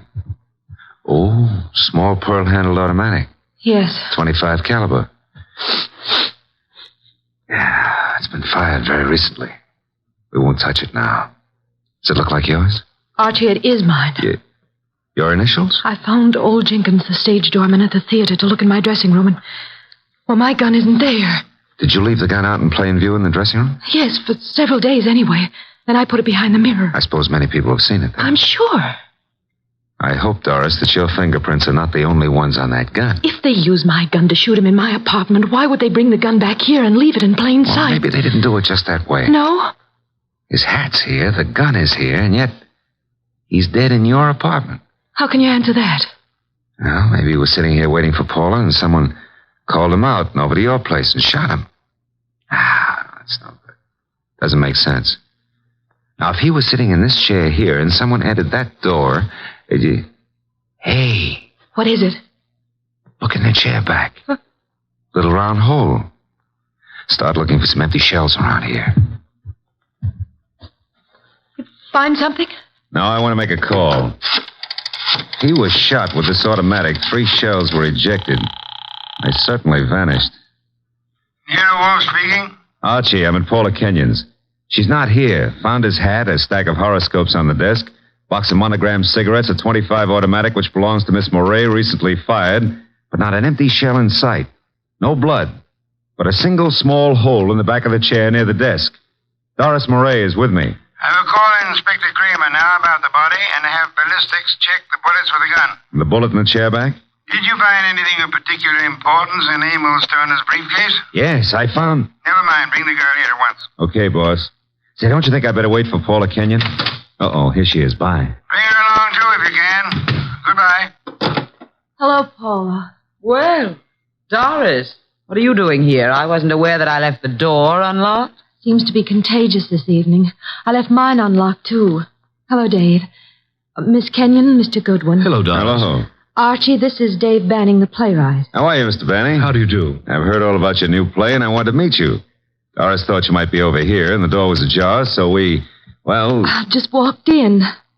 I hope you don't mind, Paula. Certainly not. I'm used to people just walking in. We were here a while ago, went down to the cocktail lounge for a while. When does the play open, or have you cast it yet? Mr. Stoner handles that part of it. Are you a prospective investor, Goodwin? Oh, I've had a number of flings in the business. Matter of fact, I expect to see Mr. Stoner tonight. You do? Tonight? Here?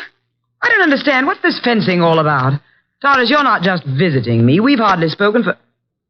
Oh. Is that your gun, Miss Kenyon? It's yours, Doris. Yes, that's right, Paula. It was in my dressing room. When did you see Mr. Stoner last? But I haven't seen him today. I had lunch with him. Why? What hat did he wear at lunchtime, Mr. Banning? Why, the gray fedora. How did it get here? That's Emil's.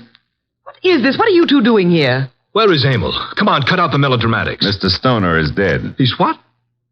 Paula. And without any further explanation, I shall have to ask you to accompany me downtown. Police? If you will, please.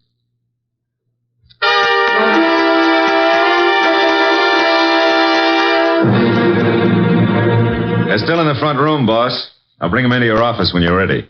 Yes, Archie, I'm sure they're all anxious to talk. They've been sitting there for an hour now. Maybe we ought to make some sort of explanation to them, huh? Why? This sort of technique should work very well in this particular instance. Yeah, but I don't know about that director, Rick Hunter. He may be difficult. Does anyone know that you found the completed and signed contract in the briefcase? No one. Mm-hmm. Good. Now we have the threat notes, the contract, the afternoon newspaper, the briefcase, the fedora hat, the gun, no ejected shells, the horoscope, the cigarette, and the 2 chairs. One with a small hole in it. Come in. Ah, Inspector Kramer at last. What have you? Well, we covered every inch of that place and didn't find a single empty shell. There were 2 bullets in the body and the one that passed through him into the chair back in Paula Kenyon's place. They were all 3 fired from Doris Murray's little automatic. Any fingerprints on the gun? None but Doris Murray's. Not unexpected, to say the least. The bullet that was lodged in the chair in Paula's place went through his heart. Now, he was apparently shot in her room, but... But how did he get into Doris Murray's place? I'll be able to explain that when we locate those 3 empty shells, Inspector. Bring our guest in, Archie. Come in, please. Ladies and gentlemen, Mr. Nero Wolfe. Miss Paula Kenyon. Hello. Miss Doris Murray. Hello, Mr. Rick Hunter, the director. How do you do? David Banning, the playwright. How do you do? Won't you be seated, please? May I present Inspector Kramer of Homicide? How do you do, Inspector? Mr. Wolfe has asked you here to give such details as you recall, which might be of assistance to him in the solution of the murder of Emil Stoner. Mr. Hunter, as the director, whom did you favor as the star of your next production? Why, Doris Murray. You have been deeply interested in Miss Murray? Hasn't done me much good. But you do love her? I do. And you are deeply interested in the progress of her career? I am, most assuredly. Did you know that Mr. Stoner had made out and signed a contract for a certain woman to play the lead in the new show? No. You knew that Doris Murray had a gun in her dressing room? Yes. You were in the hotel cocktail lounge all afternoon until you met Doris and Mr. Goodwin? Yes. And you could have seen Emil Stoner enter the lobby and go to the elevator? I could. Could you prove that you never left the cocktail lounge until you met Doris and Archie? Maybe not. Did you see Mr. Stoner go into the elevator? I did. Mr. Banning, you wrote the new play. Were you in favor of Miss Murray playing the part? Why, no, I felt Paula Kenyon was better suited for it. You and Miss Kenyon are engaged to be married? Yes. Anything happened to Mr. Stoner, you as next in line could assign the role as you saw fit? That's correct. Did you know that Mr. Stoner had made a final decision on the part? I did not. He didn't tell you anything about it at lunch today? No, I made a strong plea for Paula. You know about the gun in Miss Murray's dressing room? Everyone did, apparently. Very well. Miss Kenyon, did Emil Stoner visit your apartment often? Not often. We were not on too friendly terms. Did you phone him to visit you this afternoon? No, who said I did? No one? I merely asked. Were you by any chance still in love with Emil Stoner? Now, see here, I don't appreciate that kind of Just talk. relax, Mr. Banning. I was not in love with Mr. Stoner. That was over. You and Doris Murray were at one time very friendly. Yes. Well, I found out how two-faced she was. Emil was a fool to fall for her, but you couldn't tell him anything. All she's interested in is a career. You're not interested in your career, Miss Kenyon. Well, yes, in a way. You wanted the star part. You phoned Stoner this morning. Yes, but he said he was going to give it to her. You knew about Doris's gun? No, I You didn't. recognized it immediately, boss. Well, yes, I knew. What if I did? Then you wrote these threatening notes to Miss Murray. I did not. I did not. You didn't know the contract had already been signed? No. Then you still had a motive to kill him. I wrote those notes. She had nothing to do with it. You can check them on my typewriter.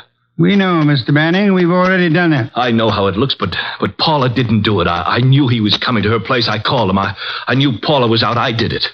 If so, what did you do with the ejected shells? I threw them away. How many? 3. Oh, no, David, please don't. I don't believe you, Mr. Banning. Miss Murray, did you know the contract had been made out and signed? No, You're lying, Miss Murray. You said you didn't see Stoner this afternoon. I didn't. You called him and asked him to visit you. You did get the threat notes and they frightened you. But you didn't know they would frighten Stoner. I did not phone him, nor did I see him. Yes, you did. His briefcase was on the piano. And he was there in the late afternoon because he brought with him a 4 o'clock edition of the Herald Tribune. What if he was there? I didn't kill him. He told you then about his decision. He left Holiday. We got the briefcase and went to Paula's apartment to wait for her. That's not true. That's not true. Filled with rage, you got your gun, which you said had disappeared from your dressing room, then calmly put it into your bag, walked across the hall, and shot him as he sat reading a horoscope. No. Archie, a handbag. Thank you. Notice, I run my finger through a hole in the corner. She fired through the bag. And see, 3 empty shells. No. And here's a contract made out to Paula Kenyon. Too bad, Miss Murray.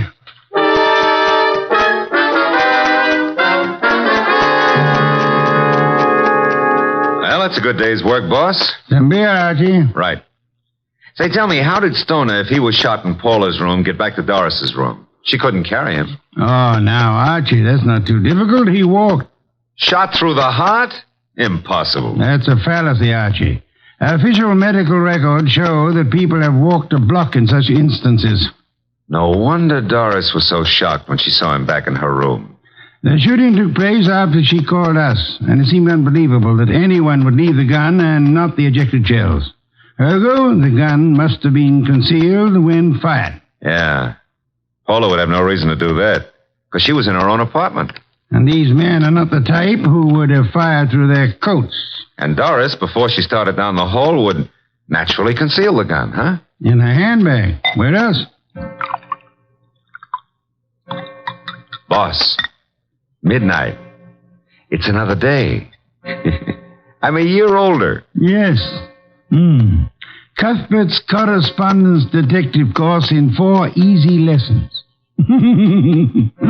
Happy birthday, Archie.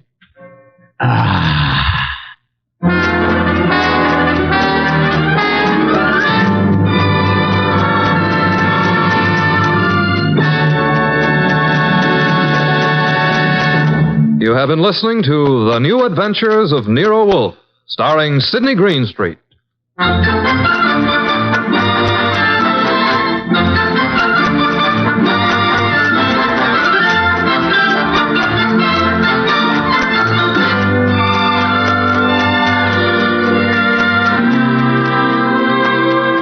Tonight's transcribed story was based on the characters created by Rex Stout. This is an Edwin Fadiman program, produced and directed by J. Donald Wilson. In the cast were Gerald Moore as Archie Goodwin, and Gene Bates, Betty Lou Gerson, Bill Johnstone, Peter Leeds, and Vic Perrin.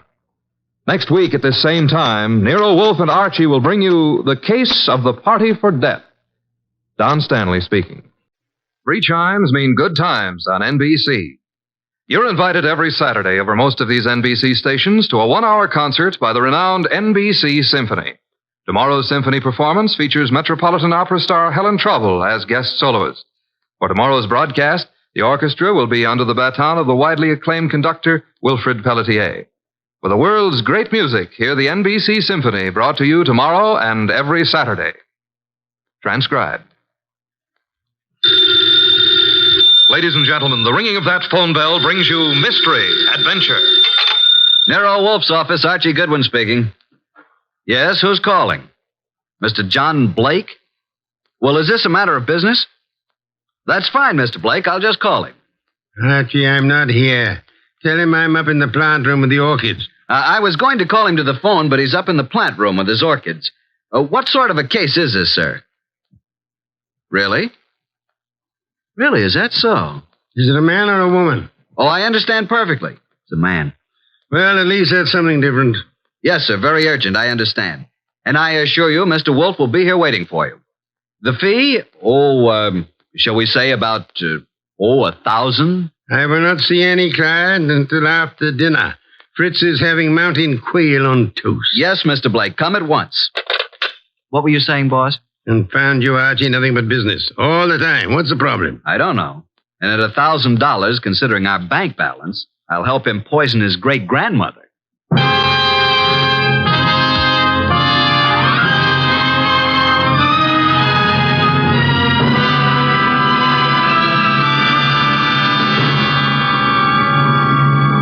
Ladies and gentlemen, it's that renowned genius who is the bulkiest, most ponderous, and most brilliant detective in the world. Yes, none other than that chairborne mass of unpredictable intellect, Nero Wolfe, created by Rex Stout and brought to you in a new series of adventures over this NBC network in the person of Mr. Sidney Greenstreet.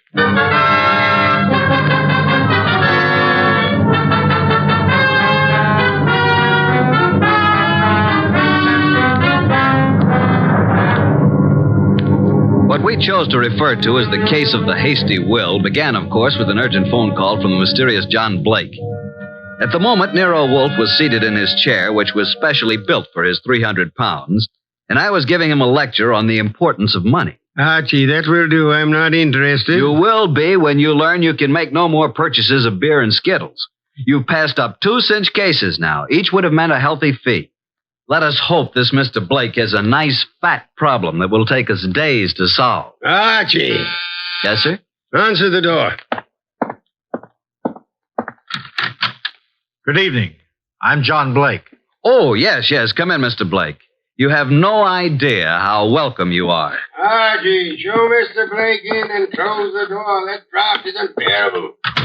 This way, sir. Mr. Wolfe doesn't care for anything resembling air. Oh, I'm Archie Goodwin. Good evening, Mr. Blake. Mr. Wolfe, I have a little business for you. Now, before you say anything, I know you're not a lawyer. I'm not a member of the bar, let us say, Mr. Blake. Of course. What kind of business, Mr. Blake? I have here a short will, which I have typewritten myself. I haven't signed it yet.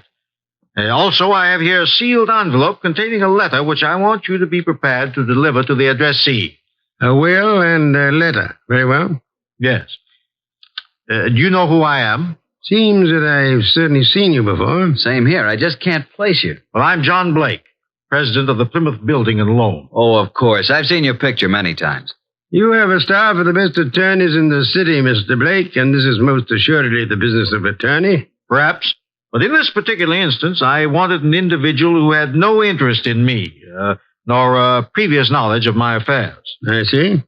Also, I wanted a person who was, shall we say, not too well fixed. Well, you certainly couldn't Archie. Imagine Mr. Wolfe being in need of money. Just why can't your attorneys handle this? You'll know in a moment. But when I leave here, I want you to forget the whole thing, for the time being. Indeed. You have said it. Here's the will. You may read it. Archie. January 25, 1951. To my daughter, Anita Blake, I do hereby bequeath all my property, personal and real, including the portrait painting of her mother, my dear deceased wife, Marcia Blake. This will supersedes any and all instruments previously drawn. So, simple enough, isn't it? That's all. Now, the pen, please, and I'll sign it. Now then, you sign as witness, Mr. Goodwin. You retain the will, Mr. Wolfe, and the envelope here, which is addressed to Hilary Blake, my brother, who is now living in this city. Your brother? He's just recently returned from 25 years in Australia. Though Hilary has written me several times, I have not favored him. We've been estranged these many years. over, a certain unpleasant situation which this enclosed letter will clear up. Are you in fear of your life, Mr. Blake? Murder? No, Mr. Wolfe. There was a time, yes, but, not now. You will know what to do with the will and the letter, though, when the time arrives. Now, as to your fee, you said, 1,000? Well, we usually receive... 1,000 will do. Well, here's a check, all made out. If you're thinking of suicide, Mr. Blake, we must warn you. If you don't care to go through with this, please say so. I'm not planning on suicide, I assure you. We have taken the job, Mr. Blake. And good evening, gentlemen, and thank you for your kind indulgence. Well, that's the simplest little 1,000 we ever made. I believe, Mr. Goodwin, you're going to be quite surprised. I want you to get acquainted with John Blake's secretary. You will more than earn this 1,000, young man.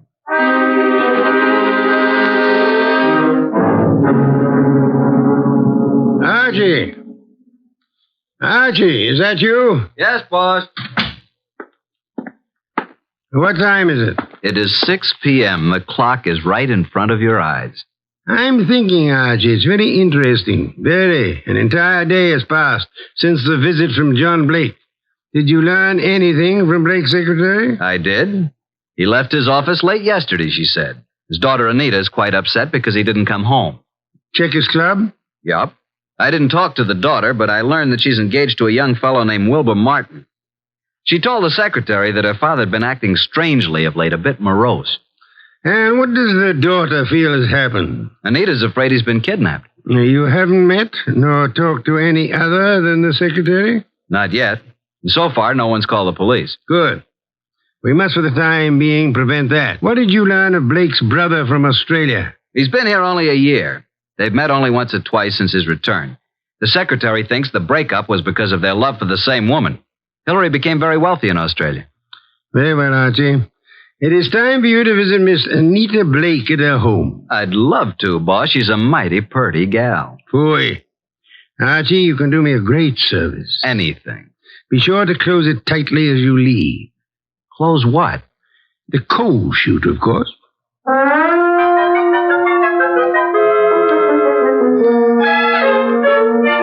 I'm awfully glad you could come, Uncle Hillary. Wilbur seemed to think you might know something about Father's disappearance. No, I don't know, Wilbur.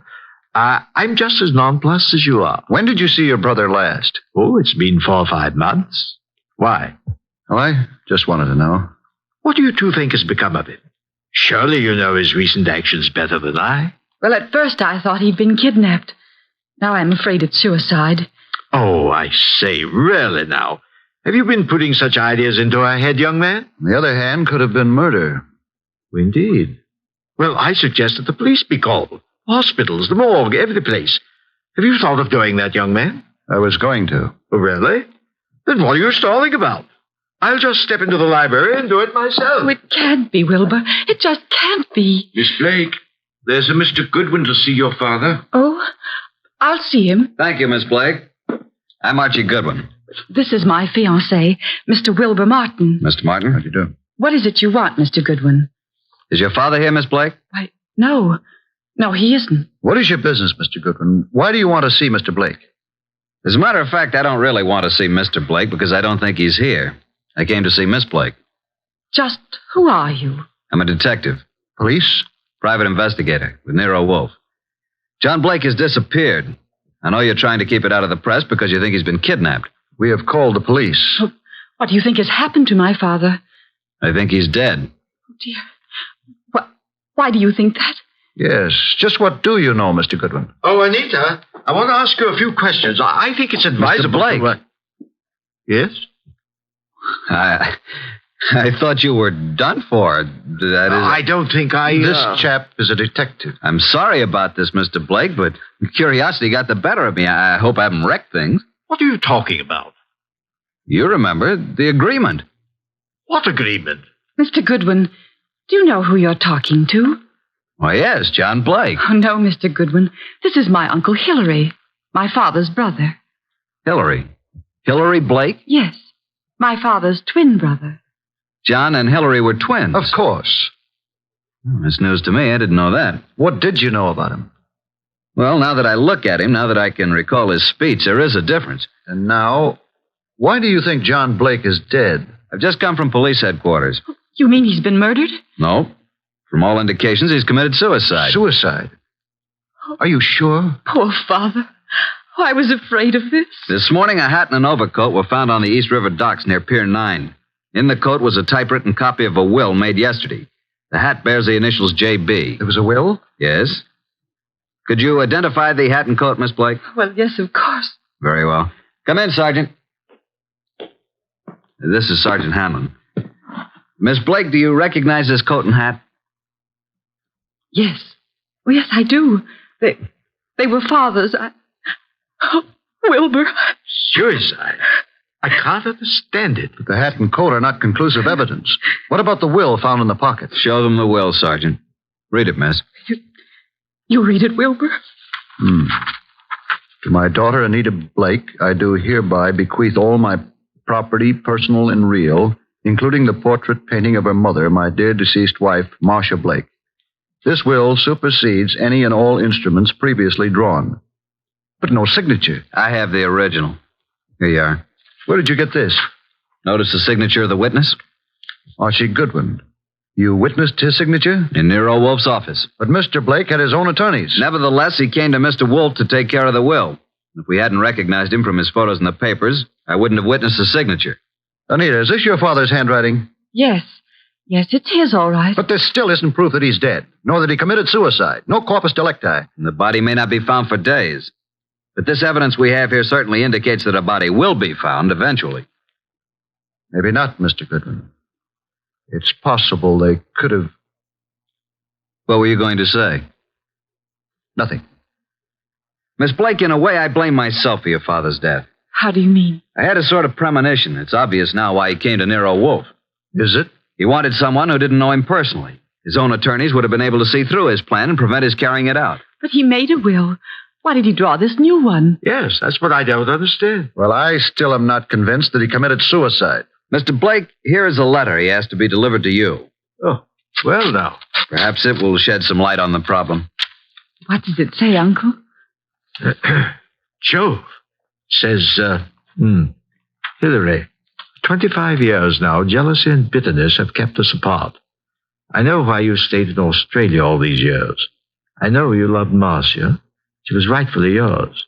But I loved her too, and I couldn't go on without her. I know you've despised us both, and I've pretended to despise you. I had to pretend, because I lied to Marcia. I told her you were engaged to marry a woman in Sydney. Marcia was innocent. I was to blame. When Marcia died last year, and you wrote that you were coming back, I knew then that your resentment had faded, but I didn't answer you, and I've kept away from you because I couldn't face you. I've told you all this because things have happened which you will learn soon enough that have decided me to close my book and write fini. I have made a new will, leaving everything I possess to Anita. Anita is young, Hillary, and I beg you to watch after her as though she were your own, which, but for my selfishness, she might well have been. Forgive me, Hillary. Well, this certainly indicates suicide. But what does he mean by things have happened? That, Miss Blake, is the motive, for which we'll just have to wait. Yes, for that and the body.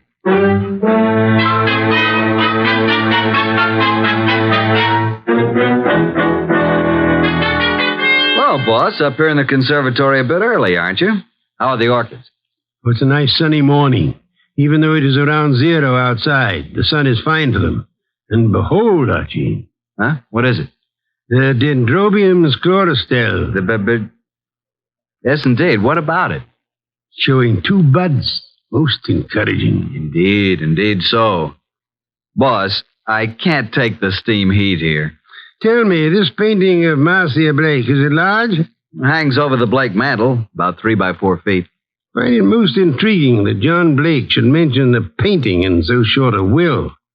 And Hillary, does he seem to offer any suggestion on this problem? He has very little to say. Wilbur has definite ideas, and he's in there pitching all the time. He has a rather unpleasant way about him, though. You have talked with Inspector Kramer? I have.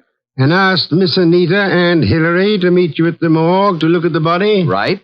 And I left Wilbur out of this gathering. This body is practically unidentifiable, huh? In Kramer's opinion, it is. After you're finished down there, I'd like to have a chat with this Wilbur Martin. Okay, but you'll get nothing out of him. I've tried. Archie, you're becoming so conceited. Soon I fear I'll have to fire you. If it were summer, I would forthwith resign. Run along and close our coal chute behind you.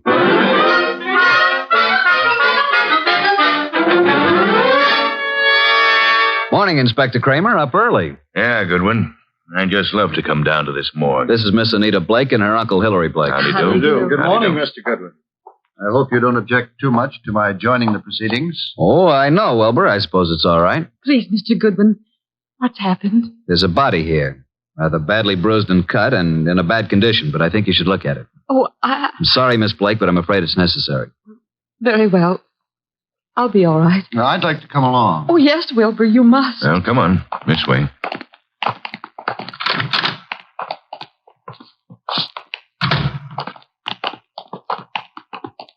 Well, here we are. Wilbur. Oh. What do you say, Miss Blake? Now get hold of yourself, Anita. Please, you must. Yes. Yes, that's Father. And you, Mr. Blake? It's certainly hard to say. It looks as though it might be John. Was there no means of identification on the body? No jewelry or... Father never wore any jewelry. There was nothing but this suit here. Nothing in the pockets. That's Father's suit, all right. I know. Oh, why? Why did he do it? Come along now. It's all for today.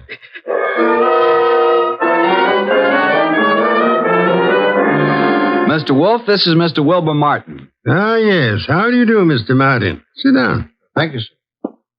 No. Take the red leather chair. That's right. So glad you could come. Archie, beer first.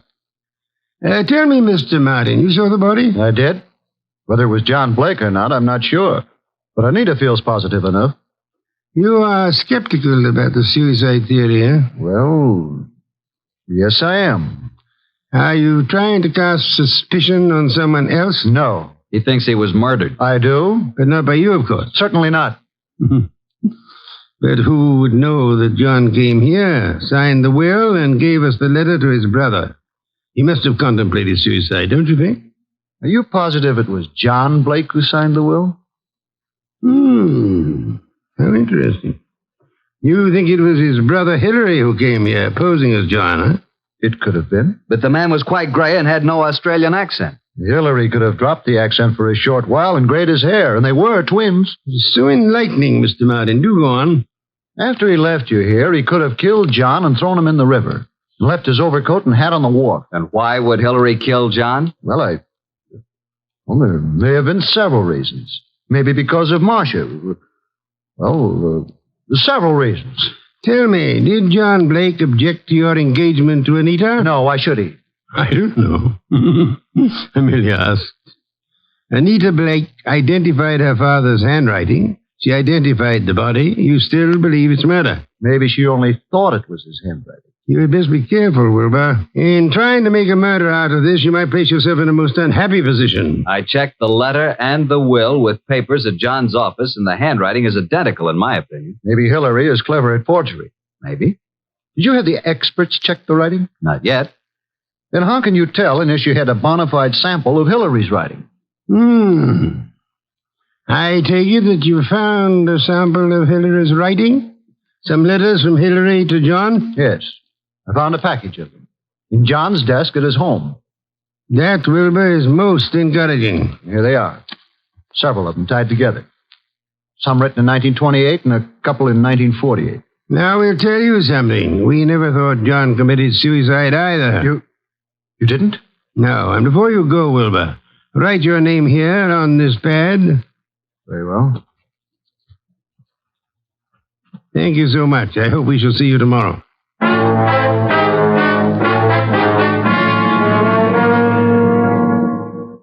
Well, I'm surprised, Inspector Kramer, to see you out in such inclement weather. I like the cold spells. Sit in the red leather chair. Thanks. Good. Have your experts finished checking the will and the letter? Yep, but not all through with a package of Hillary's old letters that Wilbur found. What's the verdict? If this is forgery, it's the cleverest bit of forgery we've ever come across. My men say the will and the letter you received appear identical with the specimens from John's office. Indeed, the will and the letter then do seem to have been written by John Blake. Yes. But on the other hand, and this is unusual, by comparing this letter from John with a letter Hillary wrote from Australia in 1948, we found characteristics in both men's letters which were definitely similar. Then, Inspector, you feel that Hillary might have written the letter and signed the will. That it was Hillary who came to my office?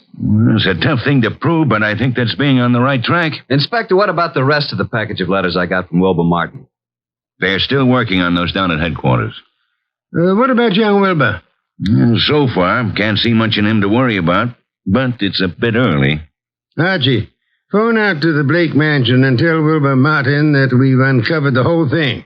And if Wilbur's in on it, he'll be gone before you get there. We can pick him up later. Okay. I'll let you know about the rest of Hillary's letters. Good. We won't phone out there until you're finished. I'll call you as soon as possible. Archie, I want you to look into the affairs of the Plymouth Building and Loan Company. See what you can learn about the actual stability of the company. Okay. Boss, please put on your muffler and overcoat and open a window.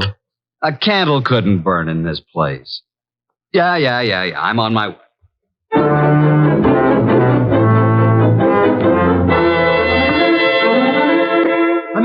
Anita! What is it, Wilbur? What's happened? I came out as soon as I heard. Well, what's happened? Speak up, man. You haven't heard? You don't know? No, what? Look at these headlines. Plymouth Building and Loan crashes. Wilbur, what does this mean? It means your father embezzled the funds of the company and he has gone to the wall. What? Yes, close the doors. Oh, no, Wilbur, no, I can't believe such a thing. I'm sorry, Anita, but there it is in black and white. Then this is the motive for John's suicide. Why? Why? Because he knew he was caught. What else? He could have put the money back, couldn't he? Yes, but maybe he lost it by trying to make more to cover up the shortage. I don't think he lost it. You don't? No. Oh, nonsense. He must have. Else why would he kill himself? Maybe he didn't kill himself. Oh, this is awful. Oh, please, Anita, you mustn't worry. I know this is very embarrassing for you, but it isn't your fault. Now, let me take you away for a while. We can run down to Mexico until this blows over. You won't take her to Mexico. You won't take her any place. Just what do you mean? What's wrong with you, Wilbur? You're acting stupid. Your father may have fleeced the company, but I don't believe he lost the money. Wilbur. He hid the money, and your Uncle Hillary found the hiding place. And he set up the suicide to cover your father's murder. Hillary killed him. Oh, you're crazy. You're out of your mind. Why, this doesn't make sense. I have all the money I need. Yes, you have now. Pack your things, Anita. I'll phone the airport for reservation. You can't leave at a time like this. You won't leave this room. Do you know what can be done to you for threatening people with firearms? I'll call the police. You don't need to call the police. I've just talked to that detective, Mr. Goodwin. He's on his way here. The police have uncovered everything. I know you killed John, and you have the money. Wilbur, you're out of your mind. I know what I'm talking about. Get out of here. Get out. I won't leave. No one will leave till Goodwin comes.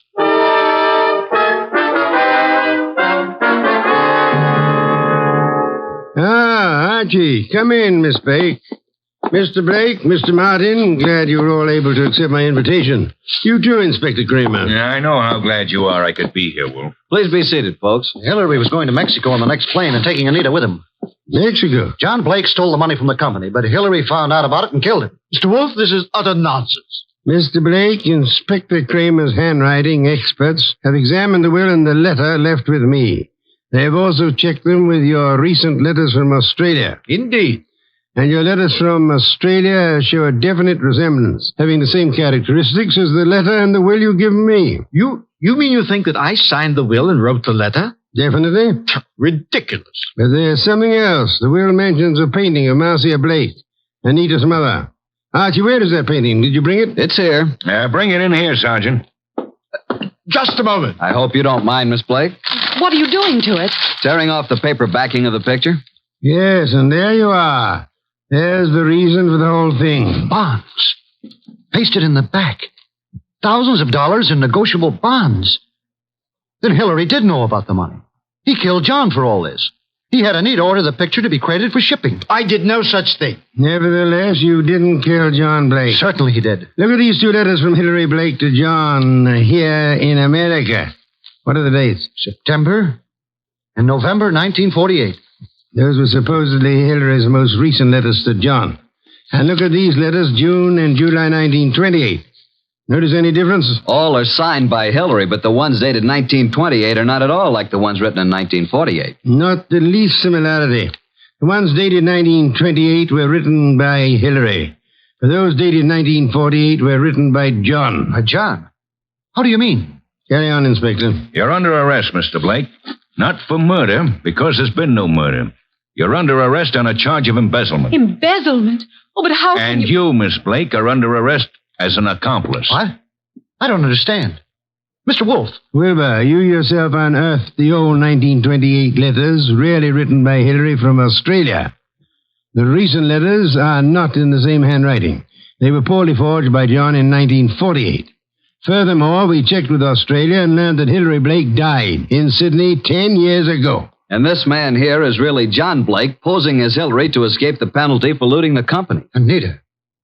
It just doesn't seem possible. Anita knew all about it, and they might have gotten away with it if they hadn't come to us, Archie. What a fantastic plan. I'm giving you back your $1,000, Mr. Blake, but I'm afraid it won't do either of you much good now. Thank you so much, Inspector Kramer, for dropping in.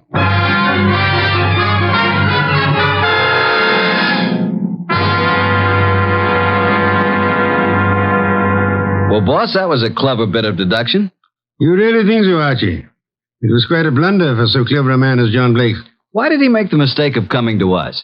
There are many holes in the plans of the criminal mind. He must have forgotten about the 1928 letters, or he would have destroyed them. And he underestimated Wilbur's intelligence. And I thought he was a dope, too. But he was half right. He really slipped up on the body in the morgue. Inspector Kramer was most kind to cooperate with us in that little act. Anita was too eager to identify the first body she saw. And the painting. You sensed there was more importance attached to it than the fact that it was a work of art. True. Some beer, please, Archie. Coming up, boss? Now, that brings me to an unpleasant subject. What's that? You were talking about resigning. Are you still in that frame of mind? Resigning? When did I say anything like that? Then you're going to be content with conditions as they are? Why, of course. What are you saying? And you don't mind it a bit as long as this dreadful weather continues? Well, not at all. Don't mind what? Going in and out of the house through the coal chute.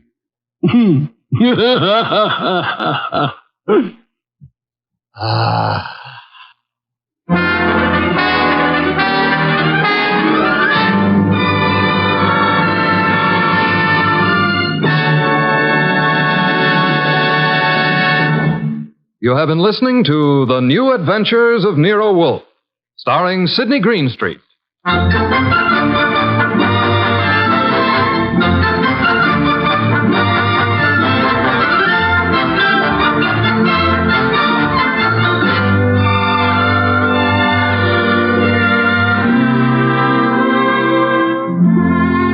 Tonight's transcribed story by John Edison was based on the characters created by Rex Stout and produced and directed by J. Donald Wilson. In tonight's cast were Harry Bartell as Archie Goodwin, and Victor Rodman, Louise Arthur, Hal Gerard, and Bill Johnstone. Next week at this same time, Nero Wolfe and Archie will bring you The Case of the Disappearing Diamonds. Don Stanley speaking. Ladies and gentlemen, the ringing of that phone bell brings you mystery, adventure. Nero Wolfe's office, Archie Goodwin speaking. Willie Inch, did you say? Just a second. You want to talk to a fellow named Willie Inch, which I doubt? No. He says he's got to see you. Got to. Who is he? I'll ask. Mr. Wolfe doesn't recognize your name, Mr. Inch. He wants to know who you are. Just a second, I'll tell him. Mr. Inch says he's a sneak thief. He says you never heard of him, but he's heard of you. Should I tell him to get lost? Wait a minute, Archie. Ask him what he wants. Inch, Mr. Wolfe wants to know what you want to see him about. A phony murder rap. Says a phony murder rap. It'd have to be, wouldn't it, Archie? How do you mean? Phony, I mean. Did you ever hear of a sneak thief committing murder if it could possibly be avoided? Yes, Archie. Tell Mr. Inch. I'll listen to his story.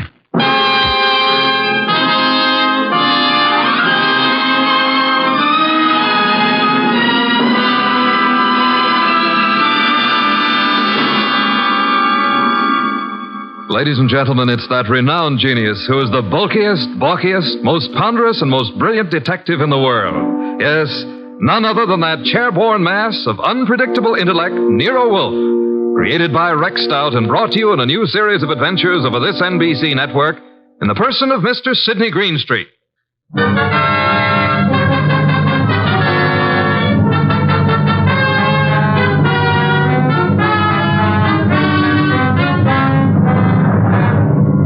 When Mr. Wolfe and I talk about this little difficulty, he calls it the case of Archie Goodwin and how he got hooked. However, I call it the case of the disappearing diamonds. I prefer my title. He prefers his. Anyhow, it started with an improbable character named Willie Inch. That'll be our sneak thief, Archie. Let him in. Okay, boss. Okay? Inch? Yeah. Come in. In there. I'll follow you. Mr. Wolfe, this is your client. Mr. Inch? Yeah. Tall fellow. Must be over 6'6". Sit down. Where? Archie? Here, Mr. Inch. This ought to be comfortable. Well, Mr. Inch? Look, Mr. Wolfe, they're going to claim that I killed a woman I never even touched. And I'm going to fry for something I never even done. All right, Mr. Inch, how did you kill her? I didn't. I never killed nobody in my life. Mr. Inch, you say you're a thief. Can you prove it? I got a record. Why? I was wondering about that bulge in your pocket. Oh, here? It's a silver cigarette lighter, ain't it? I guess it sort of dropped into my pocket as I was going by. You see the way it happened? Never mind, Mr. Inch. Now tell me how you didn't kill the woman for whose murder you will fry. Well, Mr. Wolfe, sir, it was like this. There was a window half open, you see, and I happened to crawl inside the house. But hey, now. Well, Mr. Inch? This is just between us, ain't it? Possibly. How do you mean? Explain, Archie. Mr. Wolfe said possibly. Oh. Well, okay. So I happen to find myself in the bedroom, see? So I happen to sort of roam around, and I hear there's like a party going on. You know, people and music. So I lock the door. So go on. Let him tell it his own way, Archie. Well, Mr. Inch? So that's the mistake I make. Mistake? Maybe I leave my fingerprints on the door. So? So later, a dame gets herself knocked off in the same room, and they look for fingerprints. And they find mine. I'm it. That's all. I got a record. So the chair. I see. Pitiful case, isn't it, Archie? Very, very mournful. Inch. Yes, sir. I presume you came away with some souvenirs? Oh, nothing. It wasn't worth the trouble. You know, just odds and ends, junk. Have you got the junk with you? Yeah. Let me see. Here. Cigarette case, platinum. Lighter, gold. Vanity case, gold. That's all? Positively. Junk, the man says. I promise nothing, Mr. Inch, but it might be better if you told the truth. Me? You. Oh, well. One square-cut emerald ring. I just happened to find it. Here's something more. A pewter ashtray. Look, the room is dark. I can't see. Piles of coats under beds and hats and handbags. I take what I find. Why didn't you turn on the lights? One of these big standing lamps. You know what I mean. Go on. I bump into it, and it scares the living... it scares me. So? I turn the switch. It don't work. Archie. That sounds like the law, boss. The law. Stay right where you are, Willie. May I suggest that there is a way to find out, Archie? Okay. We don't want any. Good morning, Goodwin. You remember me, your old friend, Inspector Kramer? Two gentlemen with me are also with the department, Pearlie and Ostrakovich. May we come in? What do you want? We want a murderer, and we want some rocks worth $250,000. Does that answer your question? What makes you think you'll find all those goodies here? Come in, men. We know Willie Inch is here. Where is he? Now, just a second. We're coming with you, Goodwin. Okay, Inspector, come along. Well, Archie? The law. That's Willie Inch. Frisk him. No weapons? Okay, just put the cuffs on him. Inspector Kramer. Oh, yes. Hello, Wolf. I want to tell you something about this man whom you and your men have so bravely captured in my office. You don't need to tell me about him, Wolf. We know about him. Do you indeed? Yes. We know he killed Mrs. Florence Avery March and stripped $250,000 worth of diamonds off her. That's all we need to know. I didn't do no such a thing. Where's the ice, Willie? I never even seen none, honest. Take him away, boys. I'll make the charge when I get back to my office. Wait, Mr. Wolf, sir. Take him. Look, I ain't done nothing, I tell you. Inspector Kramer. Yeah. We're going to have a little talk now, aren't we? If necessary. How do you mean? Explain, Archie. Mr. Wolf means you're going to have a little talk, if necessary. Very funny. I will now draw up a chair and show you why it's necessary. In the first place, $250,000 worth of diamonds makes it necessary. Archie, if you please, a bottle of beer. Okay. Will the inspector name his poison? You know I never drink on duty. And just for me, Archie, please. On my way.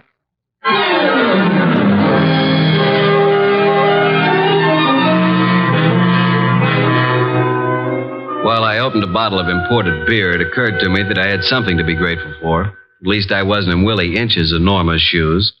And as I went back to the office, I had time to wonder why Mr. Wolf would stick his fat neck out for a no-good like Willie.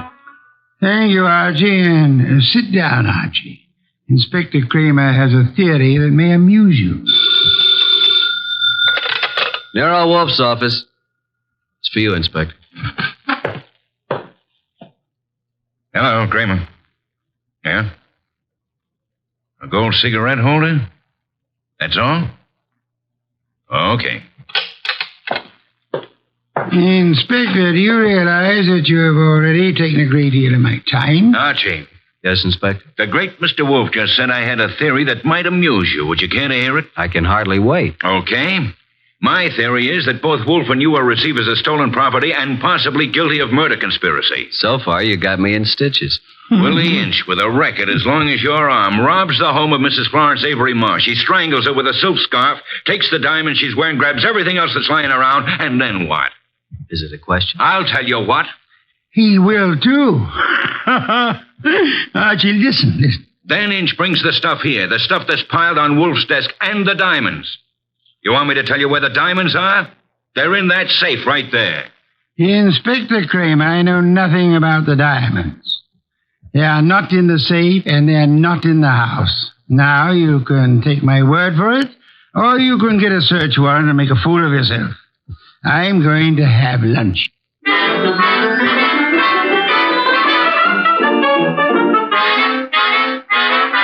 By 2 o'clock, the newspapers were full of the murder of Mrs. Florence Avery March. The suspect was already in custody, caught at the home of Nero Wolfe, well-known private investigator. Some of the stolen jewelry had been recovered, but not the diamonds. Then we had a visit from Mr. Anson Stark, who had opened Mrs. March's door and found her dead. Stark was a big athletic guy of about 30 or so, with the large, capable hands of a surgeon or a laboratory worker. He seemed annoyed at the inconvenience we caused him, but that was only natural. That's the story, Mr. Wolfe. I don't see how I can add anything more to it. You had known Mrs. March for several years, huh? Casually. When you broke the door open, was it difficult? Not very. You were the first into the room? There were 3 or 4 of us. We pushed in together. You saw the body of Mrs. March immediately? She was lying across the bed that was heaped with coats and hats and handbags. You knew she was dead? Of course not. In fact, somebody else discovered that she had been choked to death. And who discovered that the diamonds were gone? I don't know. I didn't. Were there many diamonds, Mr. Stark? No, just a few, but big ones. She wore them on a pendant around her neck. Mr. Stark, I want to thank you again for having been so patient. I have been patient, Mr. Wolfe. I have my own business to attend to. Which is? Oh, I have a small but hopeful enterprise. Electronics, tubes for radio and television, mostly experimental. Well, that reminds me, Mr. Stark. When you entered the bedroom, was the light on or off? Let me see. Of course, it was on. It must have been on. Why? Just curiosity, Mr. Stark. Oh? Anything more? That's all, except thank you for coming here. Archie, will you take Mr. Stark to the door?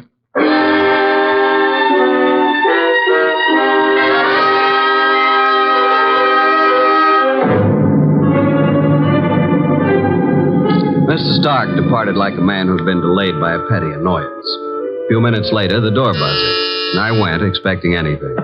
Anything but what was standing on the threshold when I opened up. a honey blonde. Or, to put it another way, a blonde honey. I said hello. No, more like hello.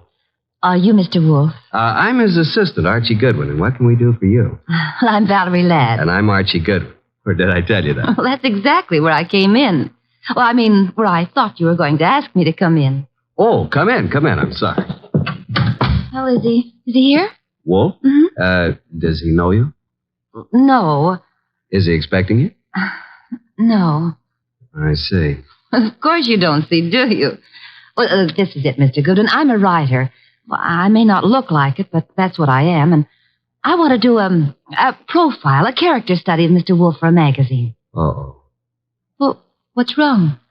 Well, you see, there's a writer named Rex Stout. Oh, I know. He's written a lot about Nero Wolfe, but, well, can't I write about him, too? I don't know if he's going to like it, but you can't be shot for trying. Come on. Mr. Wolfe, this is Valerie Ladd. Pardon me for not rising, Miss Ladd. It is not impolite. It is merely impracticable. Miss Ladd wants to write about you for a magazine. Please, Mr. Wolfe. Nonsense. Mr. Wolfe, if I could just spend a few hours with you, that would be enough. Would it indeed? Oh, yes. Have you written much, Miss Ladd? Oh, reams. You know, the habits of writers interest me. The habits? Yeah, the writing habits. For instance, do you use a pen or a pencil? Do you dictate, or like most writers, do you do your own typing? Mr. Wolfe, if you knew the hours and days and years that I've pounded a typewriter. Of course. Archie. Yes, sir? Why don't you take Miss Ladd up and show her the orchids?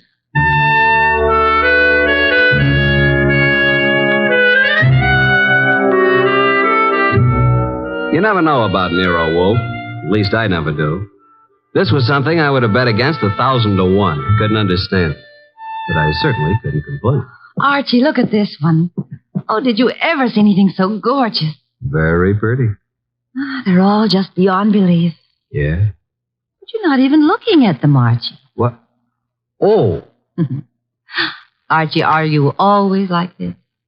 What do you mean like this? Well, so distant and preoccupied. Honey, you got me wrong. Completely. I was thinking. Oh. Yeah, about telephone numbers.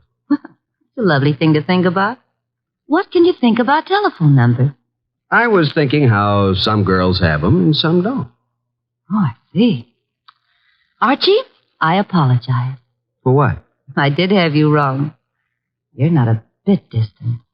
I can be a lot closer than this, honey. What is it? What's what? The number. Oh, well, it's in the book. Yeah? No wonder. Sound as if you don't believe me. Oh, I believe you, but here's a telephone book here. Let's look it up together, shall we? Archie. Yeah.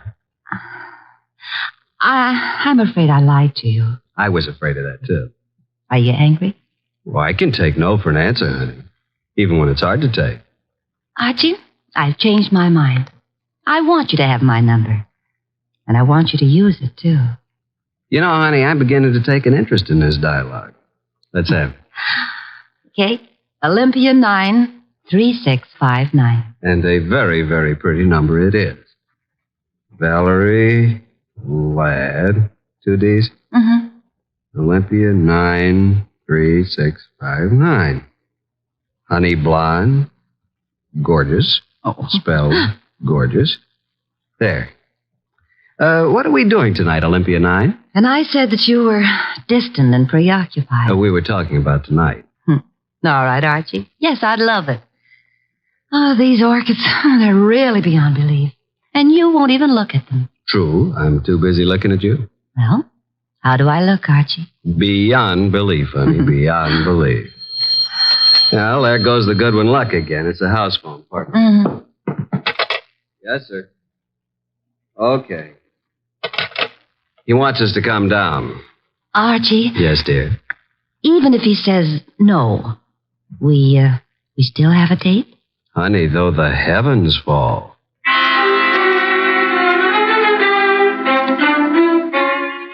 When we entered the office, Mr. Wolfe was frowning over a sheet of letter paper in his hand.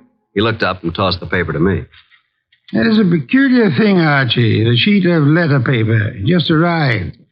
Since Miss Ladd is interested in detection, show it to her. Thank you. But, well, some sort of code, isn't it? QWERTYUIOP. That's all. What do you suppose it means? You're kidding. Archie. Oh. What? Did I say something wrong? No. Miss Ladd, I'm sorry, but I'm afraid I haven't time for an interview just now. Goodbye, Miss Ladd. Oh, but Mr. Wolfe. Goodbye. Archie? Say goodbye to Mr. Wolfe and let's go, honey. Goodbye. That's the way things can be around here. Well, here's the door, and shall we pause for station identification?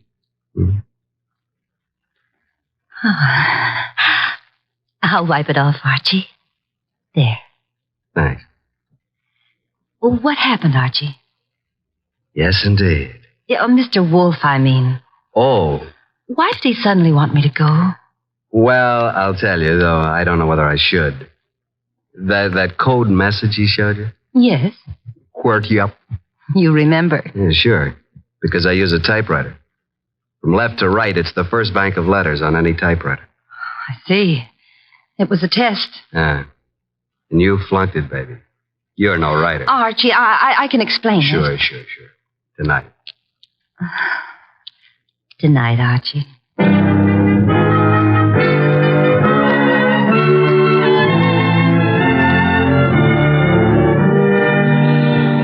You do believe me, don't you, Archie? Oh, of course, baby, of course. Well, it's just that I was there at the party, when poor Florence was murdered. Then I read in the paper about, how they caught the man at Nero Wolfe's. And I always wanted to be a writer, so I thought if I could get an exclusive interview that would be a good way to start my career, wouldn't it? Yes, it would. Pardon me a second, will you, Valerie? I gotta make a phone call. There's a booth. It'll only take a minute or two.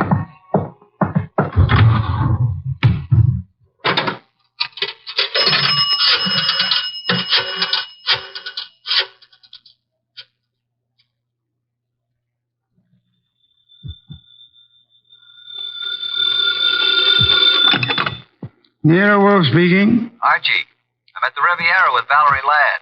I'm happy for you, Archie. I will remind you that I have not seen you since Valerie left the house. I was otherwise occupied, Archie. With orchids. With orchids? What do you want, Archie? Look, with that typewriter gag, you practically told me she was a phony, didn't you? Of course. Just for the record, how did you know? Have you looked at her fingernails? She never touched a typewriter in her life. I wanted to be sure. Okay, now do you want me to tell you something?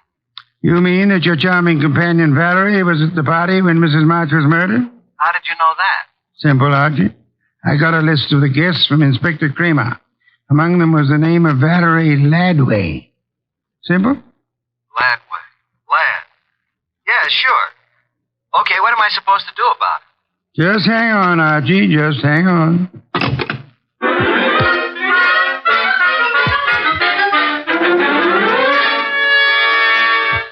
I went back to the honey blonde, the beautiful phony Valerie Ladway.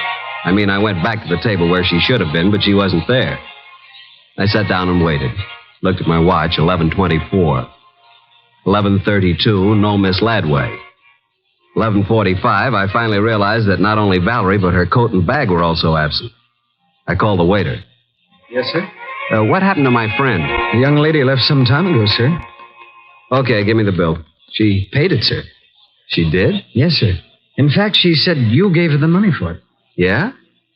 Wait a minute. Well, I didn't know it, but she is certainly right.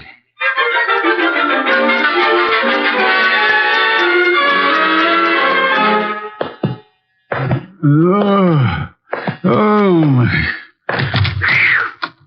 Well, Archie, this is most thoughtless of you. Sorry, I lost my keys. My money, too. Your keys, Archie? Yeah. Glad you were still up. You lost Miss Ladway, too? Definitely. I'm going to bed. Good night, Archie. You think it's funny, don't you? Yes, Archie. Yes, I do. Good night, Mr. Wolfe. Archie. Yeah? Before you retire, one thing. What? Open the safe, will you? And leave it open. Why? Because there's nothing in it of importance. And it's a valuable safe, and I don't want it damaged. Good night, Archie.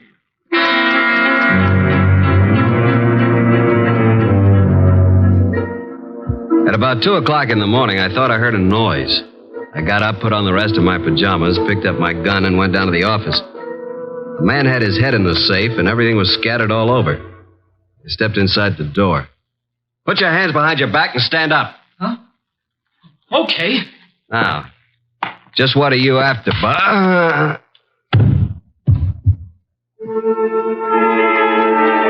When I woke up, I was alone on the office floor. I did not feel good. The place looked as if a hurricane had struck it. Every file drawer had been empty. I felt a draft from somewhere. Got to my feet, trying not to joggle my head too much. There was the front door standing open. I closed it gently. Then very, very gently, I groped my way to the kitchen for ice, water, and towels. Archie. What? Oh, didn't you hear me scream? No. Is it bad? It's better. You're angry, aren't you? Nuts. What, Archie? I said nuts, Mr. Wolfe. Nuts.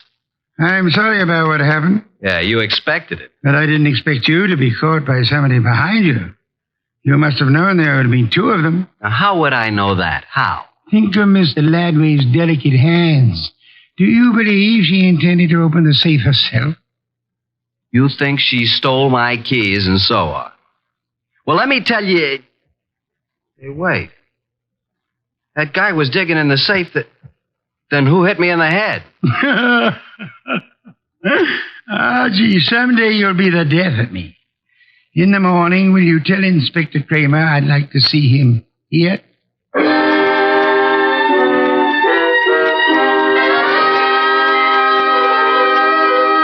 Fuming and protesting, Kramer arrived about 1:30. When I let him into the office, Mr. Wolfe was gazing thoughtfully at the ground floor plan of the house of the late Mrs. Florence Avery March. We'd gotten it from the original architects. Wolfe looked up and almost smiled. Thank you for coming to me, Inspector. You know how difficult it is for me to come to you. Okay, what's up? I take it you haven't found the diamonds. No, not yet. We'll break inch down, though. Don't think we won't. Oh, I'm sure. But this is what I want to ask you, and it's quite serious. Okay, all right, what? After the body was found, your men arrived at the house before anyone left. Right. And before anybody was allowed to go, every person was searched thoroughly. Nobody could have gotten a pin or a needle out of that place. I know something about police methods, and I believe you. Now, how thoroughly did you search the house itself? Wolf, look. We've got that floor plan you're studying now. There are no hidden closets. Every square inch of that house has been examined. The diamonds aren't there. Willie Inch killed the dame and snatched the diamonds. What he did with them, we'll find out. Possibly. Goodbye, Inspector. At approximately 3:15, the postman arrived with an envelope for me. The envelope contained my keys, the bill from the Riviera, and the money left after the check was paid. At approximately 5:07 p.m., I discovered that Wolfe had been using the telephone all by himself. He explained. He was going to have a party. He had invited all of the guests who were at Mrs. Florence Avery March's somewhat fatal party, including Anson Stark, Willie Inch, and Valerie. Nero Wolfe, the natural-born ham, he made an entrance that would have been worthy of Queen Victoria in her heavier days. He sat in his oversized throne behind his oversized desk and beamed at the peasants. Valerie moved toward me. I'm sorry, Archie, but you must know why I did it. Why? But you said I wasn't a writer. I wanted to prove that you weren't a detective. Did you take the stuff while we were dancing? I could have, couldn't I? You could have bumped me on the head last night, too, couldn't you? Oh, Archie. Let it go. It was humiliating, though. Ladies and gentlemen, I'm sure you realize the purpose of this party. We want to know who killed Mrs. March and what became of her diamonds. Mr. Inch. Yeah? When you visited the room where the body was found, the room was dark? The bulb was burned out. I tried to turn it on. There had been a body on the bed. Would you have seen it? Maybe. With all those coats, maybe not. Sure. Mr. Stark? Yes, I said the light was on. Perhaps I was wrong. What of it? You're engaged in the manufacture of tubes for radio and television, huh? I told you that. Inspector Kramer. Yeah, what? A light bulb was found in the wastebasket in the room where Mrs. March died. Yeah. Like you said, we tried the bulb in the socket and it worked. So what? One more question. Does anybody remember whether Mr. Stark was carrying a bundle or a package under his arm when he arrived at Mrs. March's party? Oh, I do, Mr. Wolfe. I think he had a box of flowers. That's true. I did bring flowers. No, Mr. Stark. That box contained 2 parts of a light bulb and some adhesive. During the party, you strangled Mrs. March, put the diamonds into the light bulb, assembled the thing, and screwed it into the lamp socket. Archie, stop him!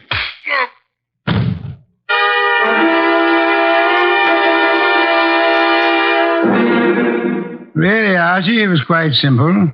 Light bulbs are only a stem glass bowl and a brass sheath.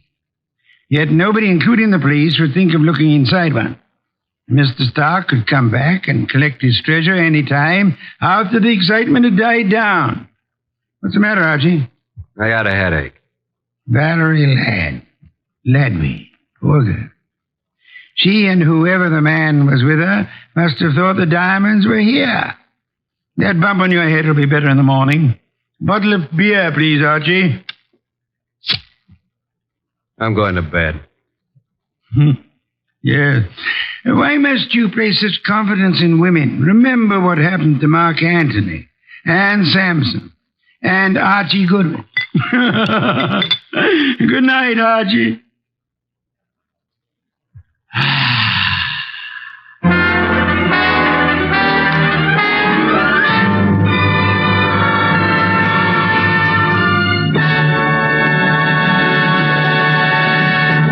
You have been listening to The New Adventures of Nero Wolfe, starring Sidney Greenstreet.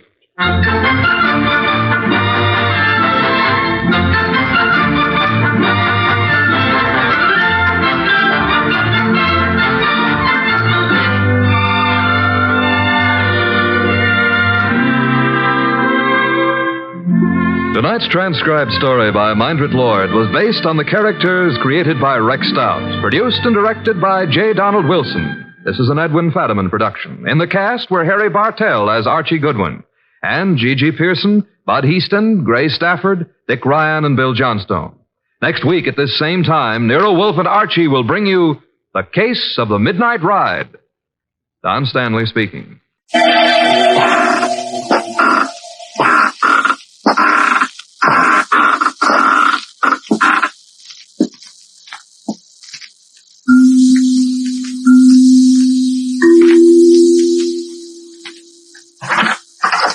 Ah, you're here.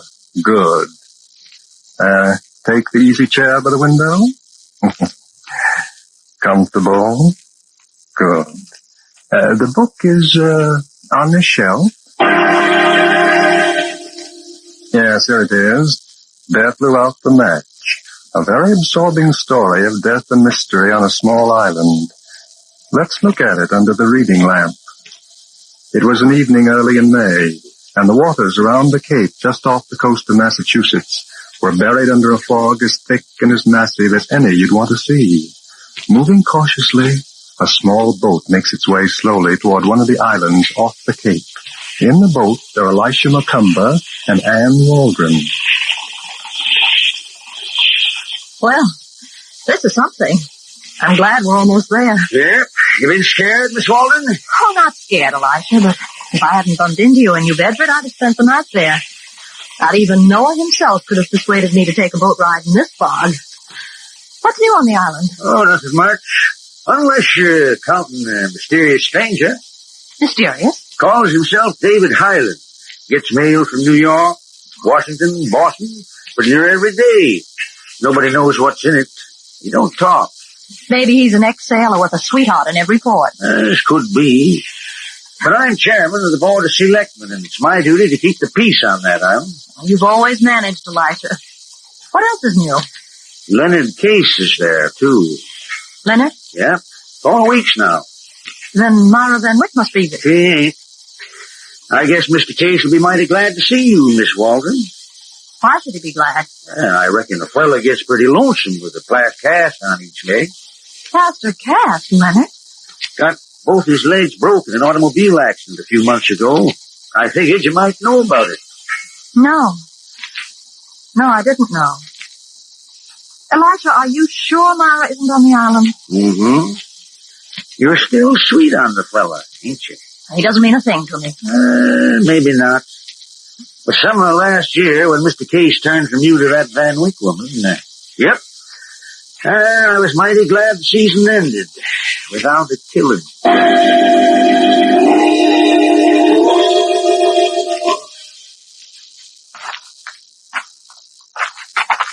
Thanks very much, Elisha. I'll go the rest of the way alone. Oh, I don't mind taking your door, Miss Walden. You don't have to. I'll just follow this path around Myra Van Wyck's house, and that'll take me right home. Good night, Elisha. And thanks for everything. Good night, Miss Walden. Be careful. Maybe I should have. Oh, well. Nothing ever happens here. What's that? Leonard, that's Myra's house, and it's closed tight. Someone's coming this way. Someone that... Hello? Fancy meeting you here. Who are you? What do you want? You sound like a native. Suppose I answer your first question first. Who am I? David Highland. Highland? Why don't you call me David? Then I can call you... Ann Waldron. Lovely. Your house is about 200 feet from here, isn't it? Yes. You expect to live there alone? What business is it of yours? Just this. You won't tell anyone that you met me tonight, will you? I won't. That's what I said. Because if you do, one of us will become very useless.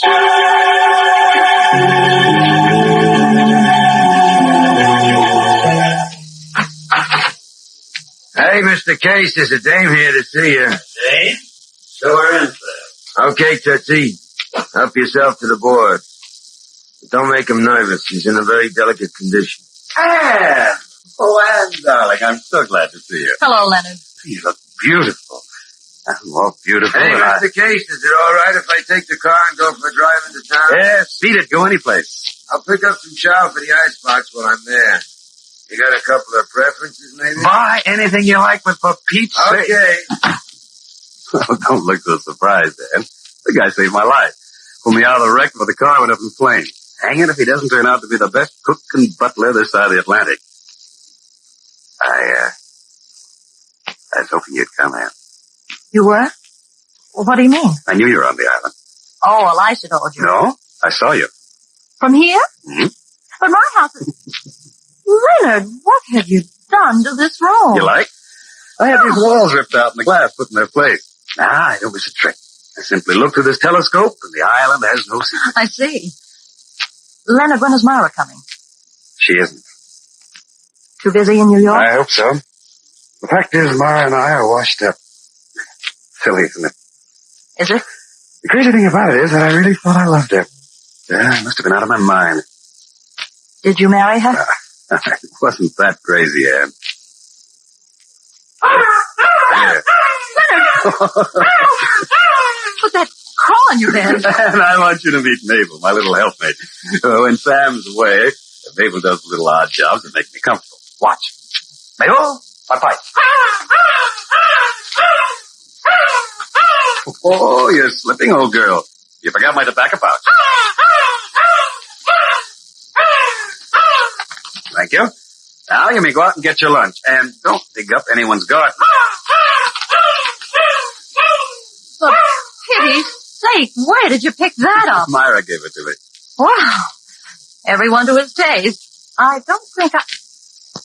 What's that? What? On your bed. It's a buckle off a woman's shoe. What do you know? Thing that bird will bring home with her. Wait a minute, Leonard. I've seen this buckle before. Haven't you? Haven't I? Why, I don't remember. That's Myra's. What are you talking about? Myra's in New York. We'll soon find out. Give me that telescope. But, hello? Yes, she's here. Would you like to talk to her? Uh-huh. What? Good heavens, of course I'll tell her right away. Anne, you can stop looking. What is it, Leonard? Myra's here on the island. Elisha McComber just phoned. He wants you to go over to her house. She's been murdered.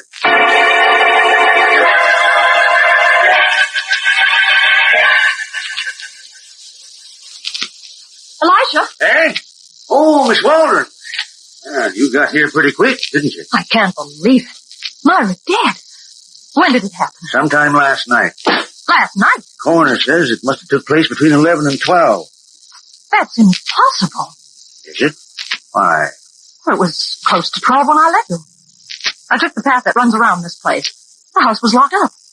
Did you look to see? No, there was no reason for me to look. You yourself told me Myra wasn't on the island. I reckon I was wrong, Miss Waldron. Miss Van Wyck must have got here while I was in New Bedford. And that must have been it. What was that, Miss Waldron? The door. As I was passing by here last night, I heard the door open and close. Twice. Of course, you didn't see anyone, did you? As a matter of fact, I didn't. Too bad. Would you like to see the body? Must I? It can't hurt you. It's right there in the living room. Come along.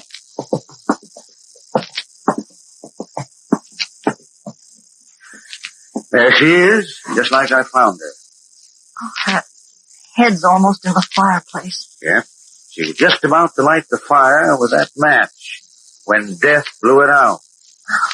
You got any idea what killed her? I? Well, why should I? I thought you might have. It was cyanide of potassium. Oh, how awful. Uh-huh. But there's one thing that puzzles me, Miss Waldron. How did the killer get her to take it? I don't know, Elisha. There ain't a sign of a struggle in the room, and there ain't a mark on her body. Cyanide works like lightning. That means she was killed right here in this room. But, Elisha, you keep talking about murder. How do you know it wasn't suicide? Of course, I ain't never seen a corpse get up, dispose of the evidence. Maybe she chewed it. Huh?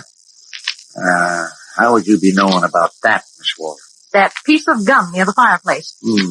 I guess I must be slipping. Now, we'll see what the coroner has to say about this gum. It was suicide, Elisha. I'm sure of that. Why? Ask Leonardis. He can give you all the facts. I'm asking you, Miss Waldron. I don't know them. Now, why did you send for me? I wanted to hear what you had to say in the presence of the corpse. But why me? To my way of thinking, Miss Van Wyck was murdered. And I thought maybe I ought to have a talk to one person that had both motive and opportunity. That's you, Miss Waldron.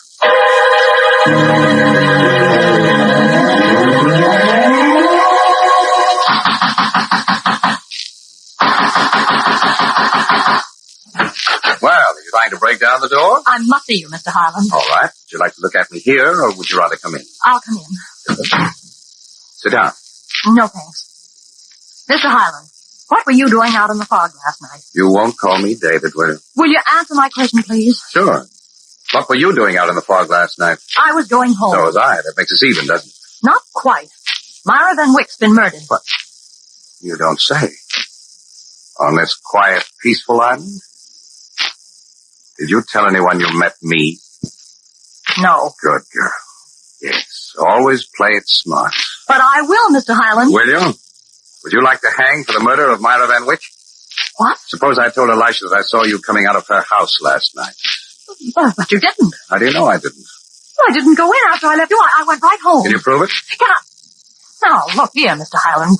What are you trying to do? I don't want you to make any mistakes. You protect me, and I'll protect you. You killed Myra. Don't point, Miss Waldron. It's bad manners. Why did you do it? All right. I'm going to find out, Mr. Hyland. And what you came to this island for. And when I do... Yes? That letter on the desk. That's Myra's handwriting on the envelope. Put it down. Mailed from New York, yesterday. Give it back. Didn't have to break my arm. I'm sorry. It's such a pretty arm, too. And that's such a pretty neck. What are you going to do? Nothing. If you say one word about this letter to anyone, I'm going to put a rope around that neck for keeps.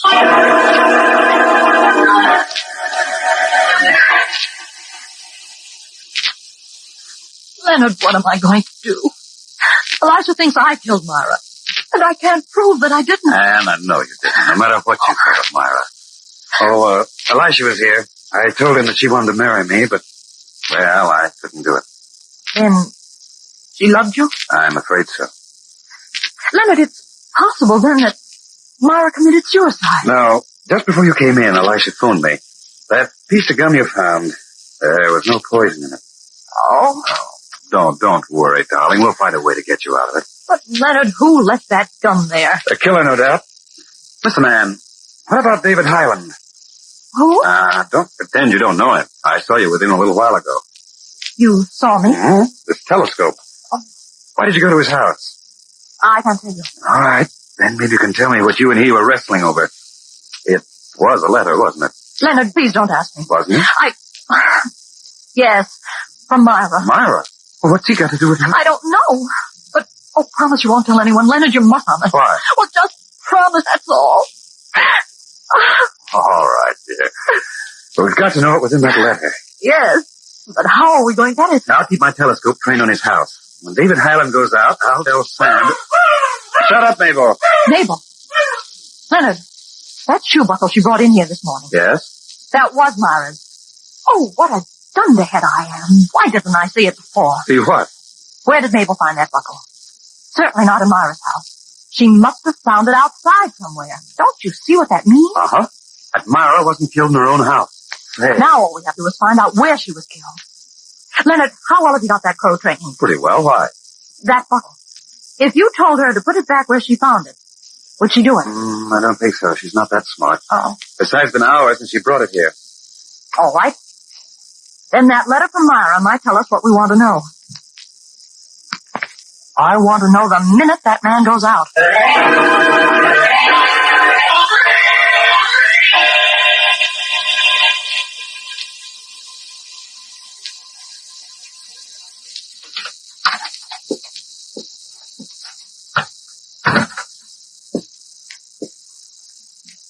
Now, let me see.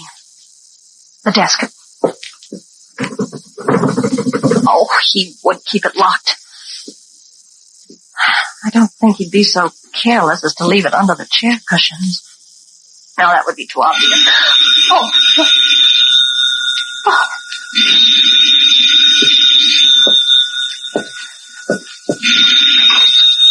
Hello? Anne. Oh, what is it, Leonard? Is he coming back? I haven't seen him, but it's getting dark, and I'm afraid I won't be able to keep watch for you much longer. I can't leave now. I've got to find that letter. But it might be dangerous. Suppose he walks in on you. Well, I'll have to take that chance. Hold the wire. I'll go look some more. All right, but hurry. Chair cushions? Oh, no, of course not. A liquor cabinet. Who would think of looking in a liquor cabinet for a letter? Only it didn't get dark so that... There. Hello, Leonard. Any luck, Anne? Plenty. I've got it. Bring it over here right away. Leonard. Well, what's the matter? Well, why don't you get out of there? I'm afraid it's too late. Oh, Leonard, send for Elisha McComber quick. Is it Highland? I can't see. It's dark. Get Elisha. Anne!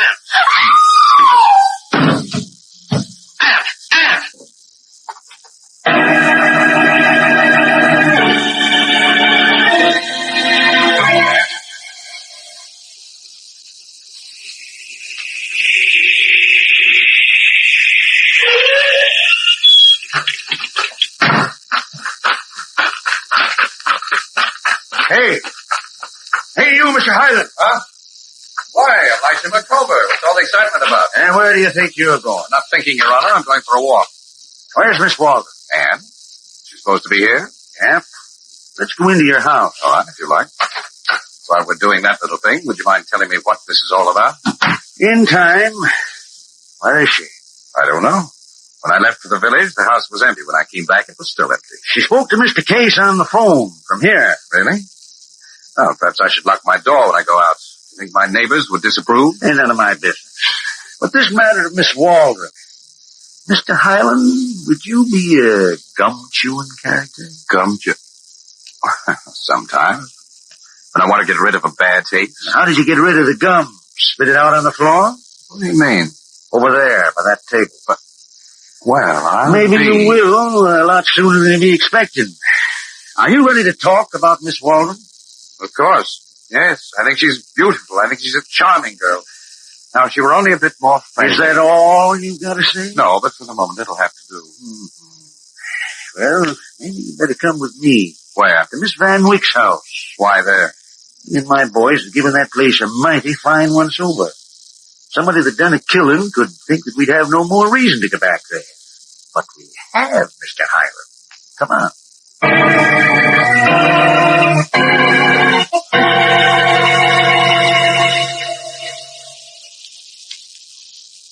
Well, are you satisfied, Elisha? There's a trace of Ann Waldron upstairs or even down here in the cellar. I ain't through looking yet, Mr. Hiram. Where do you expect to find her? The coal bin? Maybe. Hand me that shovel. All right, but On the other hand, maybe you better do the shovel. I can keep an eye on you that way. Well, anything to make a selectman happy, especially if he's the chairman of the board. You're a mighty calm young fella, ain't you? Pretty sure of yourself. I was brought up right. What do you know about Miss Van Wyck? She's dead. The postman mentioned you got a letter from New York this afternoon. It was in a woman's handwriting. I get lots of letters. From dead people? You can never tell about that, Elisha. Sometimes you can swear a person is alive, and then after you've known him for a while, you But this change your letter, mind. Mr. Highland, the postman had an idea it was in Miss Van Wyck's handwriting, From what he remembers of her handwriting. I didn't kill her. That's what you're leading up to. Yep, that's what I'm leading up to. You got that letter? Nope. Now, suit yourself, Mr. Highland. You don't have to talk now. Wait a minute. That suitcase, it was buried in the coal. Well, I'll be swan. Jumping G. Hostel. Jewels. Diamonds. Must be $1 million worth. So that's it. That's why Miss Van Wyck was killed. Uh-huh. She come back here too soon. Whoever was hiding the stuff here figured that she'd be in New York, maybe. And maybe not, Mr. Highland. No. Maybe that person knew she was coming back. Maybe him and Miss Van Wyck were sort of partners in a business that wasn't legal. Does that make sense to you, Mr. Highland? I don't know. I don't go in for guesswork. How about cyanide of potassium? You're singing way off key, Elisha. But you've got the right tune, ain't you? Put your hands up, Mr. Highland. All right. Now, just you walk up them stairs. And no monkey business, my friend. I got an eye like an eagle.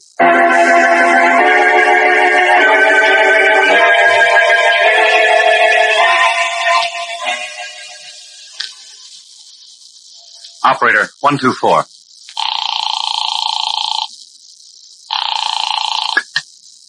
Hello. Elisha, this is Leonard Case. You found Ann Waldron? No. Good heavens, what are you doing about it? I got searching parties out all over the island. But what about David Highlands? From his house, did she call for help? He'll talk, Mr. Case, about Miss Waldron and about Miss Van Wyck, too. You mean that he killed Myra? Yeah? Well, Mr. Case. Yes? The folks here in the village tell me your car's been parked all day by the general store. I know. My butler, Sam Ray, took it this morning. Send him back if you see him, will you? Ain't nobody seen him since 2 o'clock this afternoon. I reckon you'll have to be advertising for a new butler, Mr. Case. Oh, that's ridiculous. Sam wouldn't quit me without notice. Maybe not, but he ain't on the island.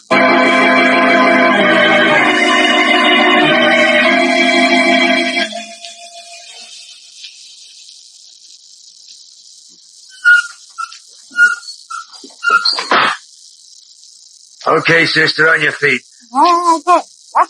Shut up. We're gonna take a ride now in the open sea. Fresh air and just enough fog to keep me and you out of sight. Nice, isn't it? The way that fog comes in over the water. Perfect hideout. Even better than this stinking old tool shed. Tough, ain't it? You got so much to say, but that gag don't let you. Yeah. Okay, get going. Right down to the boat. Then maybe when we get way out in the ocean, I'll tell you a nice, interesting bedtime story.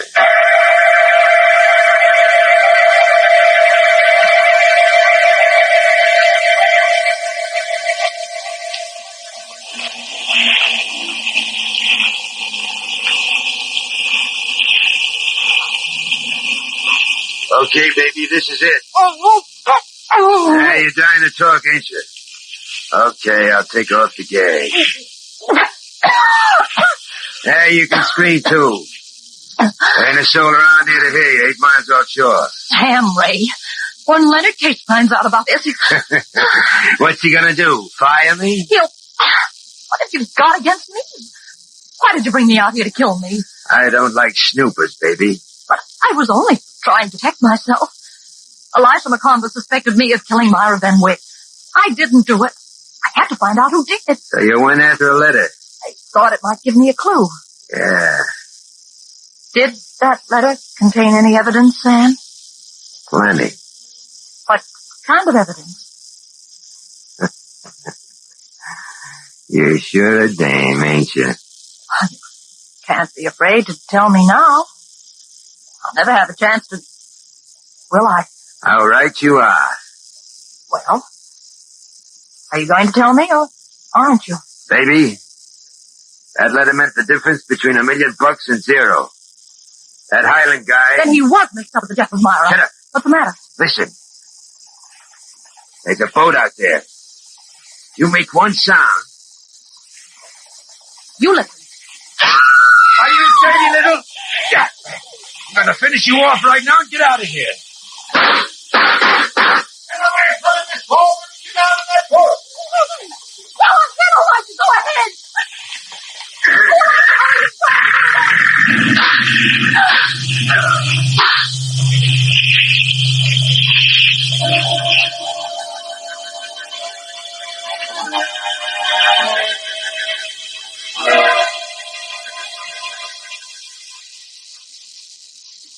And that's the whole story, Leonard. If it hadn't been for Elisha, I'd be at the bottom of the ocean now. Sam, darling, I don't know what to say to you. I feel as though it's all my fault. Nonsense. But Sam worked for me. I trusted him.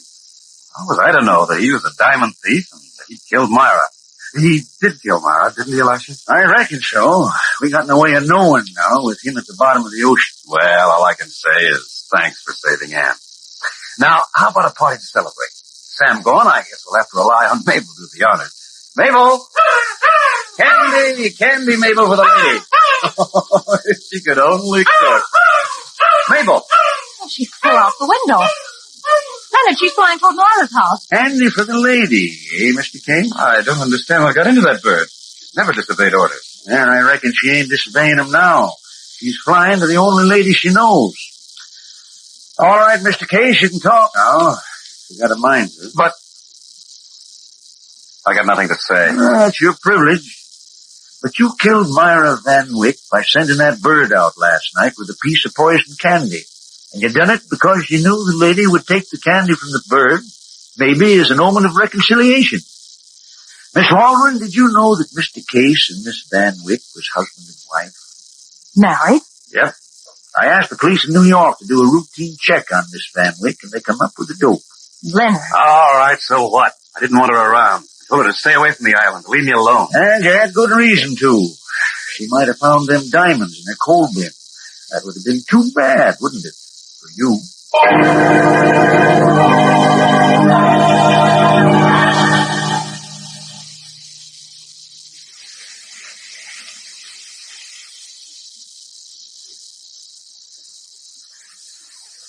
David? Anne! Well, what brings you down to the beach at this hour of night? You. And some of the things you can explain to me about Leonard. Oh. Well, Leonard Case was a smuggler. Sam Ray worked for him. So did a lot of others. It was my job to round up the gang from the top down. Your job? Mm-hmm. I'm an agent of the Treasury Department. Oh. Well, that tells me a lot. Oh. Well, that's why I had to be so tough with you on occasions. I couldn't take the chance of being implicated in a murder. I would have had to explain my position to Elisha. But he's an officer of the law. Rounding up a gang of smugglers was my job. Finding a murderer was his. Yes. But what about that letter you received from Myra? That, my dear, was an authorization for me to enter her house and search it. Oh. Oh! What a... Oh, What a little dope you are. Mr. Highland. Dave. Come on, let's take a walk.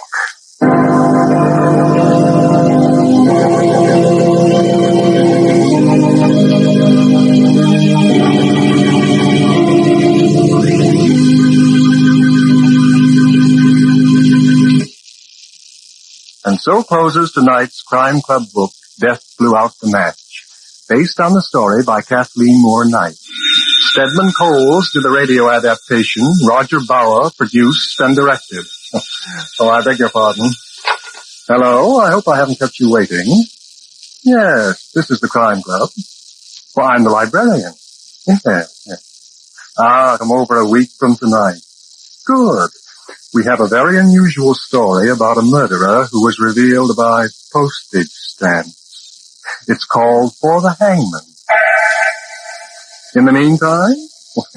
Well, in the meantime, there's a new Crime Club book available this week and every week at bookstores everywhere. Mm-hmm. It's available now. Quite all right. And we'll look for you next week.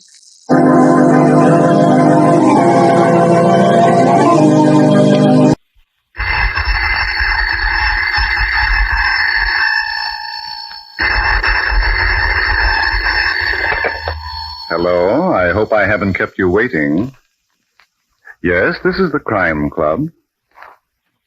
I'm the librarian. Fear came first. Yes, we have that Crime Club story for you. Come right over.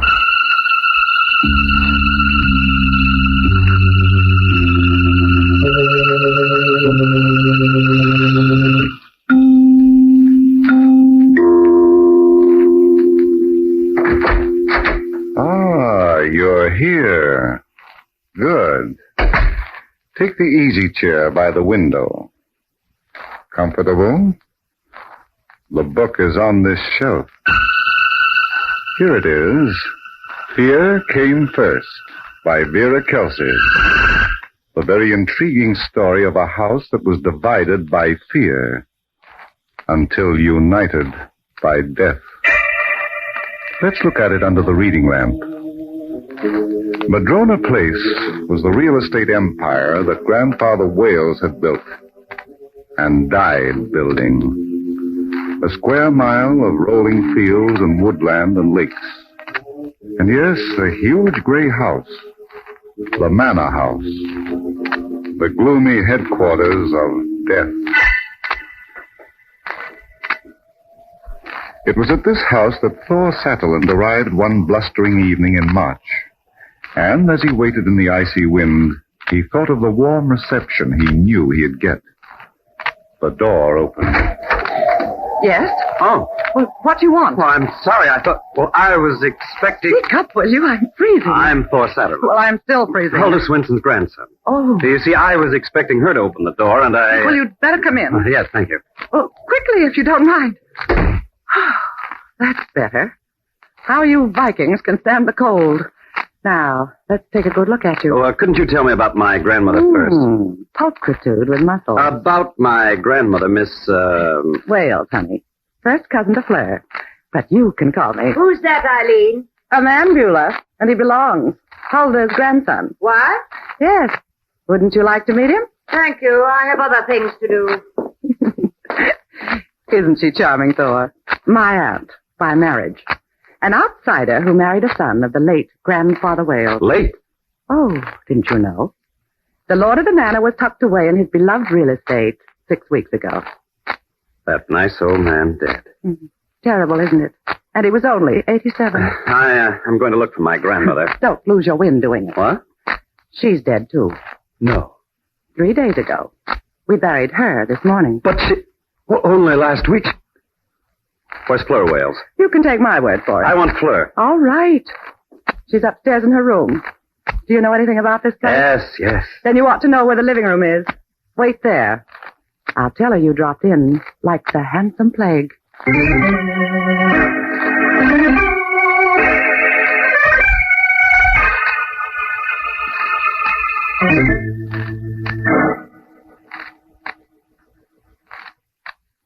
Thor, you know what we thought of Hulda, Grandfather Wales and I. She was more than a housekeeper to us. She was the mainstay of this house. Yes, I know that, Fleur. Everything revolved around her. I had no mother or father except for Hulda. And then... Please. I'm sorry. I've been trying so hard not to go to pieces.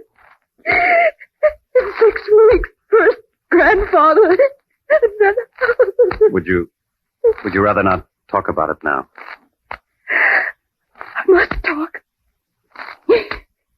You've got a right to know how Huldah died. And why she died. Why? Yes. It's very important. It might explain many things. After Grandfather Wales passed away, they came. You met Eileen. And Beulah. Well, there's another one, Ruby Devers. Huldah resented them. They treated her like a servant, and she wanted me to send them packing. Yes? But I couldn't. They're relatives, and every single one of them seems to think that she's got a claim to this property. Oh. Huldah wouldn't understand my position. She became sullen. And then 4 days ago, she disappeared. Oh, good grief. Wasn't that the day the big blizzard began? Saturday morning. I was reading about it in Chicago when I... go on, Fleur.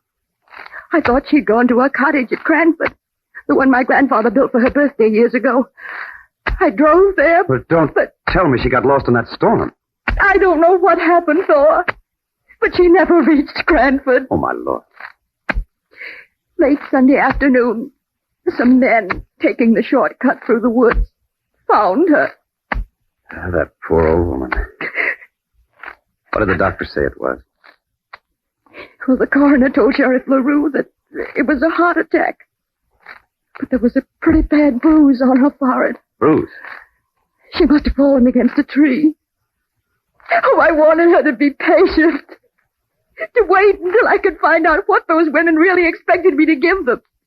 If they had any rights to any part of Madrona Place. Fleur, was my grandmother afraid of these women? Afraid? It's just an idea. Would you know? I'd say that she wasn't. Or she didn't seem to be. Well, how about you? Are you afraid of them? I don't know. There's nothing they can take away from me. This property is mine. Grandfather Wales left it to me in his will. But... Yes? In the event of my death, it goes to them in equal shares. Then you are afraid. All right. Are you going? Yes, I left my luggage at the bus stop in Laketon. Then you're coming back. Well, I don't have to see Chicago again for a week. Good. I'll drive you to Laketon. No, I want to take that shortcut through the woods. Now? In the dark? Don't worry. I'm not going to have any heart attack. Just leave the front door unlocked. I might be a little late.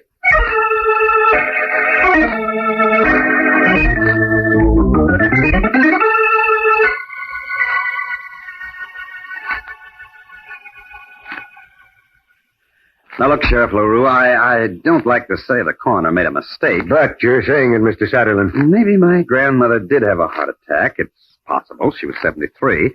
But that bruise on her forehead... What are you trying to do, make out a case of murder? Well, I'm just wondering about it, that's all. You got any reasons for wondering? Yes. She gave 50 years of her life to Madrona Place.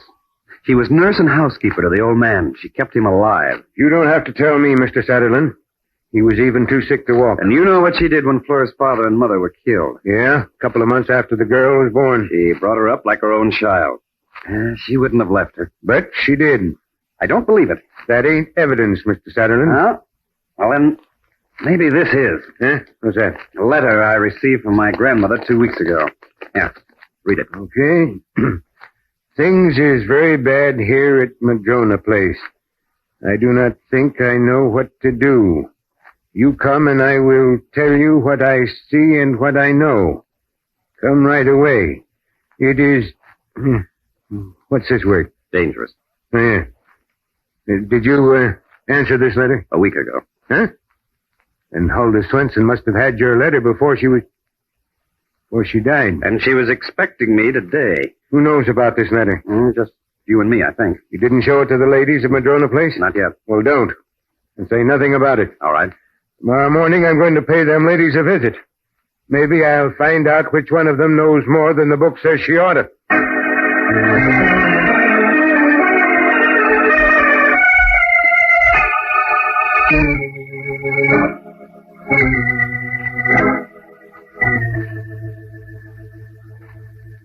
I'm going upstairs to bed, Beulah.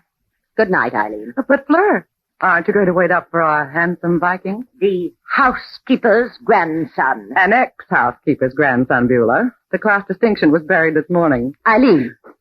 Sorry if I've spoken disrespectfully about your sacred cow. But Thor, the god of thunder and lightning, what of all holla I could make with that guy? Good night. Fleur, what is it, Beulah? Look into Ruby's room, please. She went to bed with a sick headache. She might want something. You can do that yourself if you like. I've had enough of all of you. Well, one word about her precious Huldah. Oh, it isn't that, Eileen. Oh, no? It's that man, Thor Sutherland.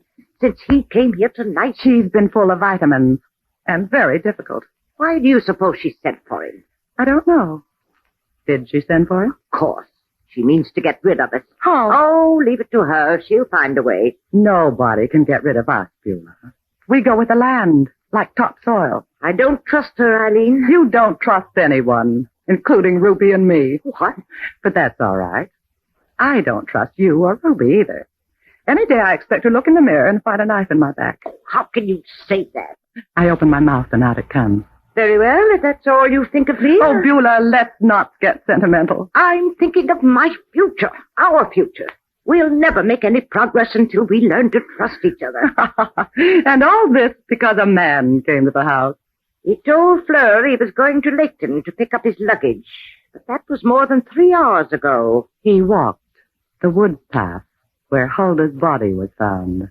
Why did you say that to me, that way? You're worried about something, aren't you? Oh, I don't want strangers meddling in our business. And that man... Is that all? He should have been back 2 hours ago. Beulah, you fascinate me. I really think you're frightened. Oh, nonsense. I'm puzzled. You should be, too. I am. Oh? By only one thing. What's that, dear? Who killed Cock Robin?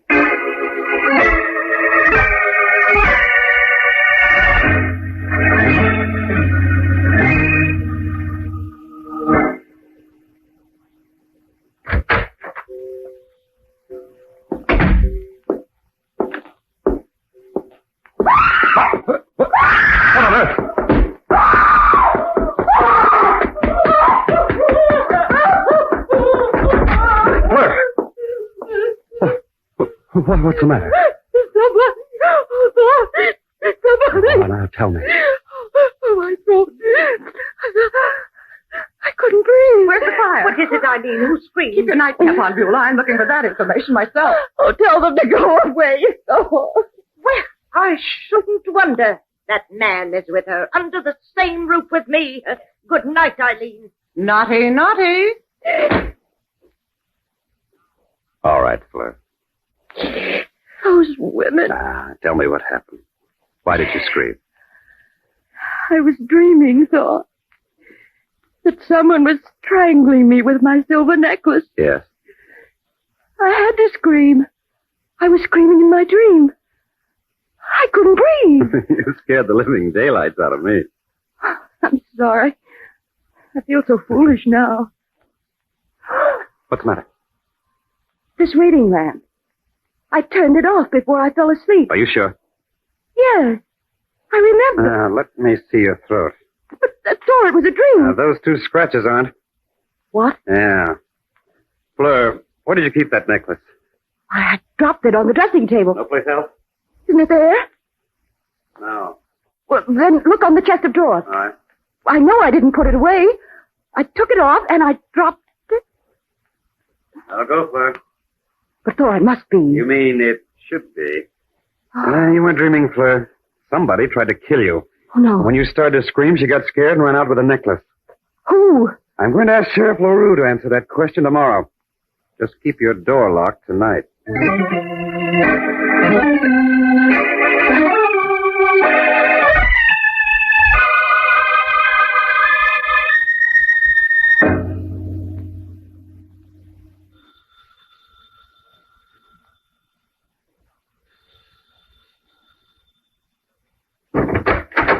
Oh, good morning, Sheriff. Hello, Thor. Oh, I got frost in my bones. The ladies up yet? No, they're in the dining room. Good. Yeah, take off your coat. No, thanks. I ain't staying any longer than I have to. Well, suit yourself. Always do. Well, good morning, ladies. Well, Sheriff LaRue, we're just having breakfast. Would you like to drop into a cup of coffee? Eileen, please. Beulah, my dried-up conscience. Where's the other one, Fleur? The other one? He means Ruby, darling. She's still sleeping, Sheriff. Somebody wake her up and get her down here. Why, Sheriff? I want everybody present, Fleur. I changed my idea about the way Huldah Swenson died. I got evidence it might have been murder. Murder? But what evidence, Sheriff? Beulah, don't you know it's the law that asks all the questions? Eileen, when I want advice from That's you... all right, ma'am. You better go upstairs and get Ruby, Miss Eileen. I like you less every time you open your mouth. Now, see here, you bundled-up Mackinaw. Go ahead. I've got a jail with vacancies. Well, since you put it so nicely. All right, now. But Sheriff LaRue, why should anyone want to kill Huldah? Because she had information. Detrimental to Fleur, of course. Now, wait a minute, Beulah. You're going to say that she killed my grandmother. Young man, I had rather you wouldn't speak to me after what I saw last night. What's that? He and... Oh, it was too disgraceful. Now, look, I'm ma'am. not going to talk about it, Sheriff. They can tell you if they want to. I've got something else to explain. Yeah. I suppose you've been wondering what Eileen and Ruby and I have been doing in this house. Sort of. Well, we've been trying to reestablish our claim to this property. Huh? What about it, Fleur? I don't know. Grandfather Wales left Madrona Place to me. It's in his will. Then they arrived with notions. Don't believe her. The three of us are not crazy. Oh, please, I didn't say you were. But nothing has ever been said to me about any of you. I'm willing to let you prove your claims. I haven't tried to stop you. No, you haven't. I let you examine my grandfather's papers, his files. I've exposed the entire house to you. I could have put you out any time I wanted, but I didn't. I didn't even suggest it, did I, Beulah? Oh, well, you were not doing it out of kindness, Fleur. No. I wanted to be fair with you and the others. Huldah didn't agree with me, and she's dead. And last night, one of you tried to kill me. What? She's lying, Sheriff. With my silver necklace while I was sleeping. You could still see the marks on my throat. Look. Yeah. I was going to tell you about it, Sheriff. Well, and all because of some real estate. That's worth about $500,000. Oh, it's you again. Now, where's... But you haven't heard the whole story, Sheriff. Old Man Wales was my grandfather, too. But I didn't live here with him. I couldn't spin his top when it came to making a will. That's what I've been having to put up with, Sheriff. But it wasn't because you loved it. It was because you knew our grandfather had no right to leave all this property to you. He didn't buy it with his own money. You tell him, Beulah. His 3 sons and Ruby paid for half of it. And one of his sons was my husband. And one was my father. You get the idea, Sheriff? The kids chipped in to make a home for the old man, but only on a promissory basis. Yes. When Grandpapa died, and he did, his sons, or their leftovers, would get what they're entitled to. And that's all we want. But surely if that was the understanding, your grandfather would have kept records. That, my sinewy Viking, is what we contend, but we haven't been able to prove as yet. Well, that's not my department, unless it adds up to murder. When's Ruby coming down? She isn't. Now, see here, you tell her... You tell her. I don't know where she is. Why? She's vamoosed. Bag and some of her baggage. Oh, my goodness. Are you thinking of last night, Beulah? Yes, after Fleur screamed. What about it, ma'am? Eileen and I came out of our rooms to see what was wrong, but Ruby didn't. And maybe she didn't have to. If she knew why Fleur was screaming. Eileen, are you suggesting that Ruby tried to kill me? I'm not suggesting, Fleur. Wait till the law sees what I found. Where are you going? To get something I left in the hall. Now, handle with care. And don't get any fingerprints on it. Now, look, miss, if I've got to listen to any more of your corny I'll jokes... wrap the handkerchief and... presto. A paperweight. There's blood on it. What a team. We can't lose the pennant. Where'd you get this? On the floor in Ruby's closet. She must have forgotten to take it. Yeah, I'll bet. Like she forgot to take herself. You must think I'm a fool. That's my paperweight, Sheriff. I don't care who it belongs to, Fleur. Ruby asked me if she might use it in her room. Huh? When? Several days ago. Before Huldah Swenson was killed? Yes. But, Sheriff... This is what it was done with Fleur. Huh. I'd better see about finding Ruby.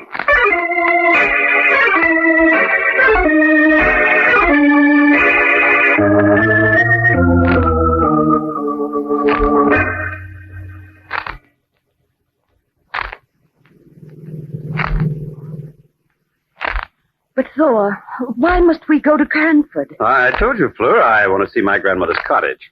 Yes, but why? Well, Ruby disappeared. She killed my grandmother, tried to kill you. Do you think she's hiding there? I don't know of a better place. Wouldn't it be slightly ridiculous? So close to Madrona Place? No one would think of looking for her there. You thought of it. So? So Sheriff LaRue most likely thought of it, too. But you're not going to Hulda's cottage to find Ruby. No. You believe them, Eileen and Beulah, about their claims to Madrona Place. Now, wait a minute. You know that Hulda was very methodical. She used to keep records of everything. Yes, but that doesn't Please mean... don't deny it, Thor. You're going to the cottage to see if you can't find something to prove their claims. Don't you want them proved? Yes, if they can be. But if there's anything at the cottage, I'd rather the sheriff found it. Well, that's what I'm going there for. Oh? My grandmother was crazy about keeping diaries. I want to find out if she's left one of her little books at the cottage. Why? She knew something, Fleur. What? There's no case against Ruby or anyone else without it.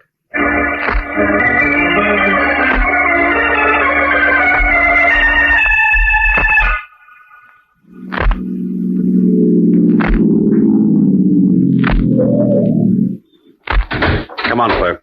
Yes. You don't have to be so tense. I don't like what we're doing, Thor. Now, if you're going to worry about what the sheriff will say... Good heavens. Look at this place. Cyclone couldn't have done a better job of tearing down. Everything except the walls. Let's get out of here, Thor. And even they've been ripped wide open in places. Thor. What? I can't bear to look at it. I'll wait for you in the car. I'll go with you.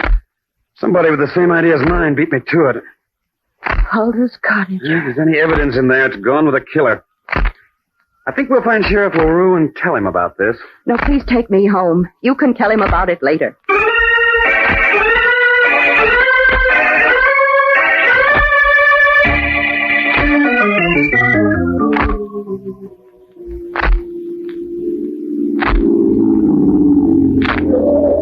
Thor, those men, what are they doing on my property? Oh, I don't... Oh, there's Sheriff LaRue. Let's ask him. Sheriff! Sheriff LaRue! Huh? Oh. What's happening? Well, what are those men doing? What are they looking for? No, there's nothing to get excited about, Fleur. Those are some of my boys and some boys from the DA's office. Where you been? Cranford. My grandmother's cottage. Oh, yeah. Pretty messy, ain't it? Oh, you've been there? Not me. I sent one of my boys. He gave me a first-hand report. But those men, Sheriff, what are they looking for? Ruby Devers. What? Sheriff. It's just a hunch, kiddies. I've got an idea she never left this property. I don't get it. Very simple. This is sparsely populated country. Once the people in these parts see a face, they never forget it.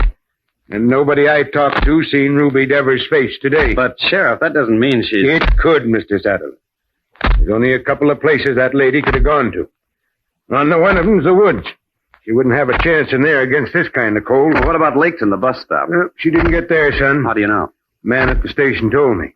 He knows everybody that lives in this neck of the woods, even if they're only visiting. And he's seen no Ruby Devers. Hey, Sheriff. Huh? You better come here. I think we found something. Okay, be right there. Oh. Now, you take Fleur into the house, Mr. Satterland. I'll be along as soon as I've got something to tell you.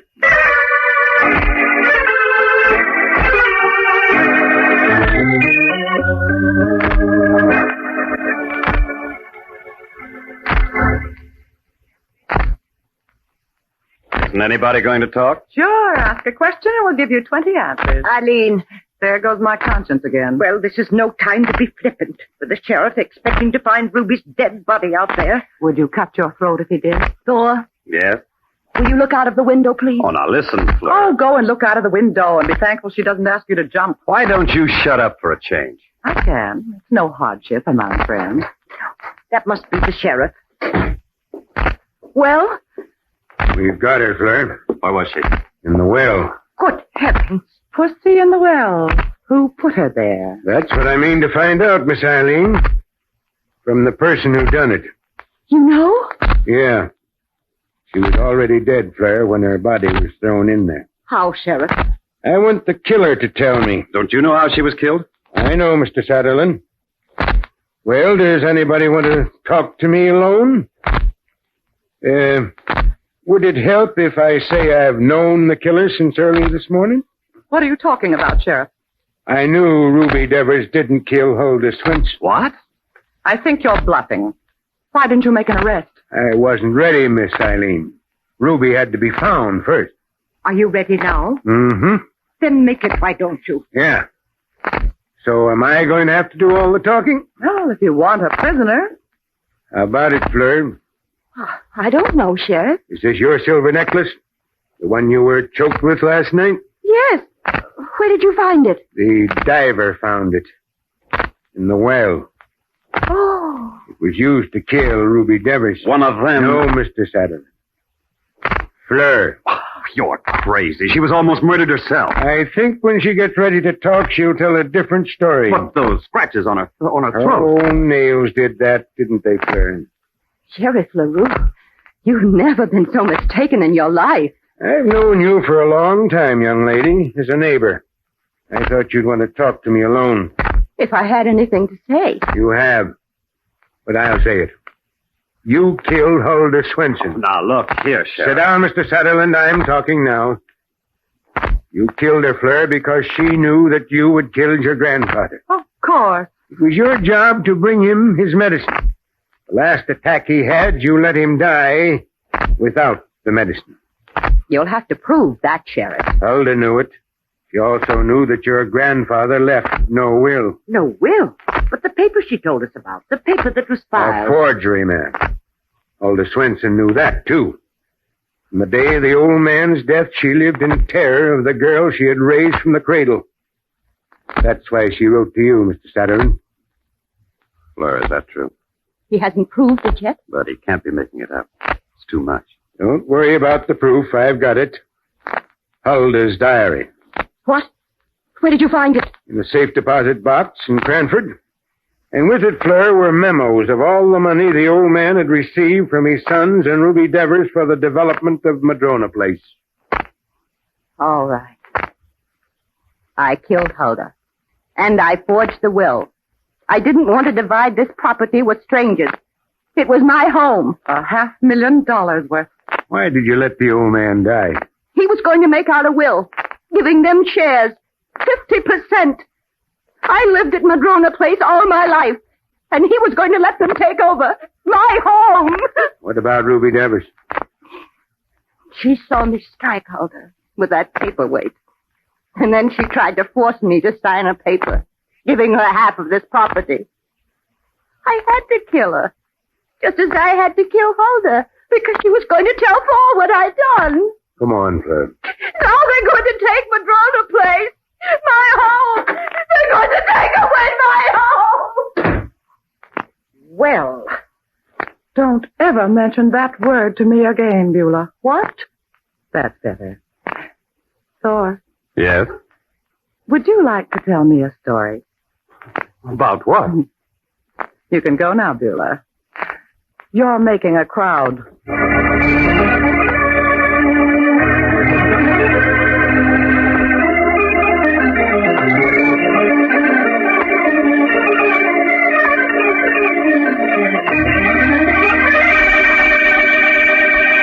And so closes tonight's Crime Club book, Fear Came First, based on a story by Vera Kelsey. Stedman Coles did the radio adaptation. Roger Bauer produced and directed. Sidney Smith played Thor Sutherland, and Helen Shields was Fleur Wales. Grace Coppin was Eileen, Irene Hubbard was Beulah, and Cameron Proudhon played Sheriff LaRue. Oh, I beg your pardon. Hello, I hope I haven't kept you waiting. Yes, this is the Crime Club. I'm the librarian. Yes, come over a week from tonight. Good. We have a very unusual story about a dead man who captured a murderer. It's called Dead Man Control by Helen Riley. In the meantime, there is a new Crime Club book available this week and every week at bookstores everywhere. Yes, it's available now. Fine. And we look for you next week.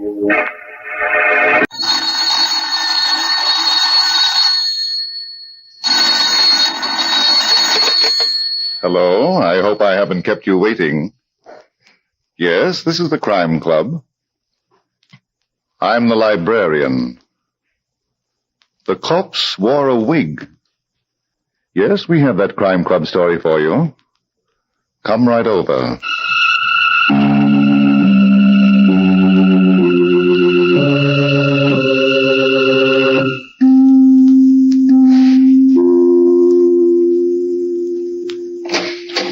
Ah, you're here. Good. Take the easy chair by the window. Comfortable? The book is on this shelf. Here it is. The Corpse Wore a Wig by George Bagby. The very intriguing story of a method of dying that was as deadly as murder. Let's look at it under the reading lamp. It was a few minutes before noon, and Inspector Schmidt was already having his troubles in his office at New York City's police headquarters. As a matter of fact, he was having his hands full, rubbing his aching feet. And oh, how they ached. Oh,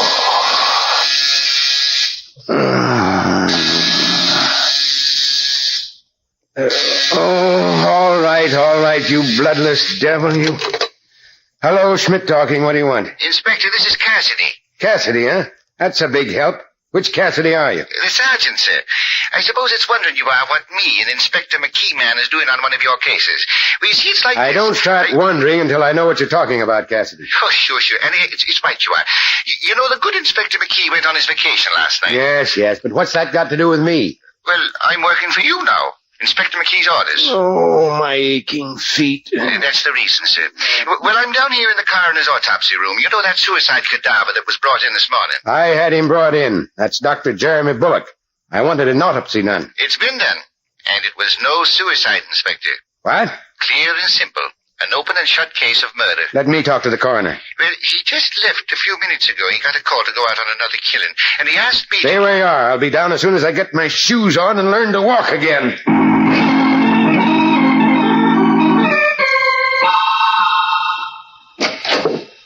All right, Cassidy. What's this about murder? There's the mortal remains of Dr. Jeremy Bullock, Inspector Schmidt, on that table. And here's the coroner's report, sir. Thanks. It's enough to make you wonder what people will do next a case like this. In all my 32 years on the police force... Shut up, Cassidy. Yes, sir. Time of death between 11 o'clock and midnight. Last night. Contents of stomach, rye, whiskey, and chloral hydrate. That's a sleeping medicine. Darn it, Cassidy. There's nothing here that I didn't know before. I found the bottle of chloral on the desk in Dr. Bullock's consulting room. Where does the murder come in? It was no overdose of medicine that killed him, Inspector. No? No, according to what the coroner told me, there ain't enough of that stuff in the cadaver to be cause of death. Well, why isn't that on the report? Oh, no, don't blame the poor fella. He's doing the whole job alone, because the rest of the staff is out giving them smallpox vaccinations. All right, Cassidy. What killed Dr. Bullock? Oh, he was shot in the head, sir. What's that? It's a fact. And at very close range, too. There's powder marks and burns all over. Are you trying to tell me I looked at that corpse less than 3 hours ago and didn't see a bullet hole in the head? Well, nobody's seen it, not even the coroner. Till the wig came off. The what? Like it was his own hair, it was. The coroner was just about to perform an autopsy on the brain when it happened. I see. It was a moment for start-outs. Oh, you Inspector. Right through the top of the head. Where's the bullet, Cassidy? Here it is. It's a slug from a 25. Small, huh? But why did this guy need a wig? He's got more hair than I have. That's the one thing I couldn't understand. The wig he was wearing was the exact duplicate of the hair that was growing right out of his head. That's it on the chair. Now bring it here. Yes. Well, yes, it's a puzzler, all right. Because there's only blood on the inside of this thing. On the lining. No bullet hole? No, sir. Mm-hmm. Then Dr. Bullock wasn't wearing it at the time he was killed. It was put on his head afterward. Yes, sir. Come on, Cassidy. You'll take a ride uptown to Dr. Bullock's place. Yes, sir. This time I'm going to do a complete job on it. And on that cute little nurse of his, too, Miss Teresa Chalmers, if she's still around.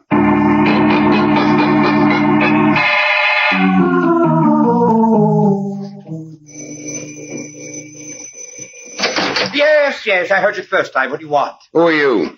I beg your pardon. You always lead with that tone of voice? I sometimes lead with my left. I'm Inspector Schmidt, police headquarters. Please. Oh, my goodness. Well, come right in. I didn't mean to be brusque. But there's so much to do here. Yeah. So much. Oh, dear. I suppose this character with you is a policeman, too.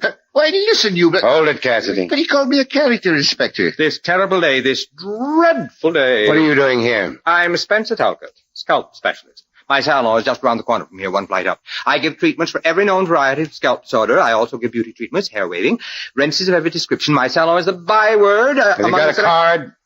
Yes. Keep it. Now, Mr. Talcott, what are you doing here? I heard about the horrible tragedy, Jeremy's, Dr. Bullock's suicide. I was in the midst of giving someone a treat when my assistant, Miss Foley, brought me the news. You can just imagine how I felt. Not now, if you don't mind. Jeremy Bullock, suicide. Unbelievable. He was so perfectly balanced. Good heavens, Inspector, what are you doing? Taking off my shoes. Any objections? Well, I must say... Well, don't. So you're a scalp specialist, huh? What do you know about wigs? Wigs? Are you talking to me? I hope so. I don't know anything about wigs. My job is to do everything I can to avoid them for my clients. I am a scientist. Yeah. Where's the girl? Would you be crudely referring to Dr. Bullock's nurse? Where is she, Talcott? Oh, well, you don't have to shout, Inspector. Miss Chalmers is resting in Dr. Bullock's living quarters. The shock of her employer's unexpected death, I'm afraid. Tell her to come in here. Inspector Schmidt, the poor child is just a tangle of nerves. Couldn't you forego the usual procedure of... Get going, Talcott. Good. You give me no alternative. If only there were not so many brutes in this world to tell decent people where to go. And that calls me a character. Forget it, Cassidy. You notice anything about this place that's out of line? Only that worm that just crawled out of here. If I were a private citizen without the dignity of a whole department to uphold, I'd show... Why, Inspector, this room is all wrong. Thanks for the cooperation. The furniture's old and broken down. Now, this is a high-class building in a fine high-class neighborhood. Pretty expensive, huh? Well, if I'm any judge of rentals, it's more than the likes of me can... Well, I'll be an Englishman. What's the matter, Sergeant? Now, what would that dirty, dilapidated moose head be doing on the wall of a doctor's waiting room? A moose head with one eye and a crack under the chin. It ain't the sort of thing that gives peace of mind to the sick and the troubled, is it now? Not exactly, Cassidy. But it is something to wonder about. Inspector Schmidt. Oh, Miss Chalmers. Mr. Talcott said you wanted to see me. Mm-hmm. Come in. We don't have to talk long distance. I'm not feeling well, Inspector. I hope you'll understand. Don't expect him to do anything so human, my dear. I told him exactly how miserable you were, but he insisted on your... Yes. Go through this place and see what you can pick up. I'll do that, sir. Start with the consultation room. That's where the body was found. Yes, sir. The consultation. Well, that room. Now, Miss Chalmers. What do you want? I told you everything hours ago. You told me you came to work this morning and found Dr. Bullock sitting at his desk, dead. That isn't, everything, young lady. What? I'd like to know more about Dr. Bullock. Why a sloppy waiting room like this, and, why that moose head? I don't know, Inspector. How long have you been his nurse? 6 months. What kind of people came into this dump of an office? All kinds. What are you getting at? Miss Chalmers, I've been a policeman too long not to recognize a phony setup. You saw nothing wrong with it this morning. Bright girl. I wasn't looking for the same kind of evidence. The same kind... Inspector. Yes, you're catching on fast. Jeremy Bullock didn't commit suicide. I knew it. He took an overdose of that chloral hydrate by mistake. I knew he wouldn't kill himself. You're so right. He was murdered. Murdered? Murdered? You take second money, Talcott. What of all the ridiculous, utterly fantastic... Now go back to your stall. What you won't think of next, you policeman. Good heavens. Go back, Talcott, or I'll have Cassidy give you a scalp treatment. Oh, good gracious. I don't believe it. It can't be true. Somebody dropped enough chloral hydrate into some rye whiskey to put Dr. Bullock to sleep, and then shot him in the head. In the head? Oh, I know this is a trick. You're only fishing. The top of the head, Miss Chalmers. Did you ever see this wig before? No. And what's more... Wait a minute. Yeah? That looks like Jerry's hair. Jerry, huh? Was he? No, he wasn't. How long has it been Jerry, Miss Chalmers? We were going to be married in 2 weeks. Is that so? I know what you're thinking. He was old enough to be my father. But I didn't care. I loved him. Well, there's no law against it. Yet. Inspector, was Jerry really murdered? Would you like to see his body again? Talcott. She killed him. Kate Foley killed him. Kate, my assistant? Well, you must be out of your mind. She threatened him. She was here yesterday screaming bloody murder because he was going to marry me. Don't stop, Miss Chalmers. This is becoming very interesting. She said she'd kill me, too. That jealous lunatic. She had no claim on Jerry. He never promised to marry her. How do you know? Well, suppose he did and he changed his mind. He didn't love her. That's no reason to be murdered. Yeah. Talcott, would Kate Foley be in your finger-waving paradise now? Of course. But, my dear Inspector, you can't be thinking that... I'm going to tell you, huh? Come on, I want to get her side of the story, and quick. But, Kate, she's one in a million. Expert assistant. Oh, I almost forgot my shoes. Dear me. What am I going to do? Don't say another word. The minute I get into these, I start hating things. All things.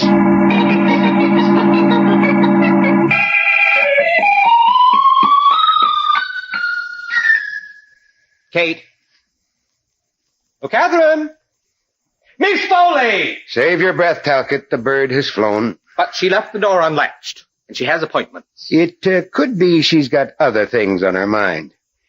Well, where does she live? She didn't run away, Inspector. Oh, dear, such a splendid assistant. And with just the right attitude. Miss Foley's address, Talcott. Yes, it's in my book, right there on the desk. How can you be so unsympathetic? It's a tough world. Say, this is quite a display of bottles you've got in this cabinet. Oh, those, my products. Talcott's dandruff lotion, Talcott's henna rinse, Talcott's golden rinse, Talcott's hair dye black, Talcott's hair dye brown, Talcott's for dry scalp, Talcott's for oily scalp. You believe in Talcott's, don't you? Those are my own concoctions, Inspector. I'm a scientist. Oh, I see. Dr. Bullock was about 55, wasn't he? About. And not a gray hair in his head. Oh, there were many, my good man, many. But thanks to Talcott's hair dye black... he was able to fool the ladies. All right, let's get back to Miss Foley. It won't be necessary to go to her home, Inspector. Dear child left this note for me. She's gone to lunch. Where? For goodness sakes, how should I know? Miss Foley has a life of her own. She doesn't have to tell me. What time will she be back? She has an appointment with a very distinguished Park Avenue matron at 4 o'clock. That gives me 2 hours to... Inspector Schmidt. I was just leaving, Cassidy. Yes, sir. The young lady told me where to find you, and I ran as fast as my leg could get. What is it? Well, sir, it's evidence I've located. Real evidence. In Dr. Bullock's office? In his file of cases. You know the file where a doctor keeps the records of his patients? I know. Well, sir, there was nothing in it. Not one record of a single patient. And that set me to... Sergeant, what about the evidence? But I'm coming to that, sir. It was thinking I was something ain't kosher. And then I looked and I found it in the bottom drawer of the desk. In a medical book. You found what? This card, Inspector, with Louis Denby's name and address on it. Louis Denby? St. Louis, the slick artist that gave us all the trouble 8 years ago. But he disappeared. Nobody ever saw him again. Nobody but the dead Dr. Bullock, sir. Because there's his name and address in the card. And it says... 974 West 52nd Street. Let's go, Cassidy.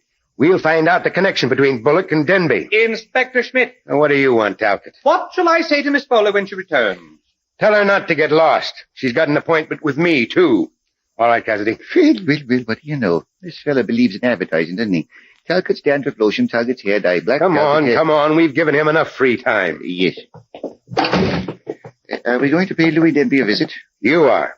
I'm going back to headquarters. Oh, it's your feet again. My feet and my head. But in between, there's a hunch I'll do better at headquarters than anywhere else.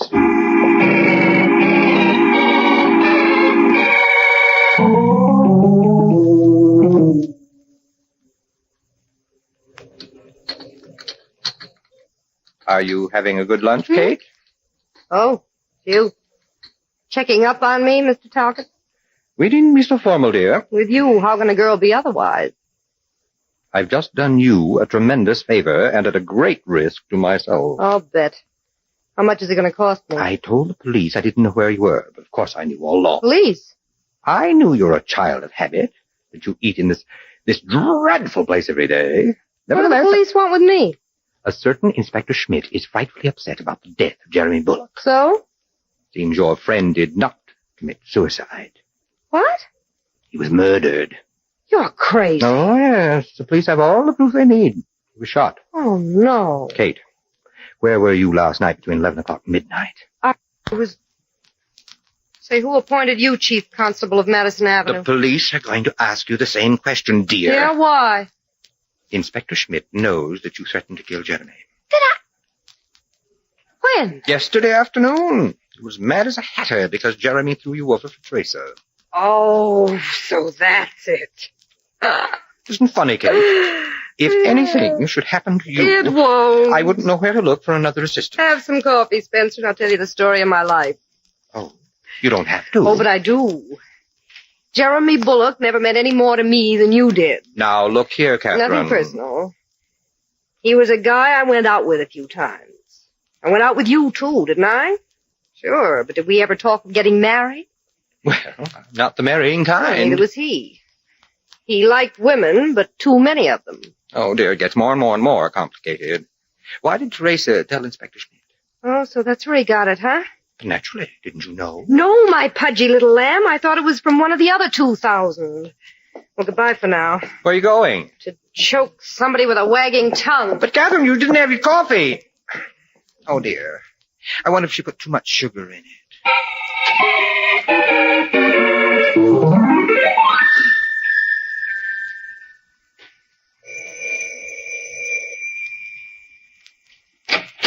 Teresa, darling. Kate. So you're still holding down the fort. You're not in the payroll anymore, honey. You can't come in here. Prove it. I used to be wrestling champ of the finger waving league. Nobody ever beat me. What do you want? A heart-to-heart talk. And yours better be wide open or I'll stop it for good. You're going to kill me. Well, that's up to you. Why did you tell the police I threatened to kill Jerry? Because you did. You said that if he married me... I know what I said, but why did you tell the police? What did you expect me to do? Jerry was murdered. So right away you set me up for the frying pan. You robbed me of the only man I ever loved. Oh, that's corny, Teresa. I don't care what it is. It's the truth. And I'm not going to see you get away with it. You're not going to see anything, honey, unless you start telling the whole truth. Kate. I've put a lot of curls in hair in my time. I wouldn't like to put one in your neck. Help! Help! You little fool. What are you trying to do? Start a riot? Say when and I'll let you breathe again. You've got a lot of talking to do, and you're not doing me any good yelping into my hand. All right. Don't try to catch any more flies. You almost smothered me. Almost never counts. Well, shall we talk now? If there's When any... I came in here last night at 10 o'clock, you ran into the examination room and locked yourself in. I didn't want another scene with you. That's not what Jerry told me. Huh? He said you were crying. That's not so. He also told me that you and he were in the midst of a terrible bust. What? He wasn't going to marry you. Now, see here, Kate, if you're making this When up... I left at 10:15, you were still in the examination room where Jerry kept all his medicines and drugs. He never had chloral hydrate. Who's going to believe you? But It doesn't pay to talk out of turn, does it, Teresa? I left a few minutes after you did. Good for you, but who saw you? Why, the... No, you're wrong, honey. There was no night watch in this building last night. No doorman. You can't prove I was here last night, Kate. That's right. And if you say anything about it, I'll deny it. It'll be your word against mine. That's what it is now. About my threat to kill Jerry and about everything else. Now, what were you crying about last night? It's none of your business. Oh, please don't be cute. I've been around a long time. That's too bad. And I knew Jerry before you did. He told you last night that he never intended to marry you. Shall I go on? I can't stop you. He also told you that he was using you to get rid of me. What? But I'm a veteran of the same dirty war that licked you. Jerry used that stunt on me to get rid of a previous commitment. Oh. So we're two of a kind. You fight for your life, and I'll fight for mine. Maybe, if we say the right things to the right people, we'll both live to a ripe old age.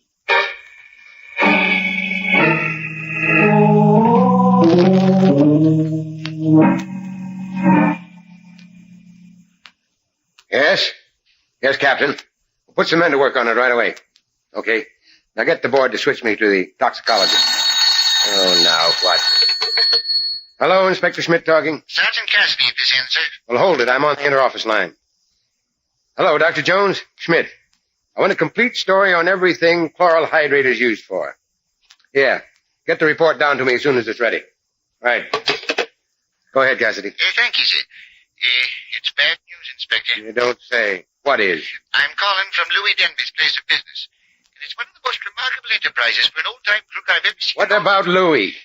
Oh, he's stretched out in the middle of the floor. What's that? In the showroom, sir. And it was a bullet from a .25 that put an end to his lifelong career of crime. Murdered? Well, I'll be. Yes, Inspector, I felt exactly the same way about it. How do you know it was a .25 that killed him? Well, sir, the bullet went right through his body and packed itself in the wall. He was a very skinny fella. It was a .25 that killed Dr. Bullock, too. Okay, Cassidy, I'll be there in 20 minutes.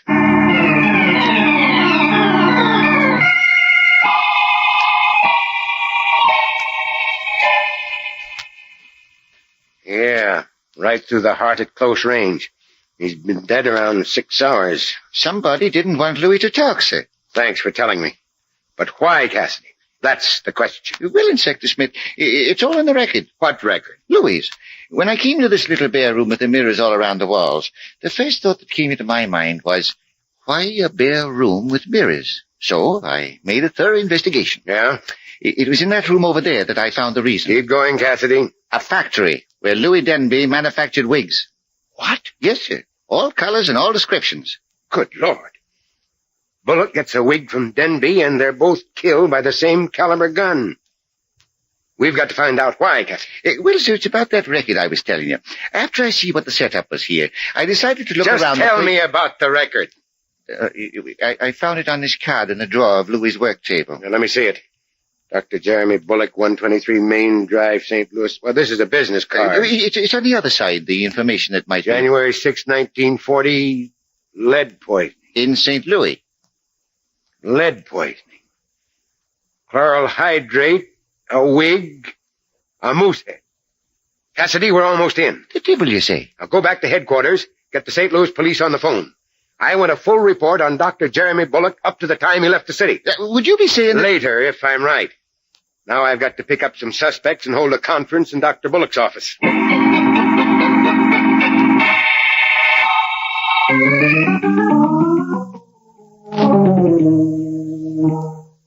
But, Inspector, my goodness, you must try to understand. Sit down, Talcott. You make my feet tired. But you have no right to detain Miss Foley. She has appointments. You're ruining my business. Don't disturb him, Spencer. I like it here. It's almost like a vacation. Miss Foley, how long have you been in New York? All my life, honey.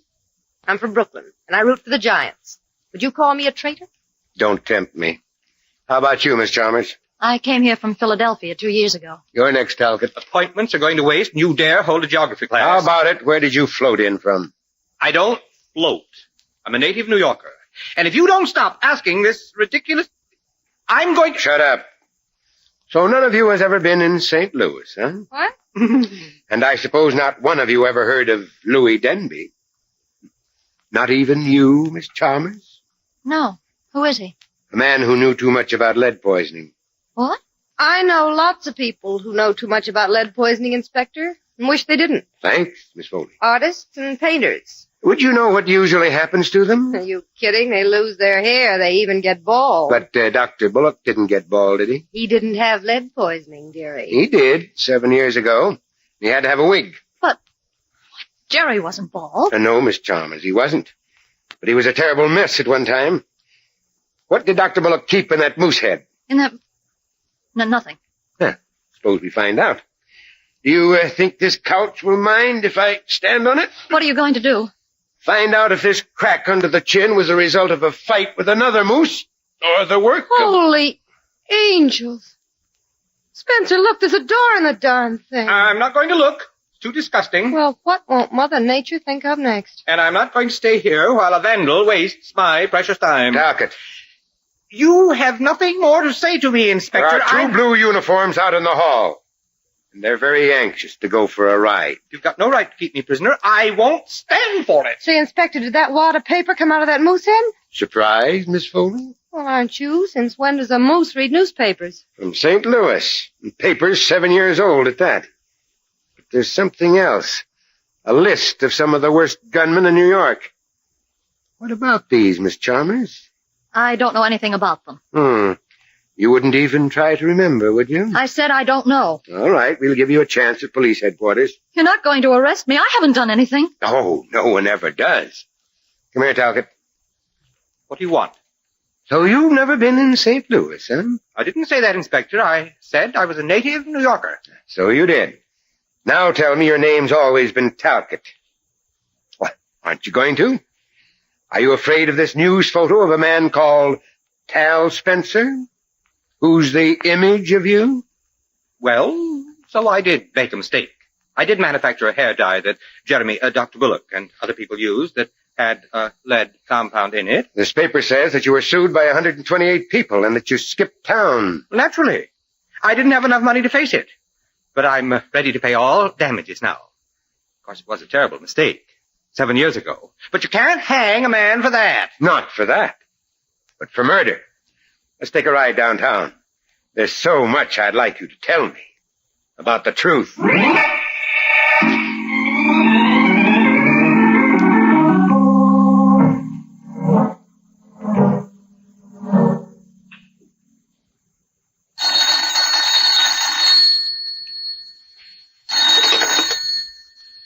Yes, Schmidt talking. What do you want? Sergeant Cassidy, sir. What? Do you know what time it is? It's exactly 9:42. I'm sorry to disturb you at home, but You're sorry. I was giving my feet a hot bath and you dragged me across the living room to the telephone. What for? Well, I'm still down here at headquarters. I just got a teletype report. Dr. Bullock was no doctor. He lost his license 4 years ago because he... Patching up the wounds of robbers and gunmen. Yes, that's what he was doing in New York, too. Oh, my. Why did that Talcott kill Bullock? His real name was Spencer, and Bullock was blackmailing him. Oh, that again. Yeah. Spencer made up a hair dye in St. Louis that almost ruined Bullock's scalp. It was a big scandal. Oh, one more question, and then I'll be leaving you alone to take care of your feet. How did you fix it on Spencer? The chloral hydrate. Used as a base in most dandruff remedies, and Spencer Talcott used it in his. Oh, my. You know, I always say when it comes to beating the police department of our great city of New York, a criminal has to Good night, Cassidy. Good night, Inspector Schmidt.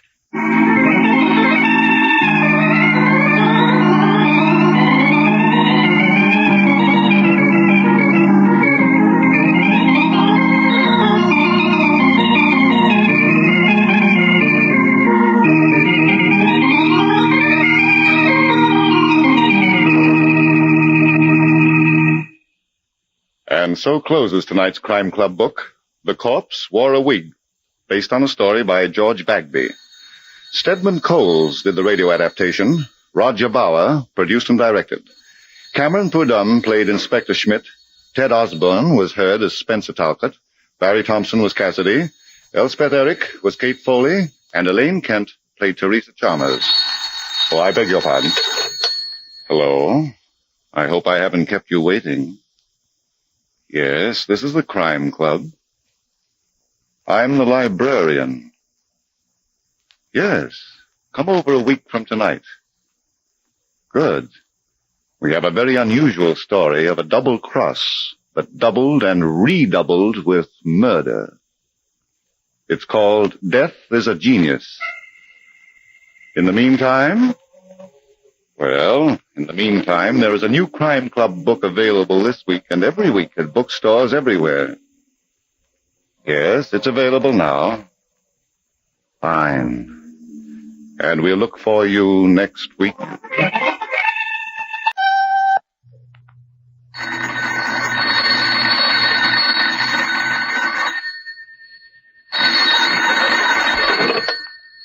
Hello, I hope I haven't kept you waiting. Yes, this is the Crime Club. I'm the librarian. Murder Rents a Room. Yes, we have that Crime Club book for you. Come right over.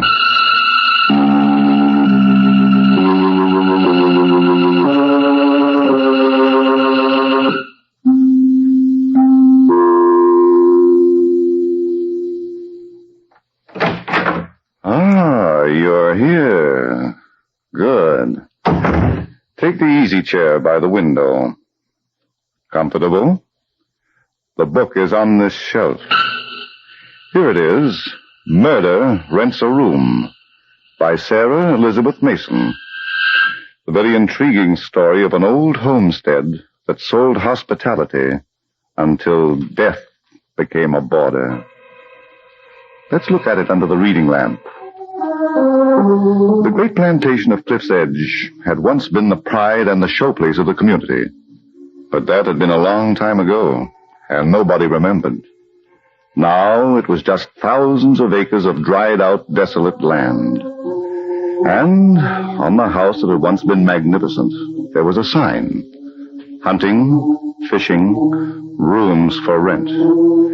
Yes, times had certainly changed on the great plantation of Cliff's Edge. It was late morning of a fine spring day, just 3 days after the body of Uncle Brock Curtis had been found in the swamp. A bullet in his head. Now Uncle Brock was lying peacefully among his ancestors on the hill. And his survivors, having paid their last respects, were in the huge living room of the house, waiting. Yes, they were waiting for Lee Randall to read the will. And so was Sheriff Bill Davies, as he stood unnoticed by the door with Tom, his deputy. Well, how about it, Lee? All right, Kitty. Give me a moment to break the seal. Want me to get you an axe? Kitty! What's the matter with you, Kate? You might be a little more respectful. Uncle Brock hasn't been in his grave more than half an hour. I've shed all the tears I'm going to. I'm tired, honey. Very, very tired. I'd like to get some rest for a change. In the name of God, amen. I, Brock Curtis, being of sound mind and body, but aware of the uncertainty of this life. Lee, can't you skip the forest and get right down to the mushrooms? All right, Kitty. Kate gets this house and the grounds. So this is what happens when my back is turned. I stayed here with Uncle Brock and helped him run the place. Yes.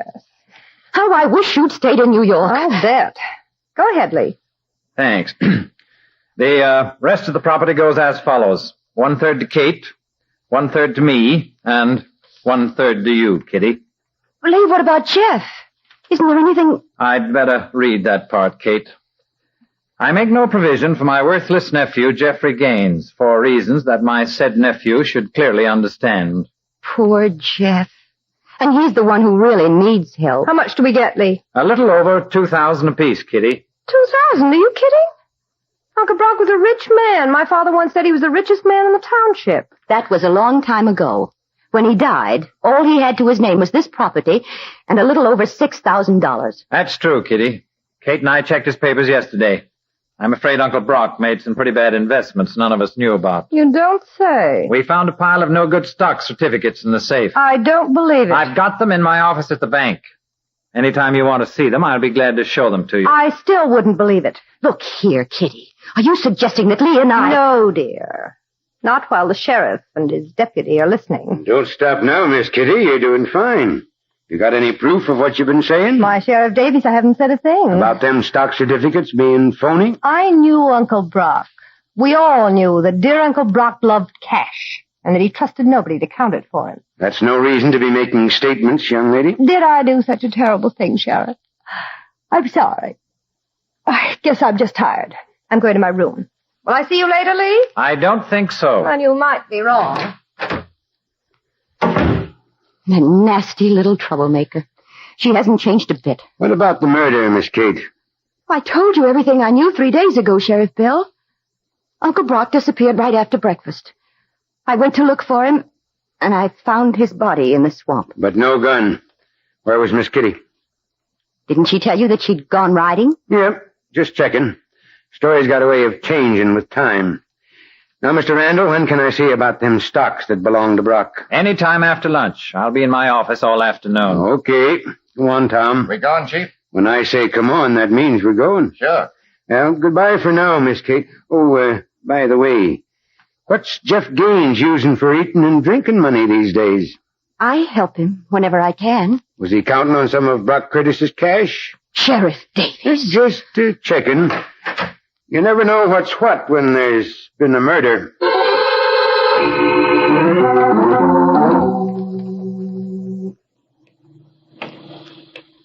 Hey, Chief, we're passing Jeff's farm. I know. Okay, but I figured you wanted to talk to him. Changed my mind, Tom. We're going back to headquarters. Uh-huh. You got an angle? Maybe. Gonna relax and let nature take its course. Oh, I see. There are 4 parts to this puzzle, and Jeff's only one of them. Sure. We do nothing until all 4 parts get moving. If them stock certificates are phony, then somebody's got a lot of cash that belong to Brock. Yeah, but what's that got to do with nature? Human nature, Tom. Nobody likes to be left out in the cold.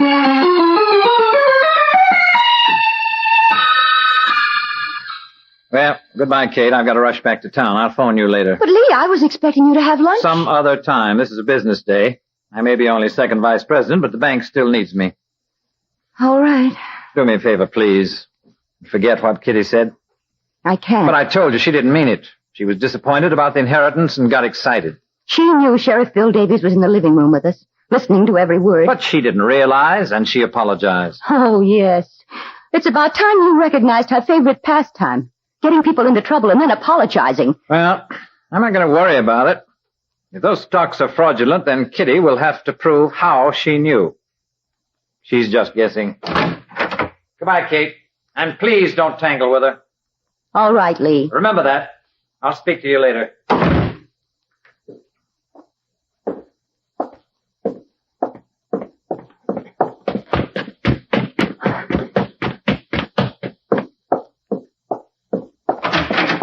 Kitty?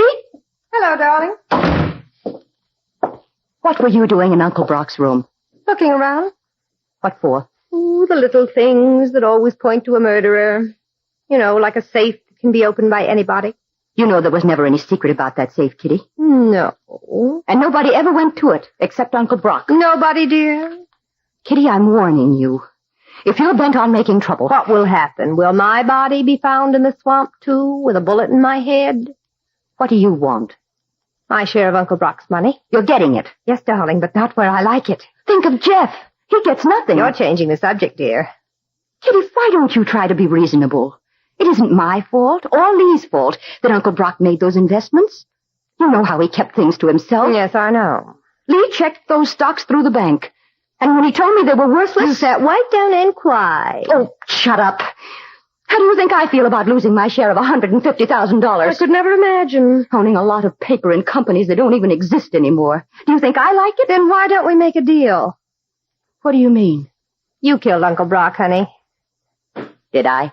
Don't misunderstand. I'm not complaining. Just give me half the money and we'll kiss and make up. You're very shrewd, Kitty. But not smart. Business before compliments, cousin dear. Do you think asking me for money is going to make you look innocent? Oh, a twist of the table and I'm under it, huh? Why did you come back from New York? I couldn't resist the call of the wild. You were gone for 2 years, and not one letter from you. But 4 days ago, just one day before Uncle Brock was murdered, you came home. Why? Don't get wound up, Kate. You needed money, didn't you? You're liable to break a spring. Didn't you? And you knew exactly where to find it. Then you admit those stocks are phony. You were the first one to bring that up. Excuse me while I eat my words. Was it part of your plan to get the sheriff to suspect everyone but you? No, dear, it was my plan to get what I was entitled to. But I'll take what's left. You've done such a good job of convincing me. What have you done with the money? You don't seem to understand, Kate. I'm agreeing with you. There is no money, except $6,000 and a lot of worthless paper.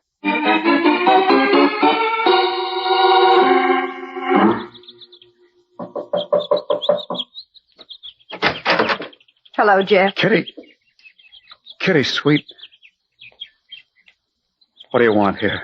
Are you still mad at me? You've got no right to come to my house. Leave me alone. Jeff. Get away from me. You still love me, don't you? If I wanted to come back to you, what would you say? What would I say? Let's go in.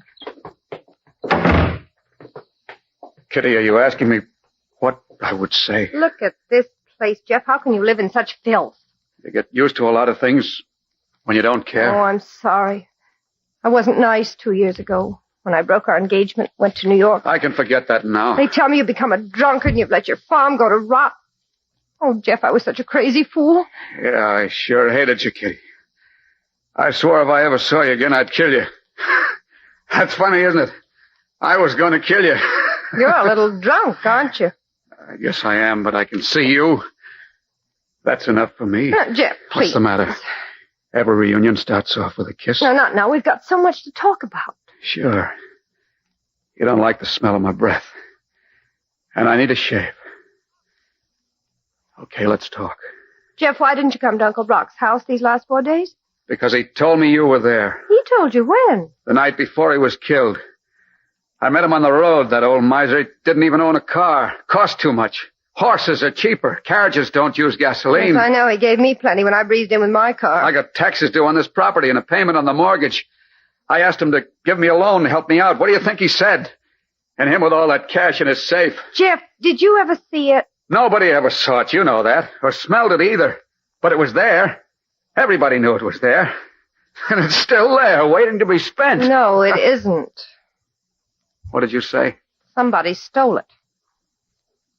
Now, see here, Kitty, I've got a great sense of humor, but don't take any bets. Don't get excited. You didn't lose anything. I didn't expect anything. He told me he was going to cut me out of his will. But Kate promised to pay off my debt so I can keep my home. Kate? She was here the day before yesterday after Sheriff Bill and Tom got through asking me a lot of silly questions. She told me not to worry. Jeff, don't believe everything you hear. What are you talking about? You're not getting any help.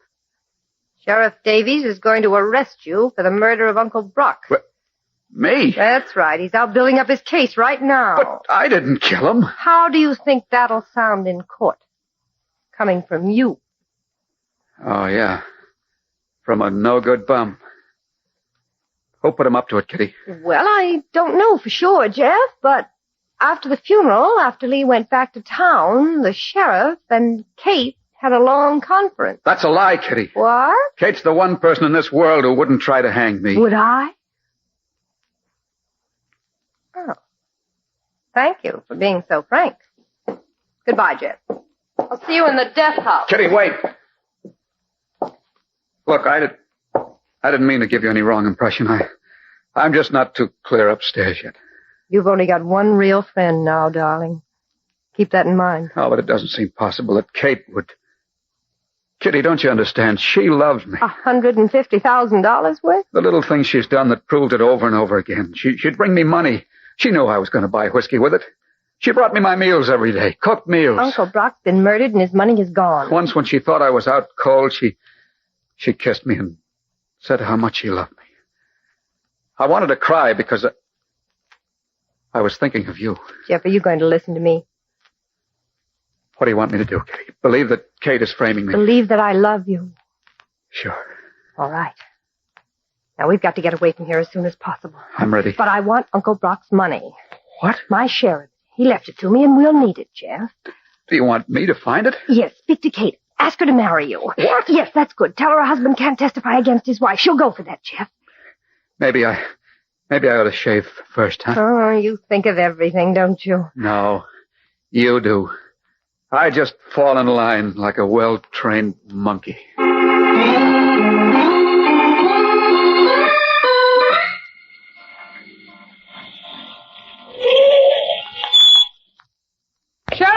Sheriff Davies. Huh? Oh, Miss Kitty. What brings you to town? I've got to talk to you about something very important. Mm-hmm. Want to come into my office? No, I can tell you right here. I've just been to see Jeff Gaines. Was he sober enough to see you? Take a look at this. Okay. What's so special about a $50 bill? I found it on the floor in Jeff's house.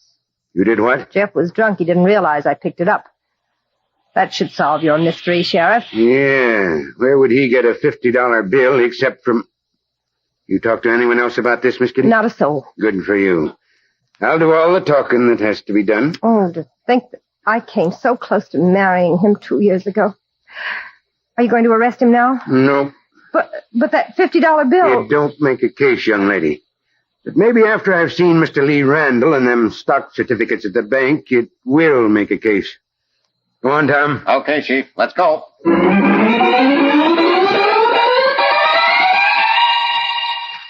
A lot of gold mining stocks, huh, Mr. Randall?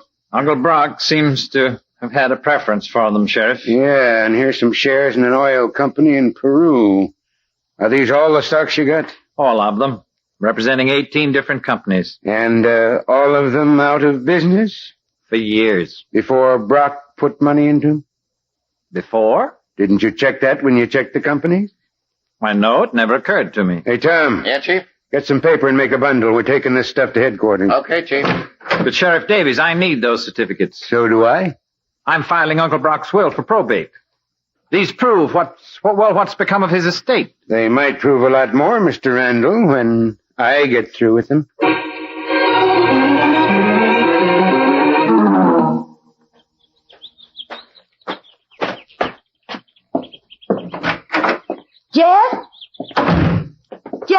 Are you home? Yes, I'm home. Kate? Who else? The Queen of Sheba? I brought you some lunch. I'm sorry I'm so late, but... Why, Jeff. What are you dressed all up in your Sunday suit for? Still looks good, doesn't it? It's the first time I've worn it in 2 years. Why? I thought you might like to see me as a human being for a change. You've never looked like anything else to me, Jeff. Thanks. I was going to call on you at Cliff's Edge. It's clean there, and...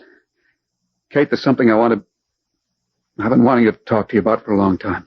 Yes? Wait a minute. Well, what's the matter? There's a car coming.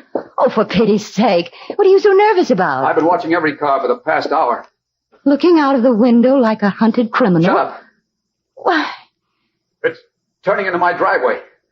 It's the sheriff and Tom. What? I ought to kill you for this, Kate. No. You sent for them, didn't you? You told them to meet you here. You were bringing me lunch. A cooked lunch. But that takes time to eat. What are you taking down that shotgun for? You're not going to frame me, Kate. I'm going to be just outside this back window. And I'm going to be listening. If you so much as tell them where I am, I'll kill the three of you.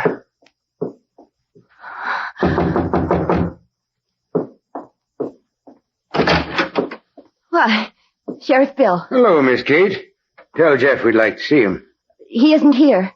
Since when? Well, I don't know. I came here a few minutes ago with some lunch I'd fixed for him. And there was nobody home, huh? Okay, we'll just look around. I'm not lying to you, Sheriff. Nobody ever does, Miss Kate.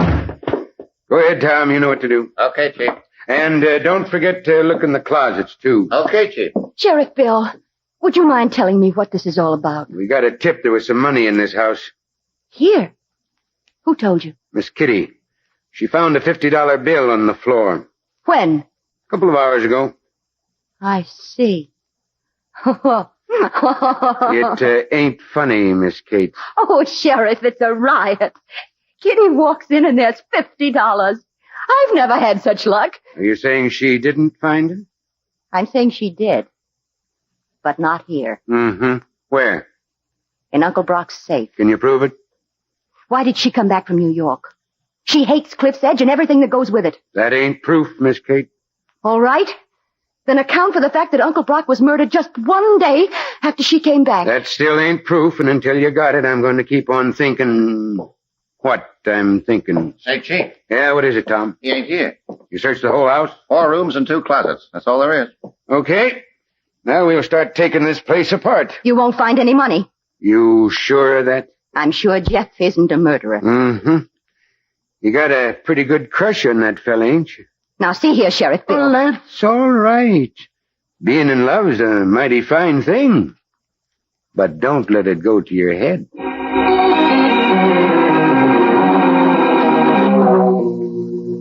Katie, you sure? Yes, of course, Lee. They're still at his house looking for the money. Good grief. But what about the stocks? They must be fraudulent. Lee, I'm sure now Uncle Brock had all that money in his safe. Where's Jeff? I don't know. Kate, don't start lying to me now. You've told me everything else. I don't know where he is. I thought he was outside the window. When I left his house, I walked around to the side to see if he was still there. Of course he wasn't. And he's not here at Cliff's Edge either. Oh, Lee, what am I going to do? He might be wandering around in the swamp. I can't think of a place that suits him better.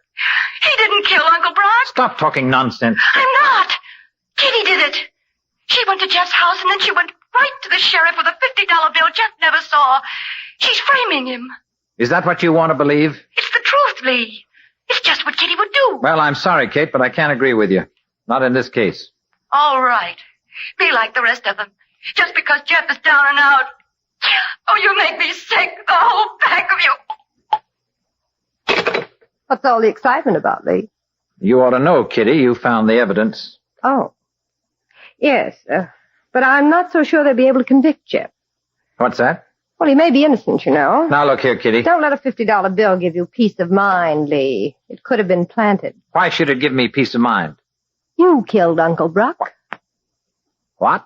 Don't look so wild. I can keep a secret. Have you gone out of your mind? No, dear. Then how can you make such a fantastic accusation? Because I'm a little adding machine, and when I get to 150,000, the bell rings. Yeah. Well, thanks for the laugh. Kitty, you're trying too hard. You always were a big bluffer. If you had any evidence against What me... were you doing in the swamp this morning? Huh? Where Uncle Brock's body was found. What's this, a new angle? Don't tell me you weren't there. I followed you when you left Kate's house. Then you must have seen me drive right here to the bank. I saw you drive to the swamp. Were you looking for this little cufflink with your initials on it? You found it in Kate's house, didn't you? With all this mud on it, Lee? Don't say that to Kate. She'd be insulted. I lost it there sometime this morning, and I didn't realize it until I was halfway to town. You're getting weaker, darling. I meant to phone her about it. When I got to the office, people were waiting. I completely forgot. Keep punching. You put that mud on there. Swamp mud. It'll match if the sheriff makes a test. But he doesn't have to, Lee. Kate tried to tell me you killed Uncle Brock, and that you were framing Jeff. That $50 bill, just like that cufflink. Eh, Kitty? What made you turn on me? Am I easier to frame? I can do business with you. Give me $150,000. Why, you... Get out of here. All right. But it's either you or Jeff. I can make it, Jeff. It's up to you.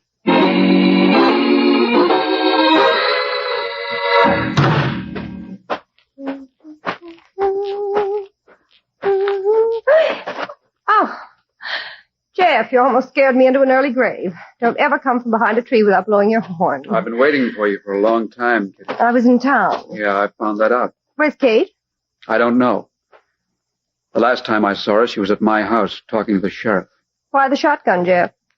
Are you worried? No. I'll stand it up against this tree. Oh, you've got nothing to worry about, Kitty. I'm not going to shoot you. Jeff, listen to me. Sure. But let's see how convincing you can be. Now. No. Now, go ahead, Kitty. I'm listening. Tell me how much you love me. You want to marry me, don't you? You're the only real friend I've got, huh? All you want is the money Kate stole from you. Kate...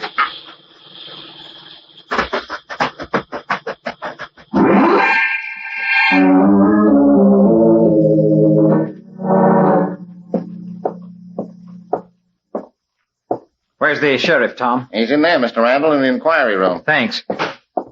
Hey, you can't go in. He's got someone... It's all right. He sent for me. I'm going to give you one last chance, and you'd better... Oh. Come in, Mr. Randall. I'm glad you got here so fast.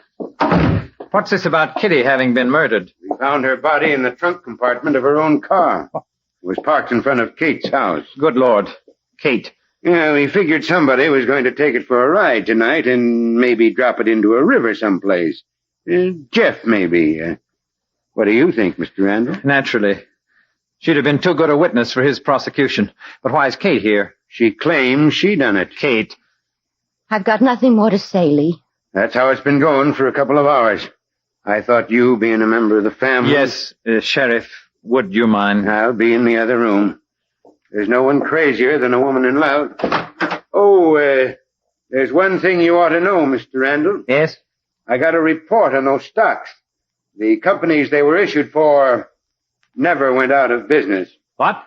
I got told they never even existed. Lee, what's the matter? What's the matter? Shut up and leave me alone. I'm sick and tired of having to make excuses for this family. Lee! You admit you murdered Kitty. Very well. Then you must have killed Uncle Brock, too. And don't look to me to get you off. Where you going, Mr. Randall? Get out of my way, Tom. I've got orders to stick with you. The sheriff ain't through yet. You're not going anywhere, Randall. Get back inside. You'd better have a perfect explanation for this, Sheriff Davis. Close that door, Tom. Okay, Chief. Now, Randall, let's have the whole story from the beginning. Well, if you're suggesting that I'm a murderer, maybe I can sue you for false arrest. I can, too. Yeah. All right. Guess I'll have to do the talking. Did you ever see this paper before? I've seen hundreds of government bonds. This one in particular for $10,000, and with that serial number. It's the negotiable kind. Anybody can sell it. Well, Mr. Randall? How'd you get it? I had an idea your Uncle Brock was too smart a man to keep $150,000 in cash in a safe that wasn't safe. How did you get that So bond? I checked with Mr. Brewster, who used to be the president of your bank. He's a pretty old man, and his remembering ain't what it used to be.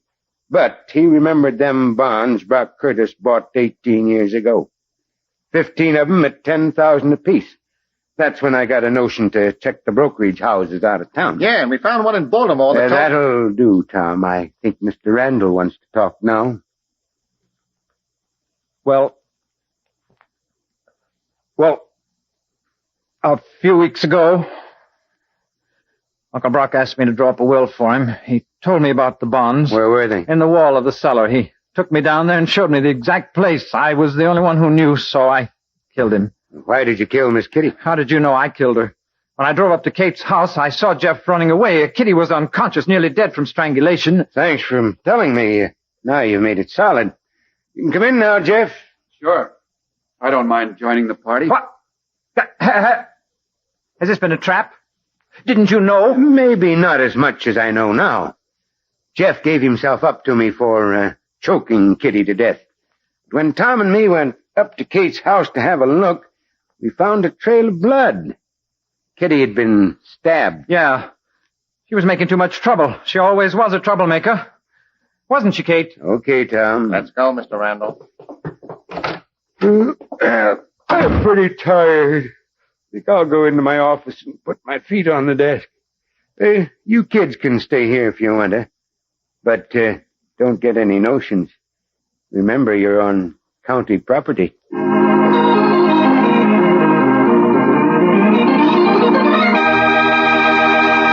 And so closes tonight's Crime Club book, Murder Rents a Room, based on a story by Sarah Elizabeth Mason. Stedman Coles did the radio adaptation. Roger Bauer produced and directed. Elspeth Eric played Kitty Bowling. Sherling Oliver was Lee Randall. Helen Shields was Kate Frazier. Bill Smith was heard as Jeff Gaines. And Cameron Pudum played Sheriff Bill Davies. Oh, I beg your pardon. Hello, I hope I haven't kept you waiting. Yes, this is the Crime Club. I'm the librarian. Yes, come over a week from tonight. Good. We have the very intriguing story of a romance that had murder in its heart. It's called Death is a Knockout. In the meantime, there is a new Crime Club book available this week and every week at bookstores everywhere. Yes, it's available now. Fine. And we'll look for you next week.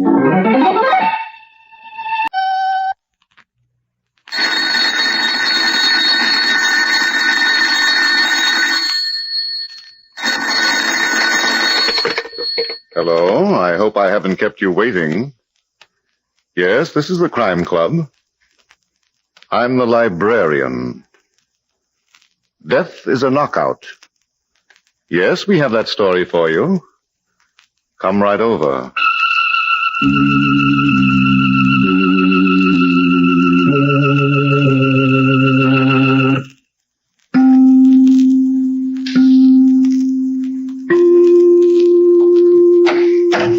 Ah, you're here. Good. Take the easy chair by the window. Comfortable? The manuscript is on this shelf. Here it is. Death is a Knockout. A very exciting story of a golden opportunity that was melted down by murder. Let's look at it under the reading lamp. It was the night of the Joey Troy-Billy Sampson light heavyweight boxing match, and the crowd was already pushing into Madison Square Garden, filling it up. A few blocks away, another match was taking place in a small cafe between Hank Barnum, a sports writer, and Lovely Ann Cooper, a reporter. For Pete's sake, Ann, you might try to be reasonable. Don't tell me, Hank. You're a personal friend of Pop Evans, Joey Troy's manager. You were the first one to give Joey Troy a break in print. There are no more tickets left. Oh, why didn't you ask me a few days ago? I might have been able to swing a pass. I didn't see what I see now. What do you see now? A human interest story. The romance between Joey Troy and that girl of his. What's her name? Mabel Smith. Oh, yeah. But, Ann, that's been going on for years. I told you all about it. It was never important until tonight. And tonight? I've got a yen to do a feature. Joey Troy, the brainless wonder, fighting for a crack at the champ. Tonight, Billy Sampson. Next year, the champ. Who pushed him up the cliff to those dizzy heights? Pop Evans. No, dear, not according to my story. It was a girl who stuck to him, inspired him, gave him the will to make good. Oh, by the way, who's that gorgeous redhead coming this way? Huh? Oh, that's Mabel Smith. I figured you'd be having dinner in this joint. You mind if I sit down? Mabel, this is Ann Cooper. Hello. Yeah, Hank, I gotta talk to you about something very important. Okay, go ahead. What about her? She's all right. Well, okay. There's trouble, Hank. You enjoy? No, it's Marty French. He wants Pop to get Joy to throw the fight. Uh-huh. But Pop ain't doing it, and that means that... Now, take it easy, Mabel. What's the proposition? 50,000 if Joy takes it on the chin in the 4th round. Well, why didn't Pop tell me about it? He's scared stiff. The story broke in the papers, the fight might be called off. Would that be bad for Joey's morale? He don't know what's cooking, Miss Cooper. We didn't tell him. Why not? Because he's a dumb cluck who gets mad. He'd go after Marty and kill him. What do you want me to do, Mabel? You gonna be in Joy's corner tonight like always? Yep. Well, keep an eye on the towels they wipe his face with between rounds. Make sure there's no drug on him. All right, honey. I'll do what I can. I'll be watching from the 8th row ringside. So long, Hank. I'll see you later. Oh, goodbye, Miss Cooper. Goodbye, Mabel. Well, it's going to be a hot time in the old town tonight. And I'm burning up because I won't be there.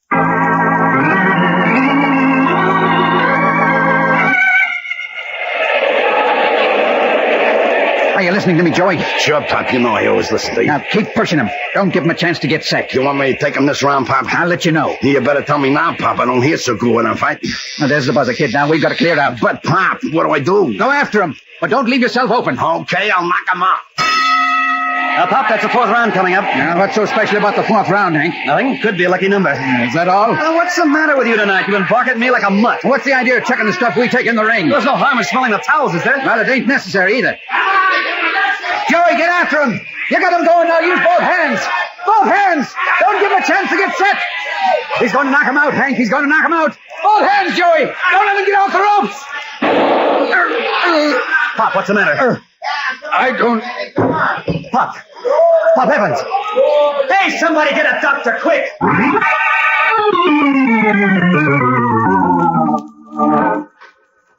I didn't think you'd do it, Hank. I didn't think you'd try to commit murder with 20,000 people around it. Mabel, you sure you saw the gun? I told you. Marty French was sitting next to me. I know where the shot came from. I didn't hear a thing, and there isn't a mark on Pop. There was a shot, Hank. Marty was telling me how tough it would be if me and Joey never got married.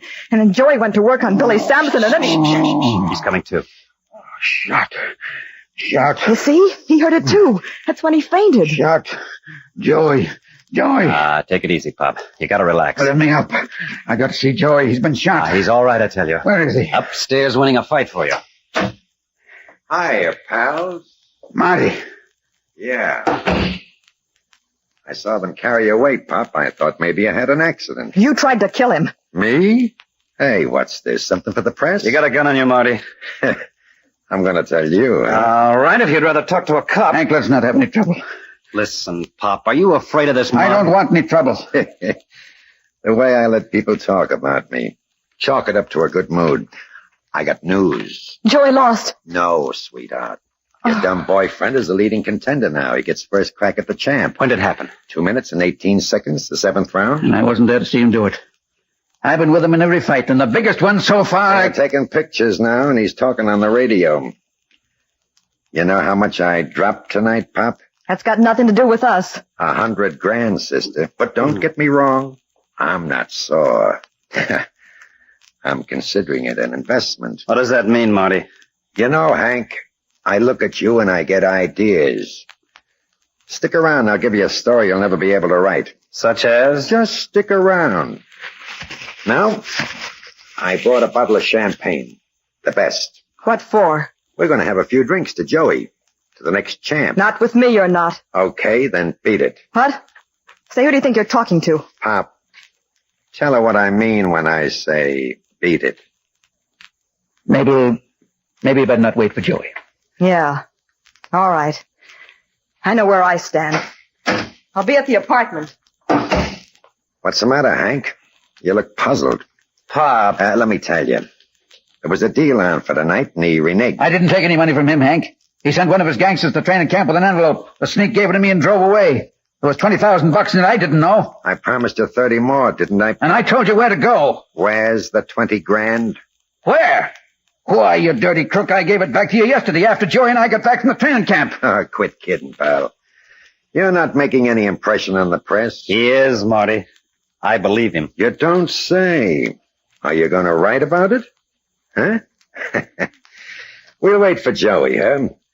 Maybe he'll want to drink some of this champagne with us.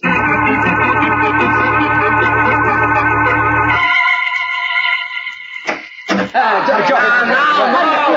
me alone, you fellas. I don't feel like talking. I'm depressed. You and Hank wasn't there to see me finish, Pop. What took you so long, Joey? Oh, they was taking a lot of pictures, moving pictures. Where's Mabel? She had to go home, kid. What for? She always waits for me to get through working. She had to go home, Big Shot. I ain't talking to you, Marty. That's what you think. I don't want you to bother me. I don't feel so good. What's the matter, son? Get these gloves off me, Pop. Sure. You don't have to act like you lost. I ain't putting them on, never again. What? What do you mean? I mean it. Fighting's too dangerous. What? I'll be a monkey steps. Oh, wait a minute. Let's find out what he means. You know what almost happened in the ring tonight? What happens every time some guy hits me hard? What's that? I get mad, and I don't know what I'm doing, and I might kill some guy sometime, and then I'd be sorry. I know you're tired, kid. Come on, I'll give you a rub down. I don't want to be sorry. I don't want to kill nobody. You haven't killed anybody yet, and you're not going to. Come on. I'm scared, Pop. I never said it before because I don't want you to feel bad, but tonight... What's so different about tonight? I think they took Billy Sampson to the hospital, Hank. Oh. You'll get over it, Joey. And next year, when you're beating the I don't want you to talk to me, Marty. Then you tell him, Pop. He's in the big money now. You're not letting him quit, are you? Listen, Joey, we've worked a long time to get you to the top. And what do you think you're going to do to Mabel if you walk out on us now? Mabel? She wants to be the champ someday. Maybe she wants you to be famous and have a lot of money. She's been waiting for you, son. For me to be champ? Sure she has. Now, if you quit now, you'll break her heart. That's worse than getting mad, ain't it? Yeah. Yeah, I guess I'm just a dumb guy. I don't think. Open that bottle of champagne, Hank. We're celebrating. Open it yourself. I just seen a miracle go to waste. Okay, I don't mind. Is that the real stuff? Right out of my private cellar. You want to pour it?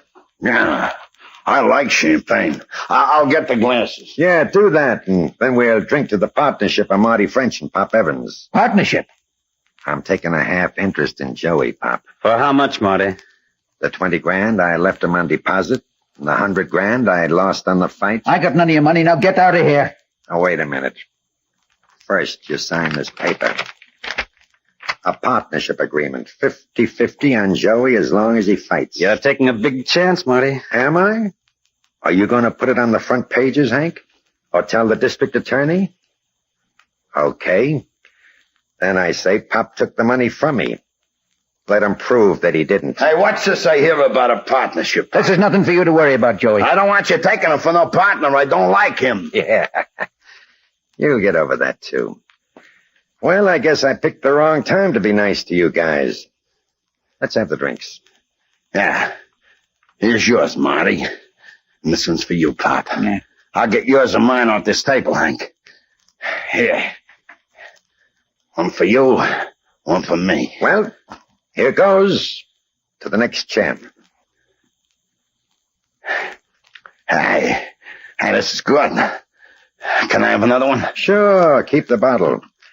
Well, so long, pals. I'll see you tomorrow, Pop. Don't waste your time. You coming, Hank? With you? I said before, I look at you and I get ideas.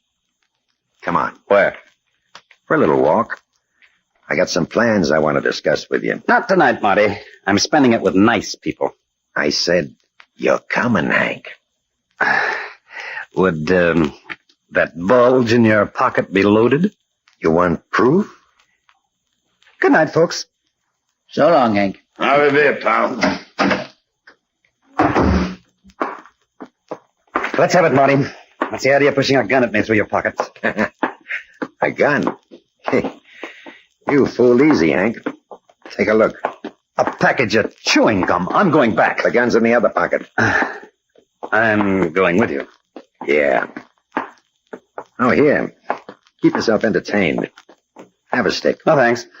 Well, you don't mind if I do a little chewing, do you? You got a mouthful already. Yeah, that's how I like it. Keeps me busy. What about those plans you wanted to discuss with me? Oh, yeah. You and I are going to be bosom pals for the night. Really? In the morning, I suppose you'll throw me over for a blonde. Ah. You don't get it. We're going to be inseparable. You're going to be my alibi. Your what? Yeah, that's right. Something's liable to happen to one of those lugs in the dressing room. Now, look here, Marty. If you think your gorillas are going to... Don't get excited. I said liable. And that means that Hey, what's the matter with you? I don't know. Something just hit me in the stomach, and I got pains awful like... Marty. Well, I'll be... He's dead.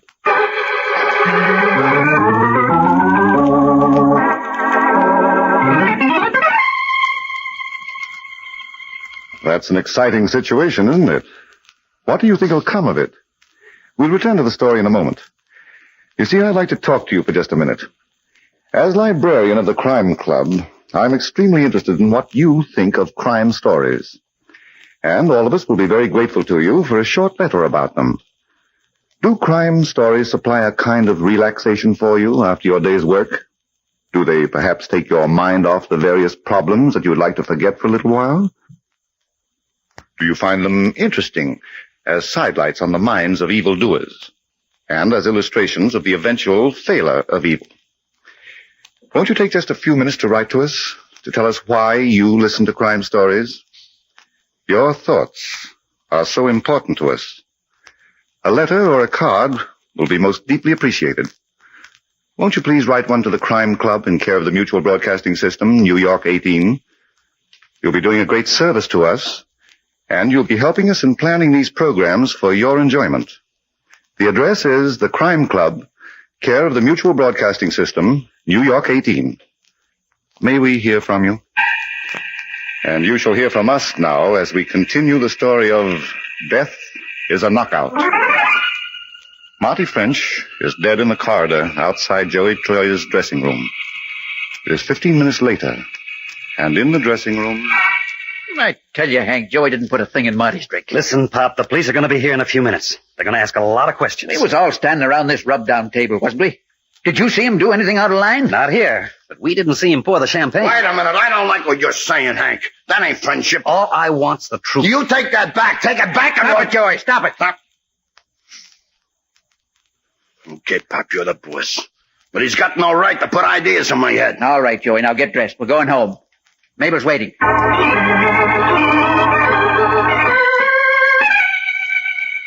When did this happen, Pop? On the way home from the garden. After the cops told us we could go home, we dropped Hank, and then Joey began to act up. I killed him, Mabel. Oh, shut up, you dumb Adonis. I remember while I was pouring the champagne, I was listening to Marty tell Pop he was a partner. I was getting madder every time he opened his mouth. There was a bottle of rubbing down stuff on the table with a skull and bones on the label. You didn't use it. Do you understand? I understand, honey, but maybe I did. Hank kept saying I did. What am I going to do with him? How can I go after a match with the champ as long as this idiot thinks he's a murderer? Matches and money. That's all you ever think about. Squeeze the gold out of him. What have I done to you? Mabel, that ain't no way to talk to Pop. Don't tell me how to talk. Why don't he let us get married? Why don't he cancel that no marriage clause in your contract? Well, I signed, Mabel. Did you know it was there? Did you even bother to read the paper? No, honey, I was a kid and Pop said it was okay, so I... Listen, Pop. Joey, have I been a good manager to you? Oh, who says you wasn't? Didn't I take you into my house when you had nothing? I fed you, I clothed you, I built you up to be a leading contender. Well, I ain't complaining, Pop. All right, then, believe me, son, marriage is no good for you now. Not until you're the champ. You can't have too many things on your mind. You hear that, Mabel? I gotta do what Pop says. Oh, you make me sick. Even so, now that I'm thinking, you wouldn't want to get hitched to no murderer. That again, huh? Well, maybe you know why you killed Marty. Yeah, he was getting in Pop's hair. He made me mad. Pop's hair? Sure. Say, Pop, even if Joey had 50 managers, he'd still get his 60%. Of course. But a partner would cut your profit in half. What are you getting at, Mabel? You had a reason for killing Marty. And all the time you've been letting Joey think he did it. No, that ain't so, Mabel. Pop ain't no killer. No? Watch me prove it. Get away from that phone, Try and make me. I'm going to call the cops and I'm going to give them the whole setup between you and Marty. Drop that phone. Oh. Hey, Pop, cut it out. You're twisting the arm. Well, I'm sorry. I didn't mean to lose my temper. But I want no more talk of murder.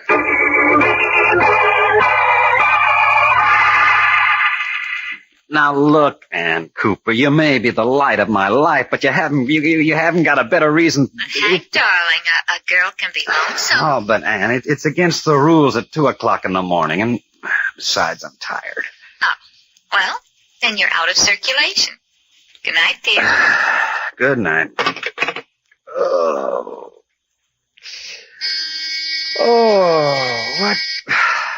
what is this, Lover's Lane? Go home and let me die in peace. All right, but you better not be the milkman. Hank, I'm sorry to be bothering you. Think nothing of it, Mabel. I'm running open house. Joey's in trouble. Something besides murder. I'm serious. I just saw something in the papers. The coroner found poison in Marty's stomach. No kidding. And how'd it get there? Joey thinks he did it. Hank, you gotta help me. Joey's innocent, but when I left the apartment, he was talking about giving himself up. Now that, Mabel, may be the only idea he ever had. I thought you were his friend. What motive did he have for killing that gambler? He's crazy about Pop. Marty was trying to horn in. Sure, on Pop. Now, would Joey rub out a guy with poison? You think it was too subtle for him? I know it. He'd do it the hard way, with his knuckles. Could be. Say, Mabel, was the glass that Marty drank the champagne from tested by the police for poison? I don't know. Why? Well, I thought that might have been in the papers, too. How'd you like to drive downtown with me? Where to? The morgue, for a bird's-eye view of Marty. Yeah, I'd like to, but I better stick close to Joey. In his frame of mind, you never know what he'll do next.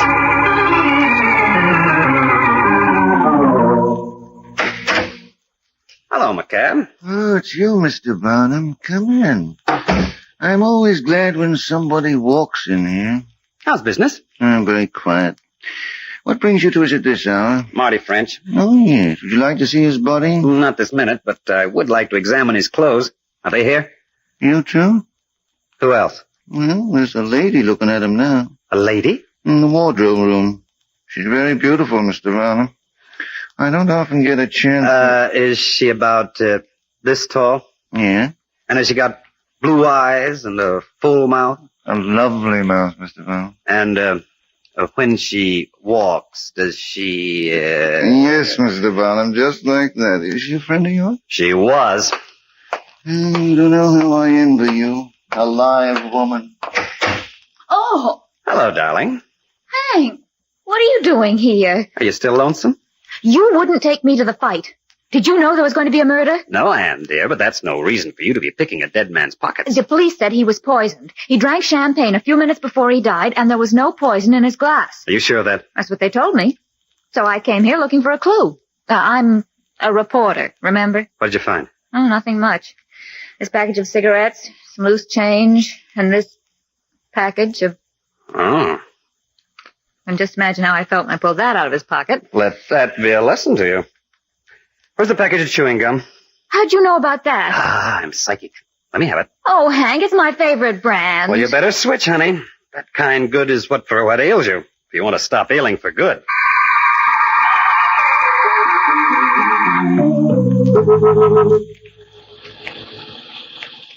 Hank, how can you be so sure that gum contains poison? You're a tough kid to convince, Anne.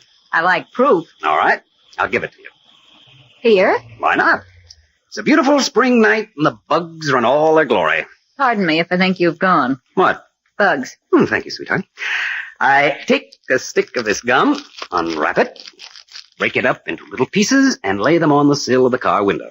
My mother always told me never to trust a sports writer. In a few seconds, little bugs with wings will zoom out of the atmosphere to nibble at the bait. And won't they be surprised? You're so cruel. Here they come. Look at them go for that sugar-coated poison. Have a good time, little brothers. You're helping me find a murderer. Oh, what? Hank, those bugs... Yes, isn't it amazing? They're dying like flies.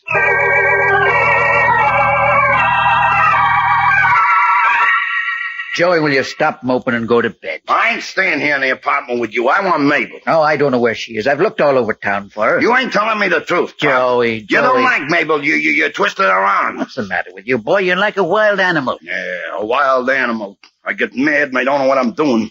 I could kill a guy and not know I'm doing it. Oh, come on, now you're tired. Go to bed, sleep it off. I notice you get mad like that, too. If I killed anybody, I'd know about it. That's where you got it on me, Pop. Everybody knows I'm a dope. What are you trying to do, pin that murder on me? Mabel said you got the reason, didn't she? So that's it. Well, now listen to me, son. I'm not taking the rap for you or anybody else. Ha! What's so funny about that? You ain't so smart, Pop. I just tripped you up. Huh? You seen me do it, didn't you? So you do what? You saw me slip the poison in the glass. Now look at here, Joey. I don't want any more talk. Go to bed. I'm gonna find Mabel. And then I'm gonna give myself up to the cops. Look, Joey, please listen to me. You got a brilliant career. We worked hard. We're near the top. You can't throw it away. Get out of my way, Pop. Think of me. I'm an old man. I can't go out and start looking for somebody else now. It takes years to build a good fight, and I haven't got the time. Pop, you're making me mad. You owe me something. I pulled you out of a pool room and made you into a human being. You're not going to let me down. I don't want to give it the effort. I don't want to. Pop, you all right? Don't lay there like it was dead. I didn't mean to hit you.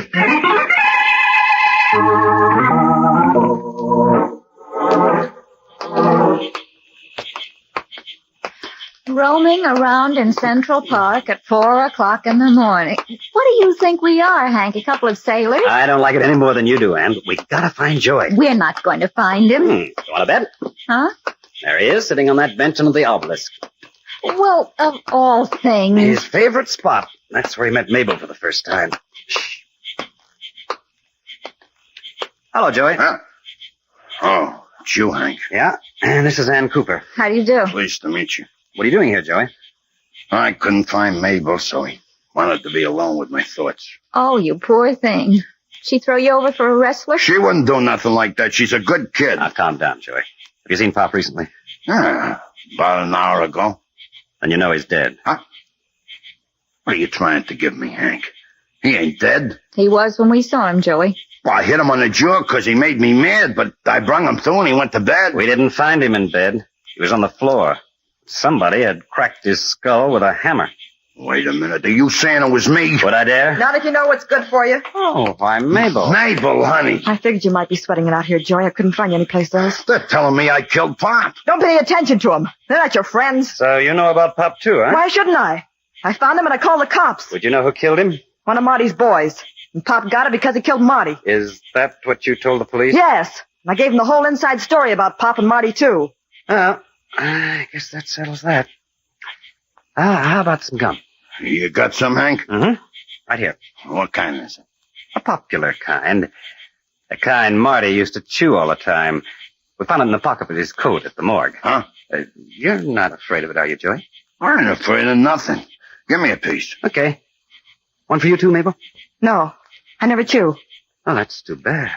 How about you, Ann? I don't mind. Don't forget to take the paper off, dear. Stop it, Joey. Huh? What's the matter? Don't put that gum in your mouth. Why not, Mabel? Come on, Joey. We're getting out of here. Just a minute. We've got a few things to talk about first. And if you add them up, they'll total like murder.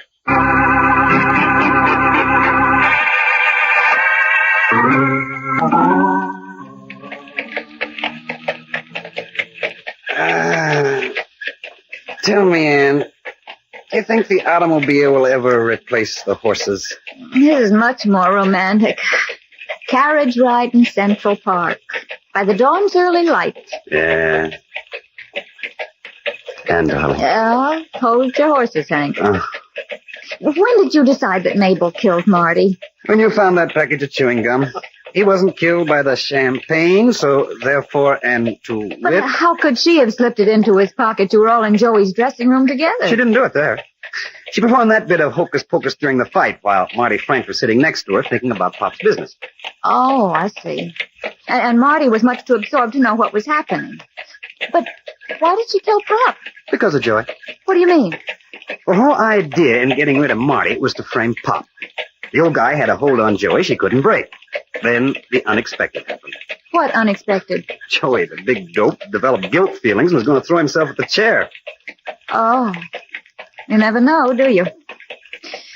Oh, well. Hank, don't you think the horse has many advantages over the automobile? Well, you can't eat an automobile. I mean, to lie back in the carriage and to listen to the trot, trot, trot. So romantic. And so peaceful. Darling,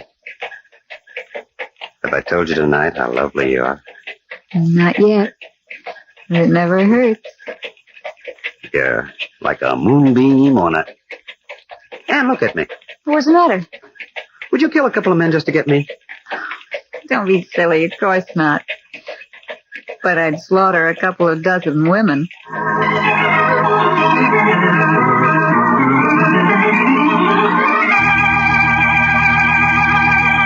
And so closes tonight's Crime Club story, Death is a Knockout. Stedman Coles wrote the radio script. Roger Bauer produced and directed. Tonight's cast included Sidney Smith as Hank Barnum, Ted DeCorsia as Joey Troy, Barbara Joyce played Mabel Smith, Bill Smith was Pop Evans, Arthur Vinton was heard as Marty French, and Joan Tompkins was Ann Cooper. Oh, I beg your pardon. Hello, I hope I haven't kept you waiting. Yes, this is the Crime Club. I'm the librarian. Yes, come over a week from tonight. We have the very exciting story of love and politics, in which the deciding vote was cast by death. It's called Hearth's Don't Hurry, by Stephen Ransom. In the meantime? Well, in the meantime, there is a new Crime Club book available this week and every week at bookstores everywhere. Yes, it's available now. Fine. And we'll look for you next week. One more thing before you go. Really appreciate you joining us for this compilation. If you would, take a minute to make sure you're subscribed. And if you enjoyed this compilation, go ahead and give it a thumbs up. The more likes we get, the more YouTube shares.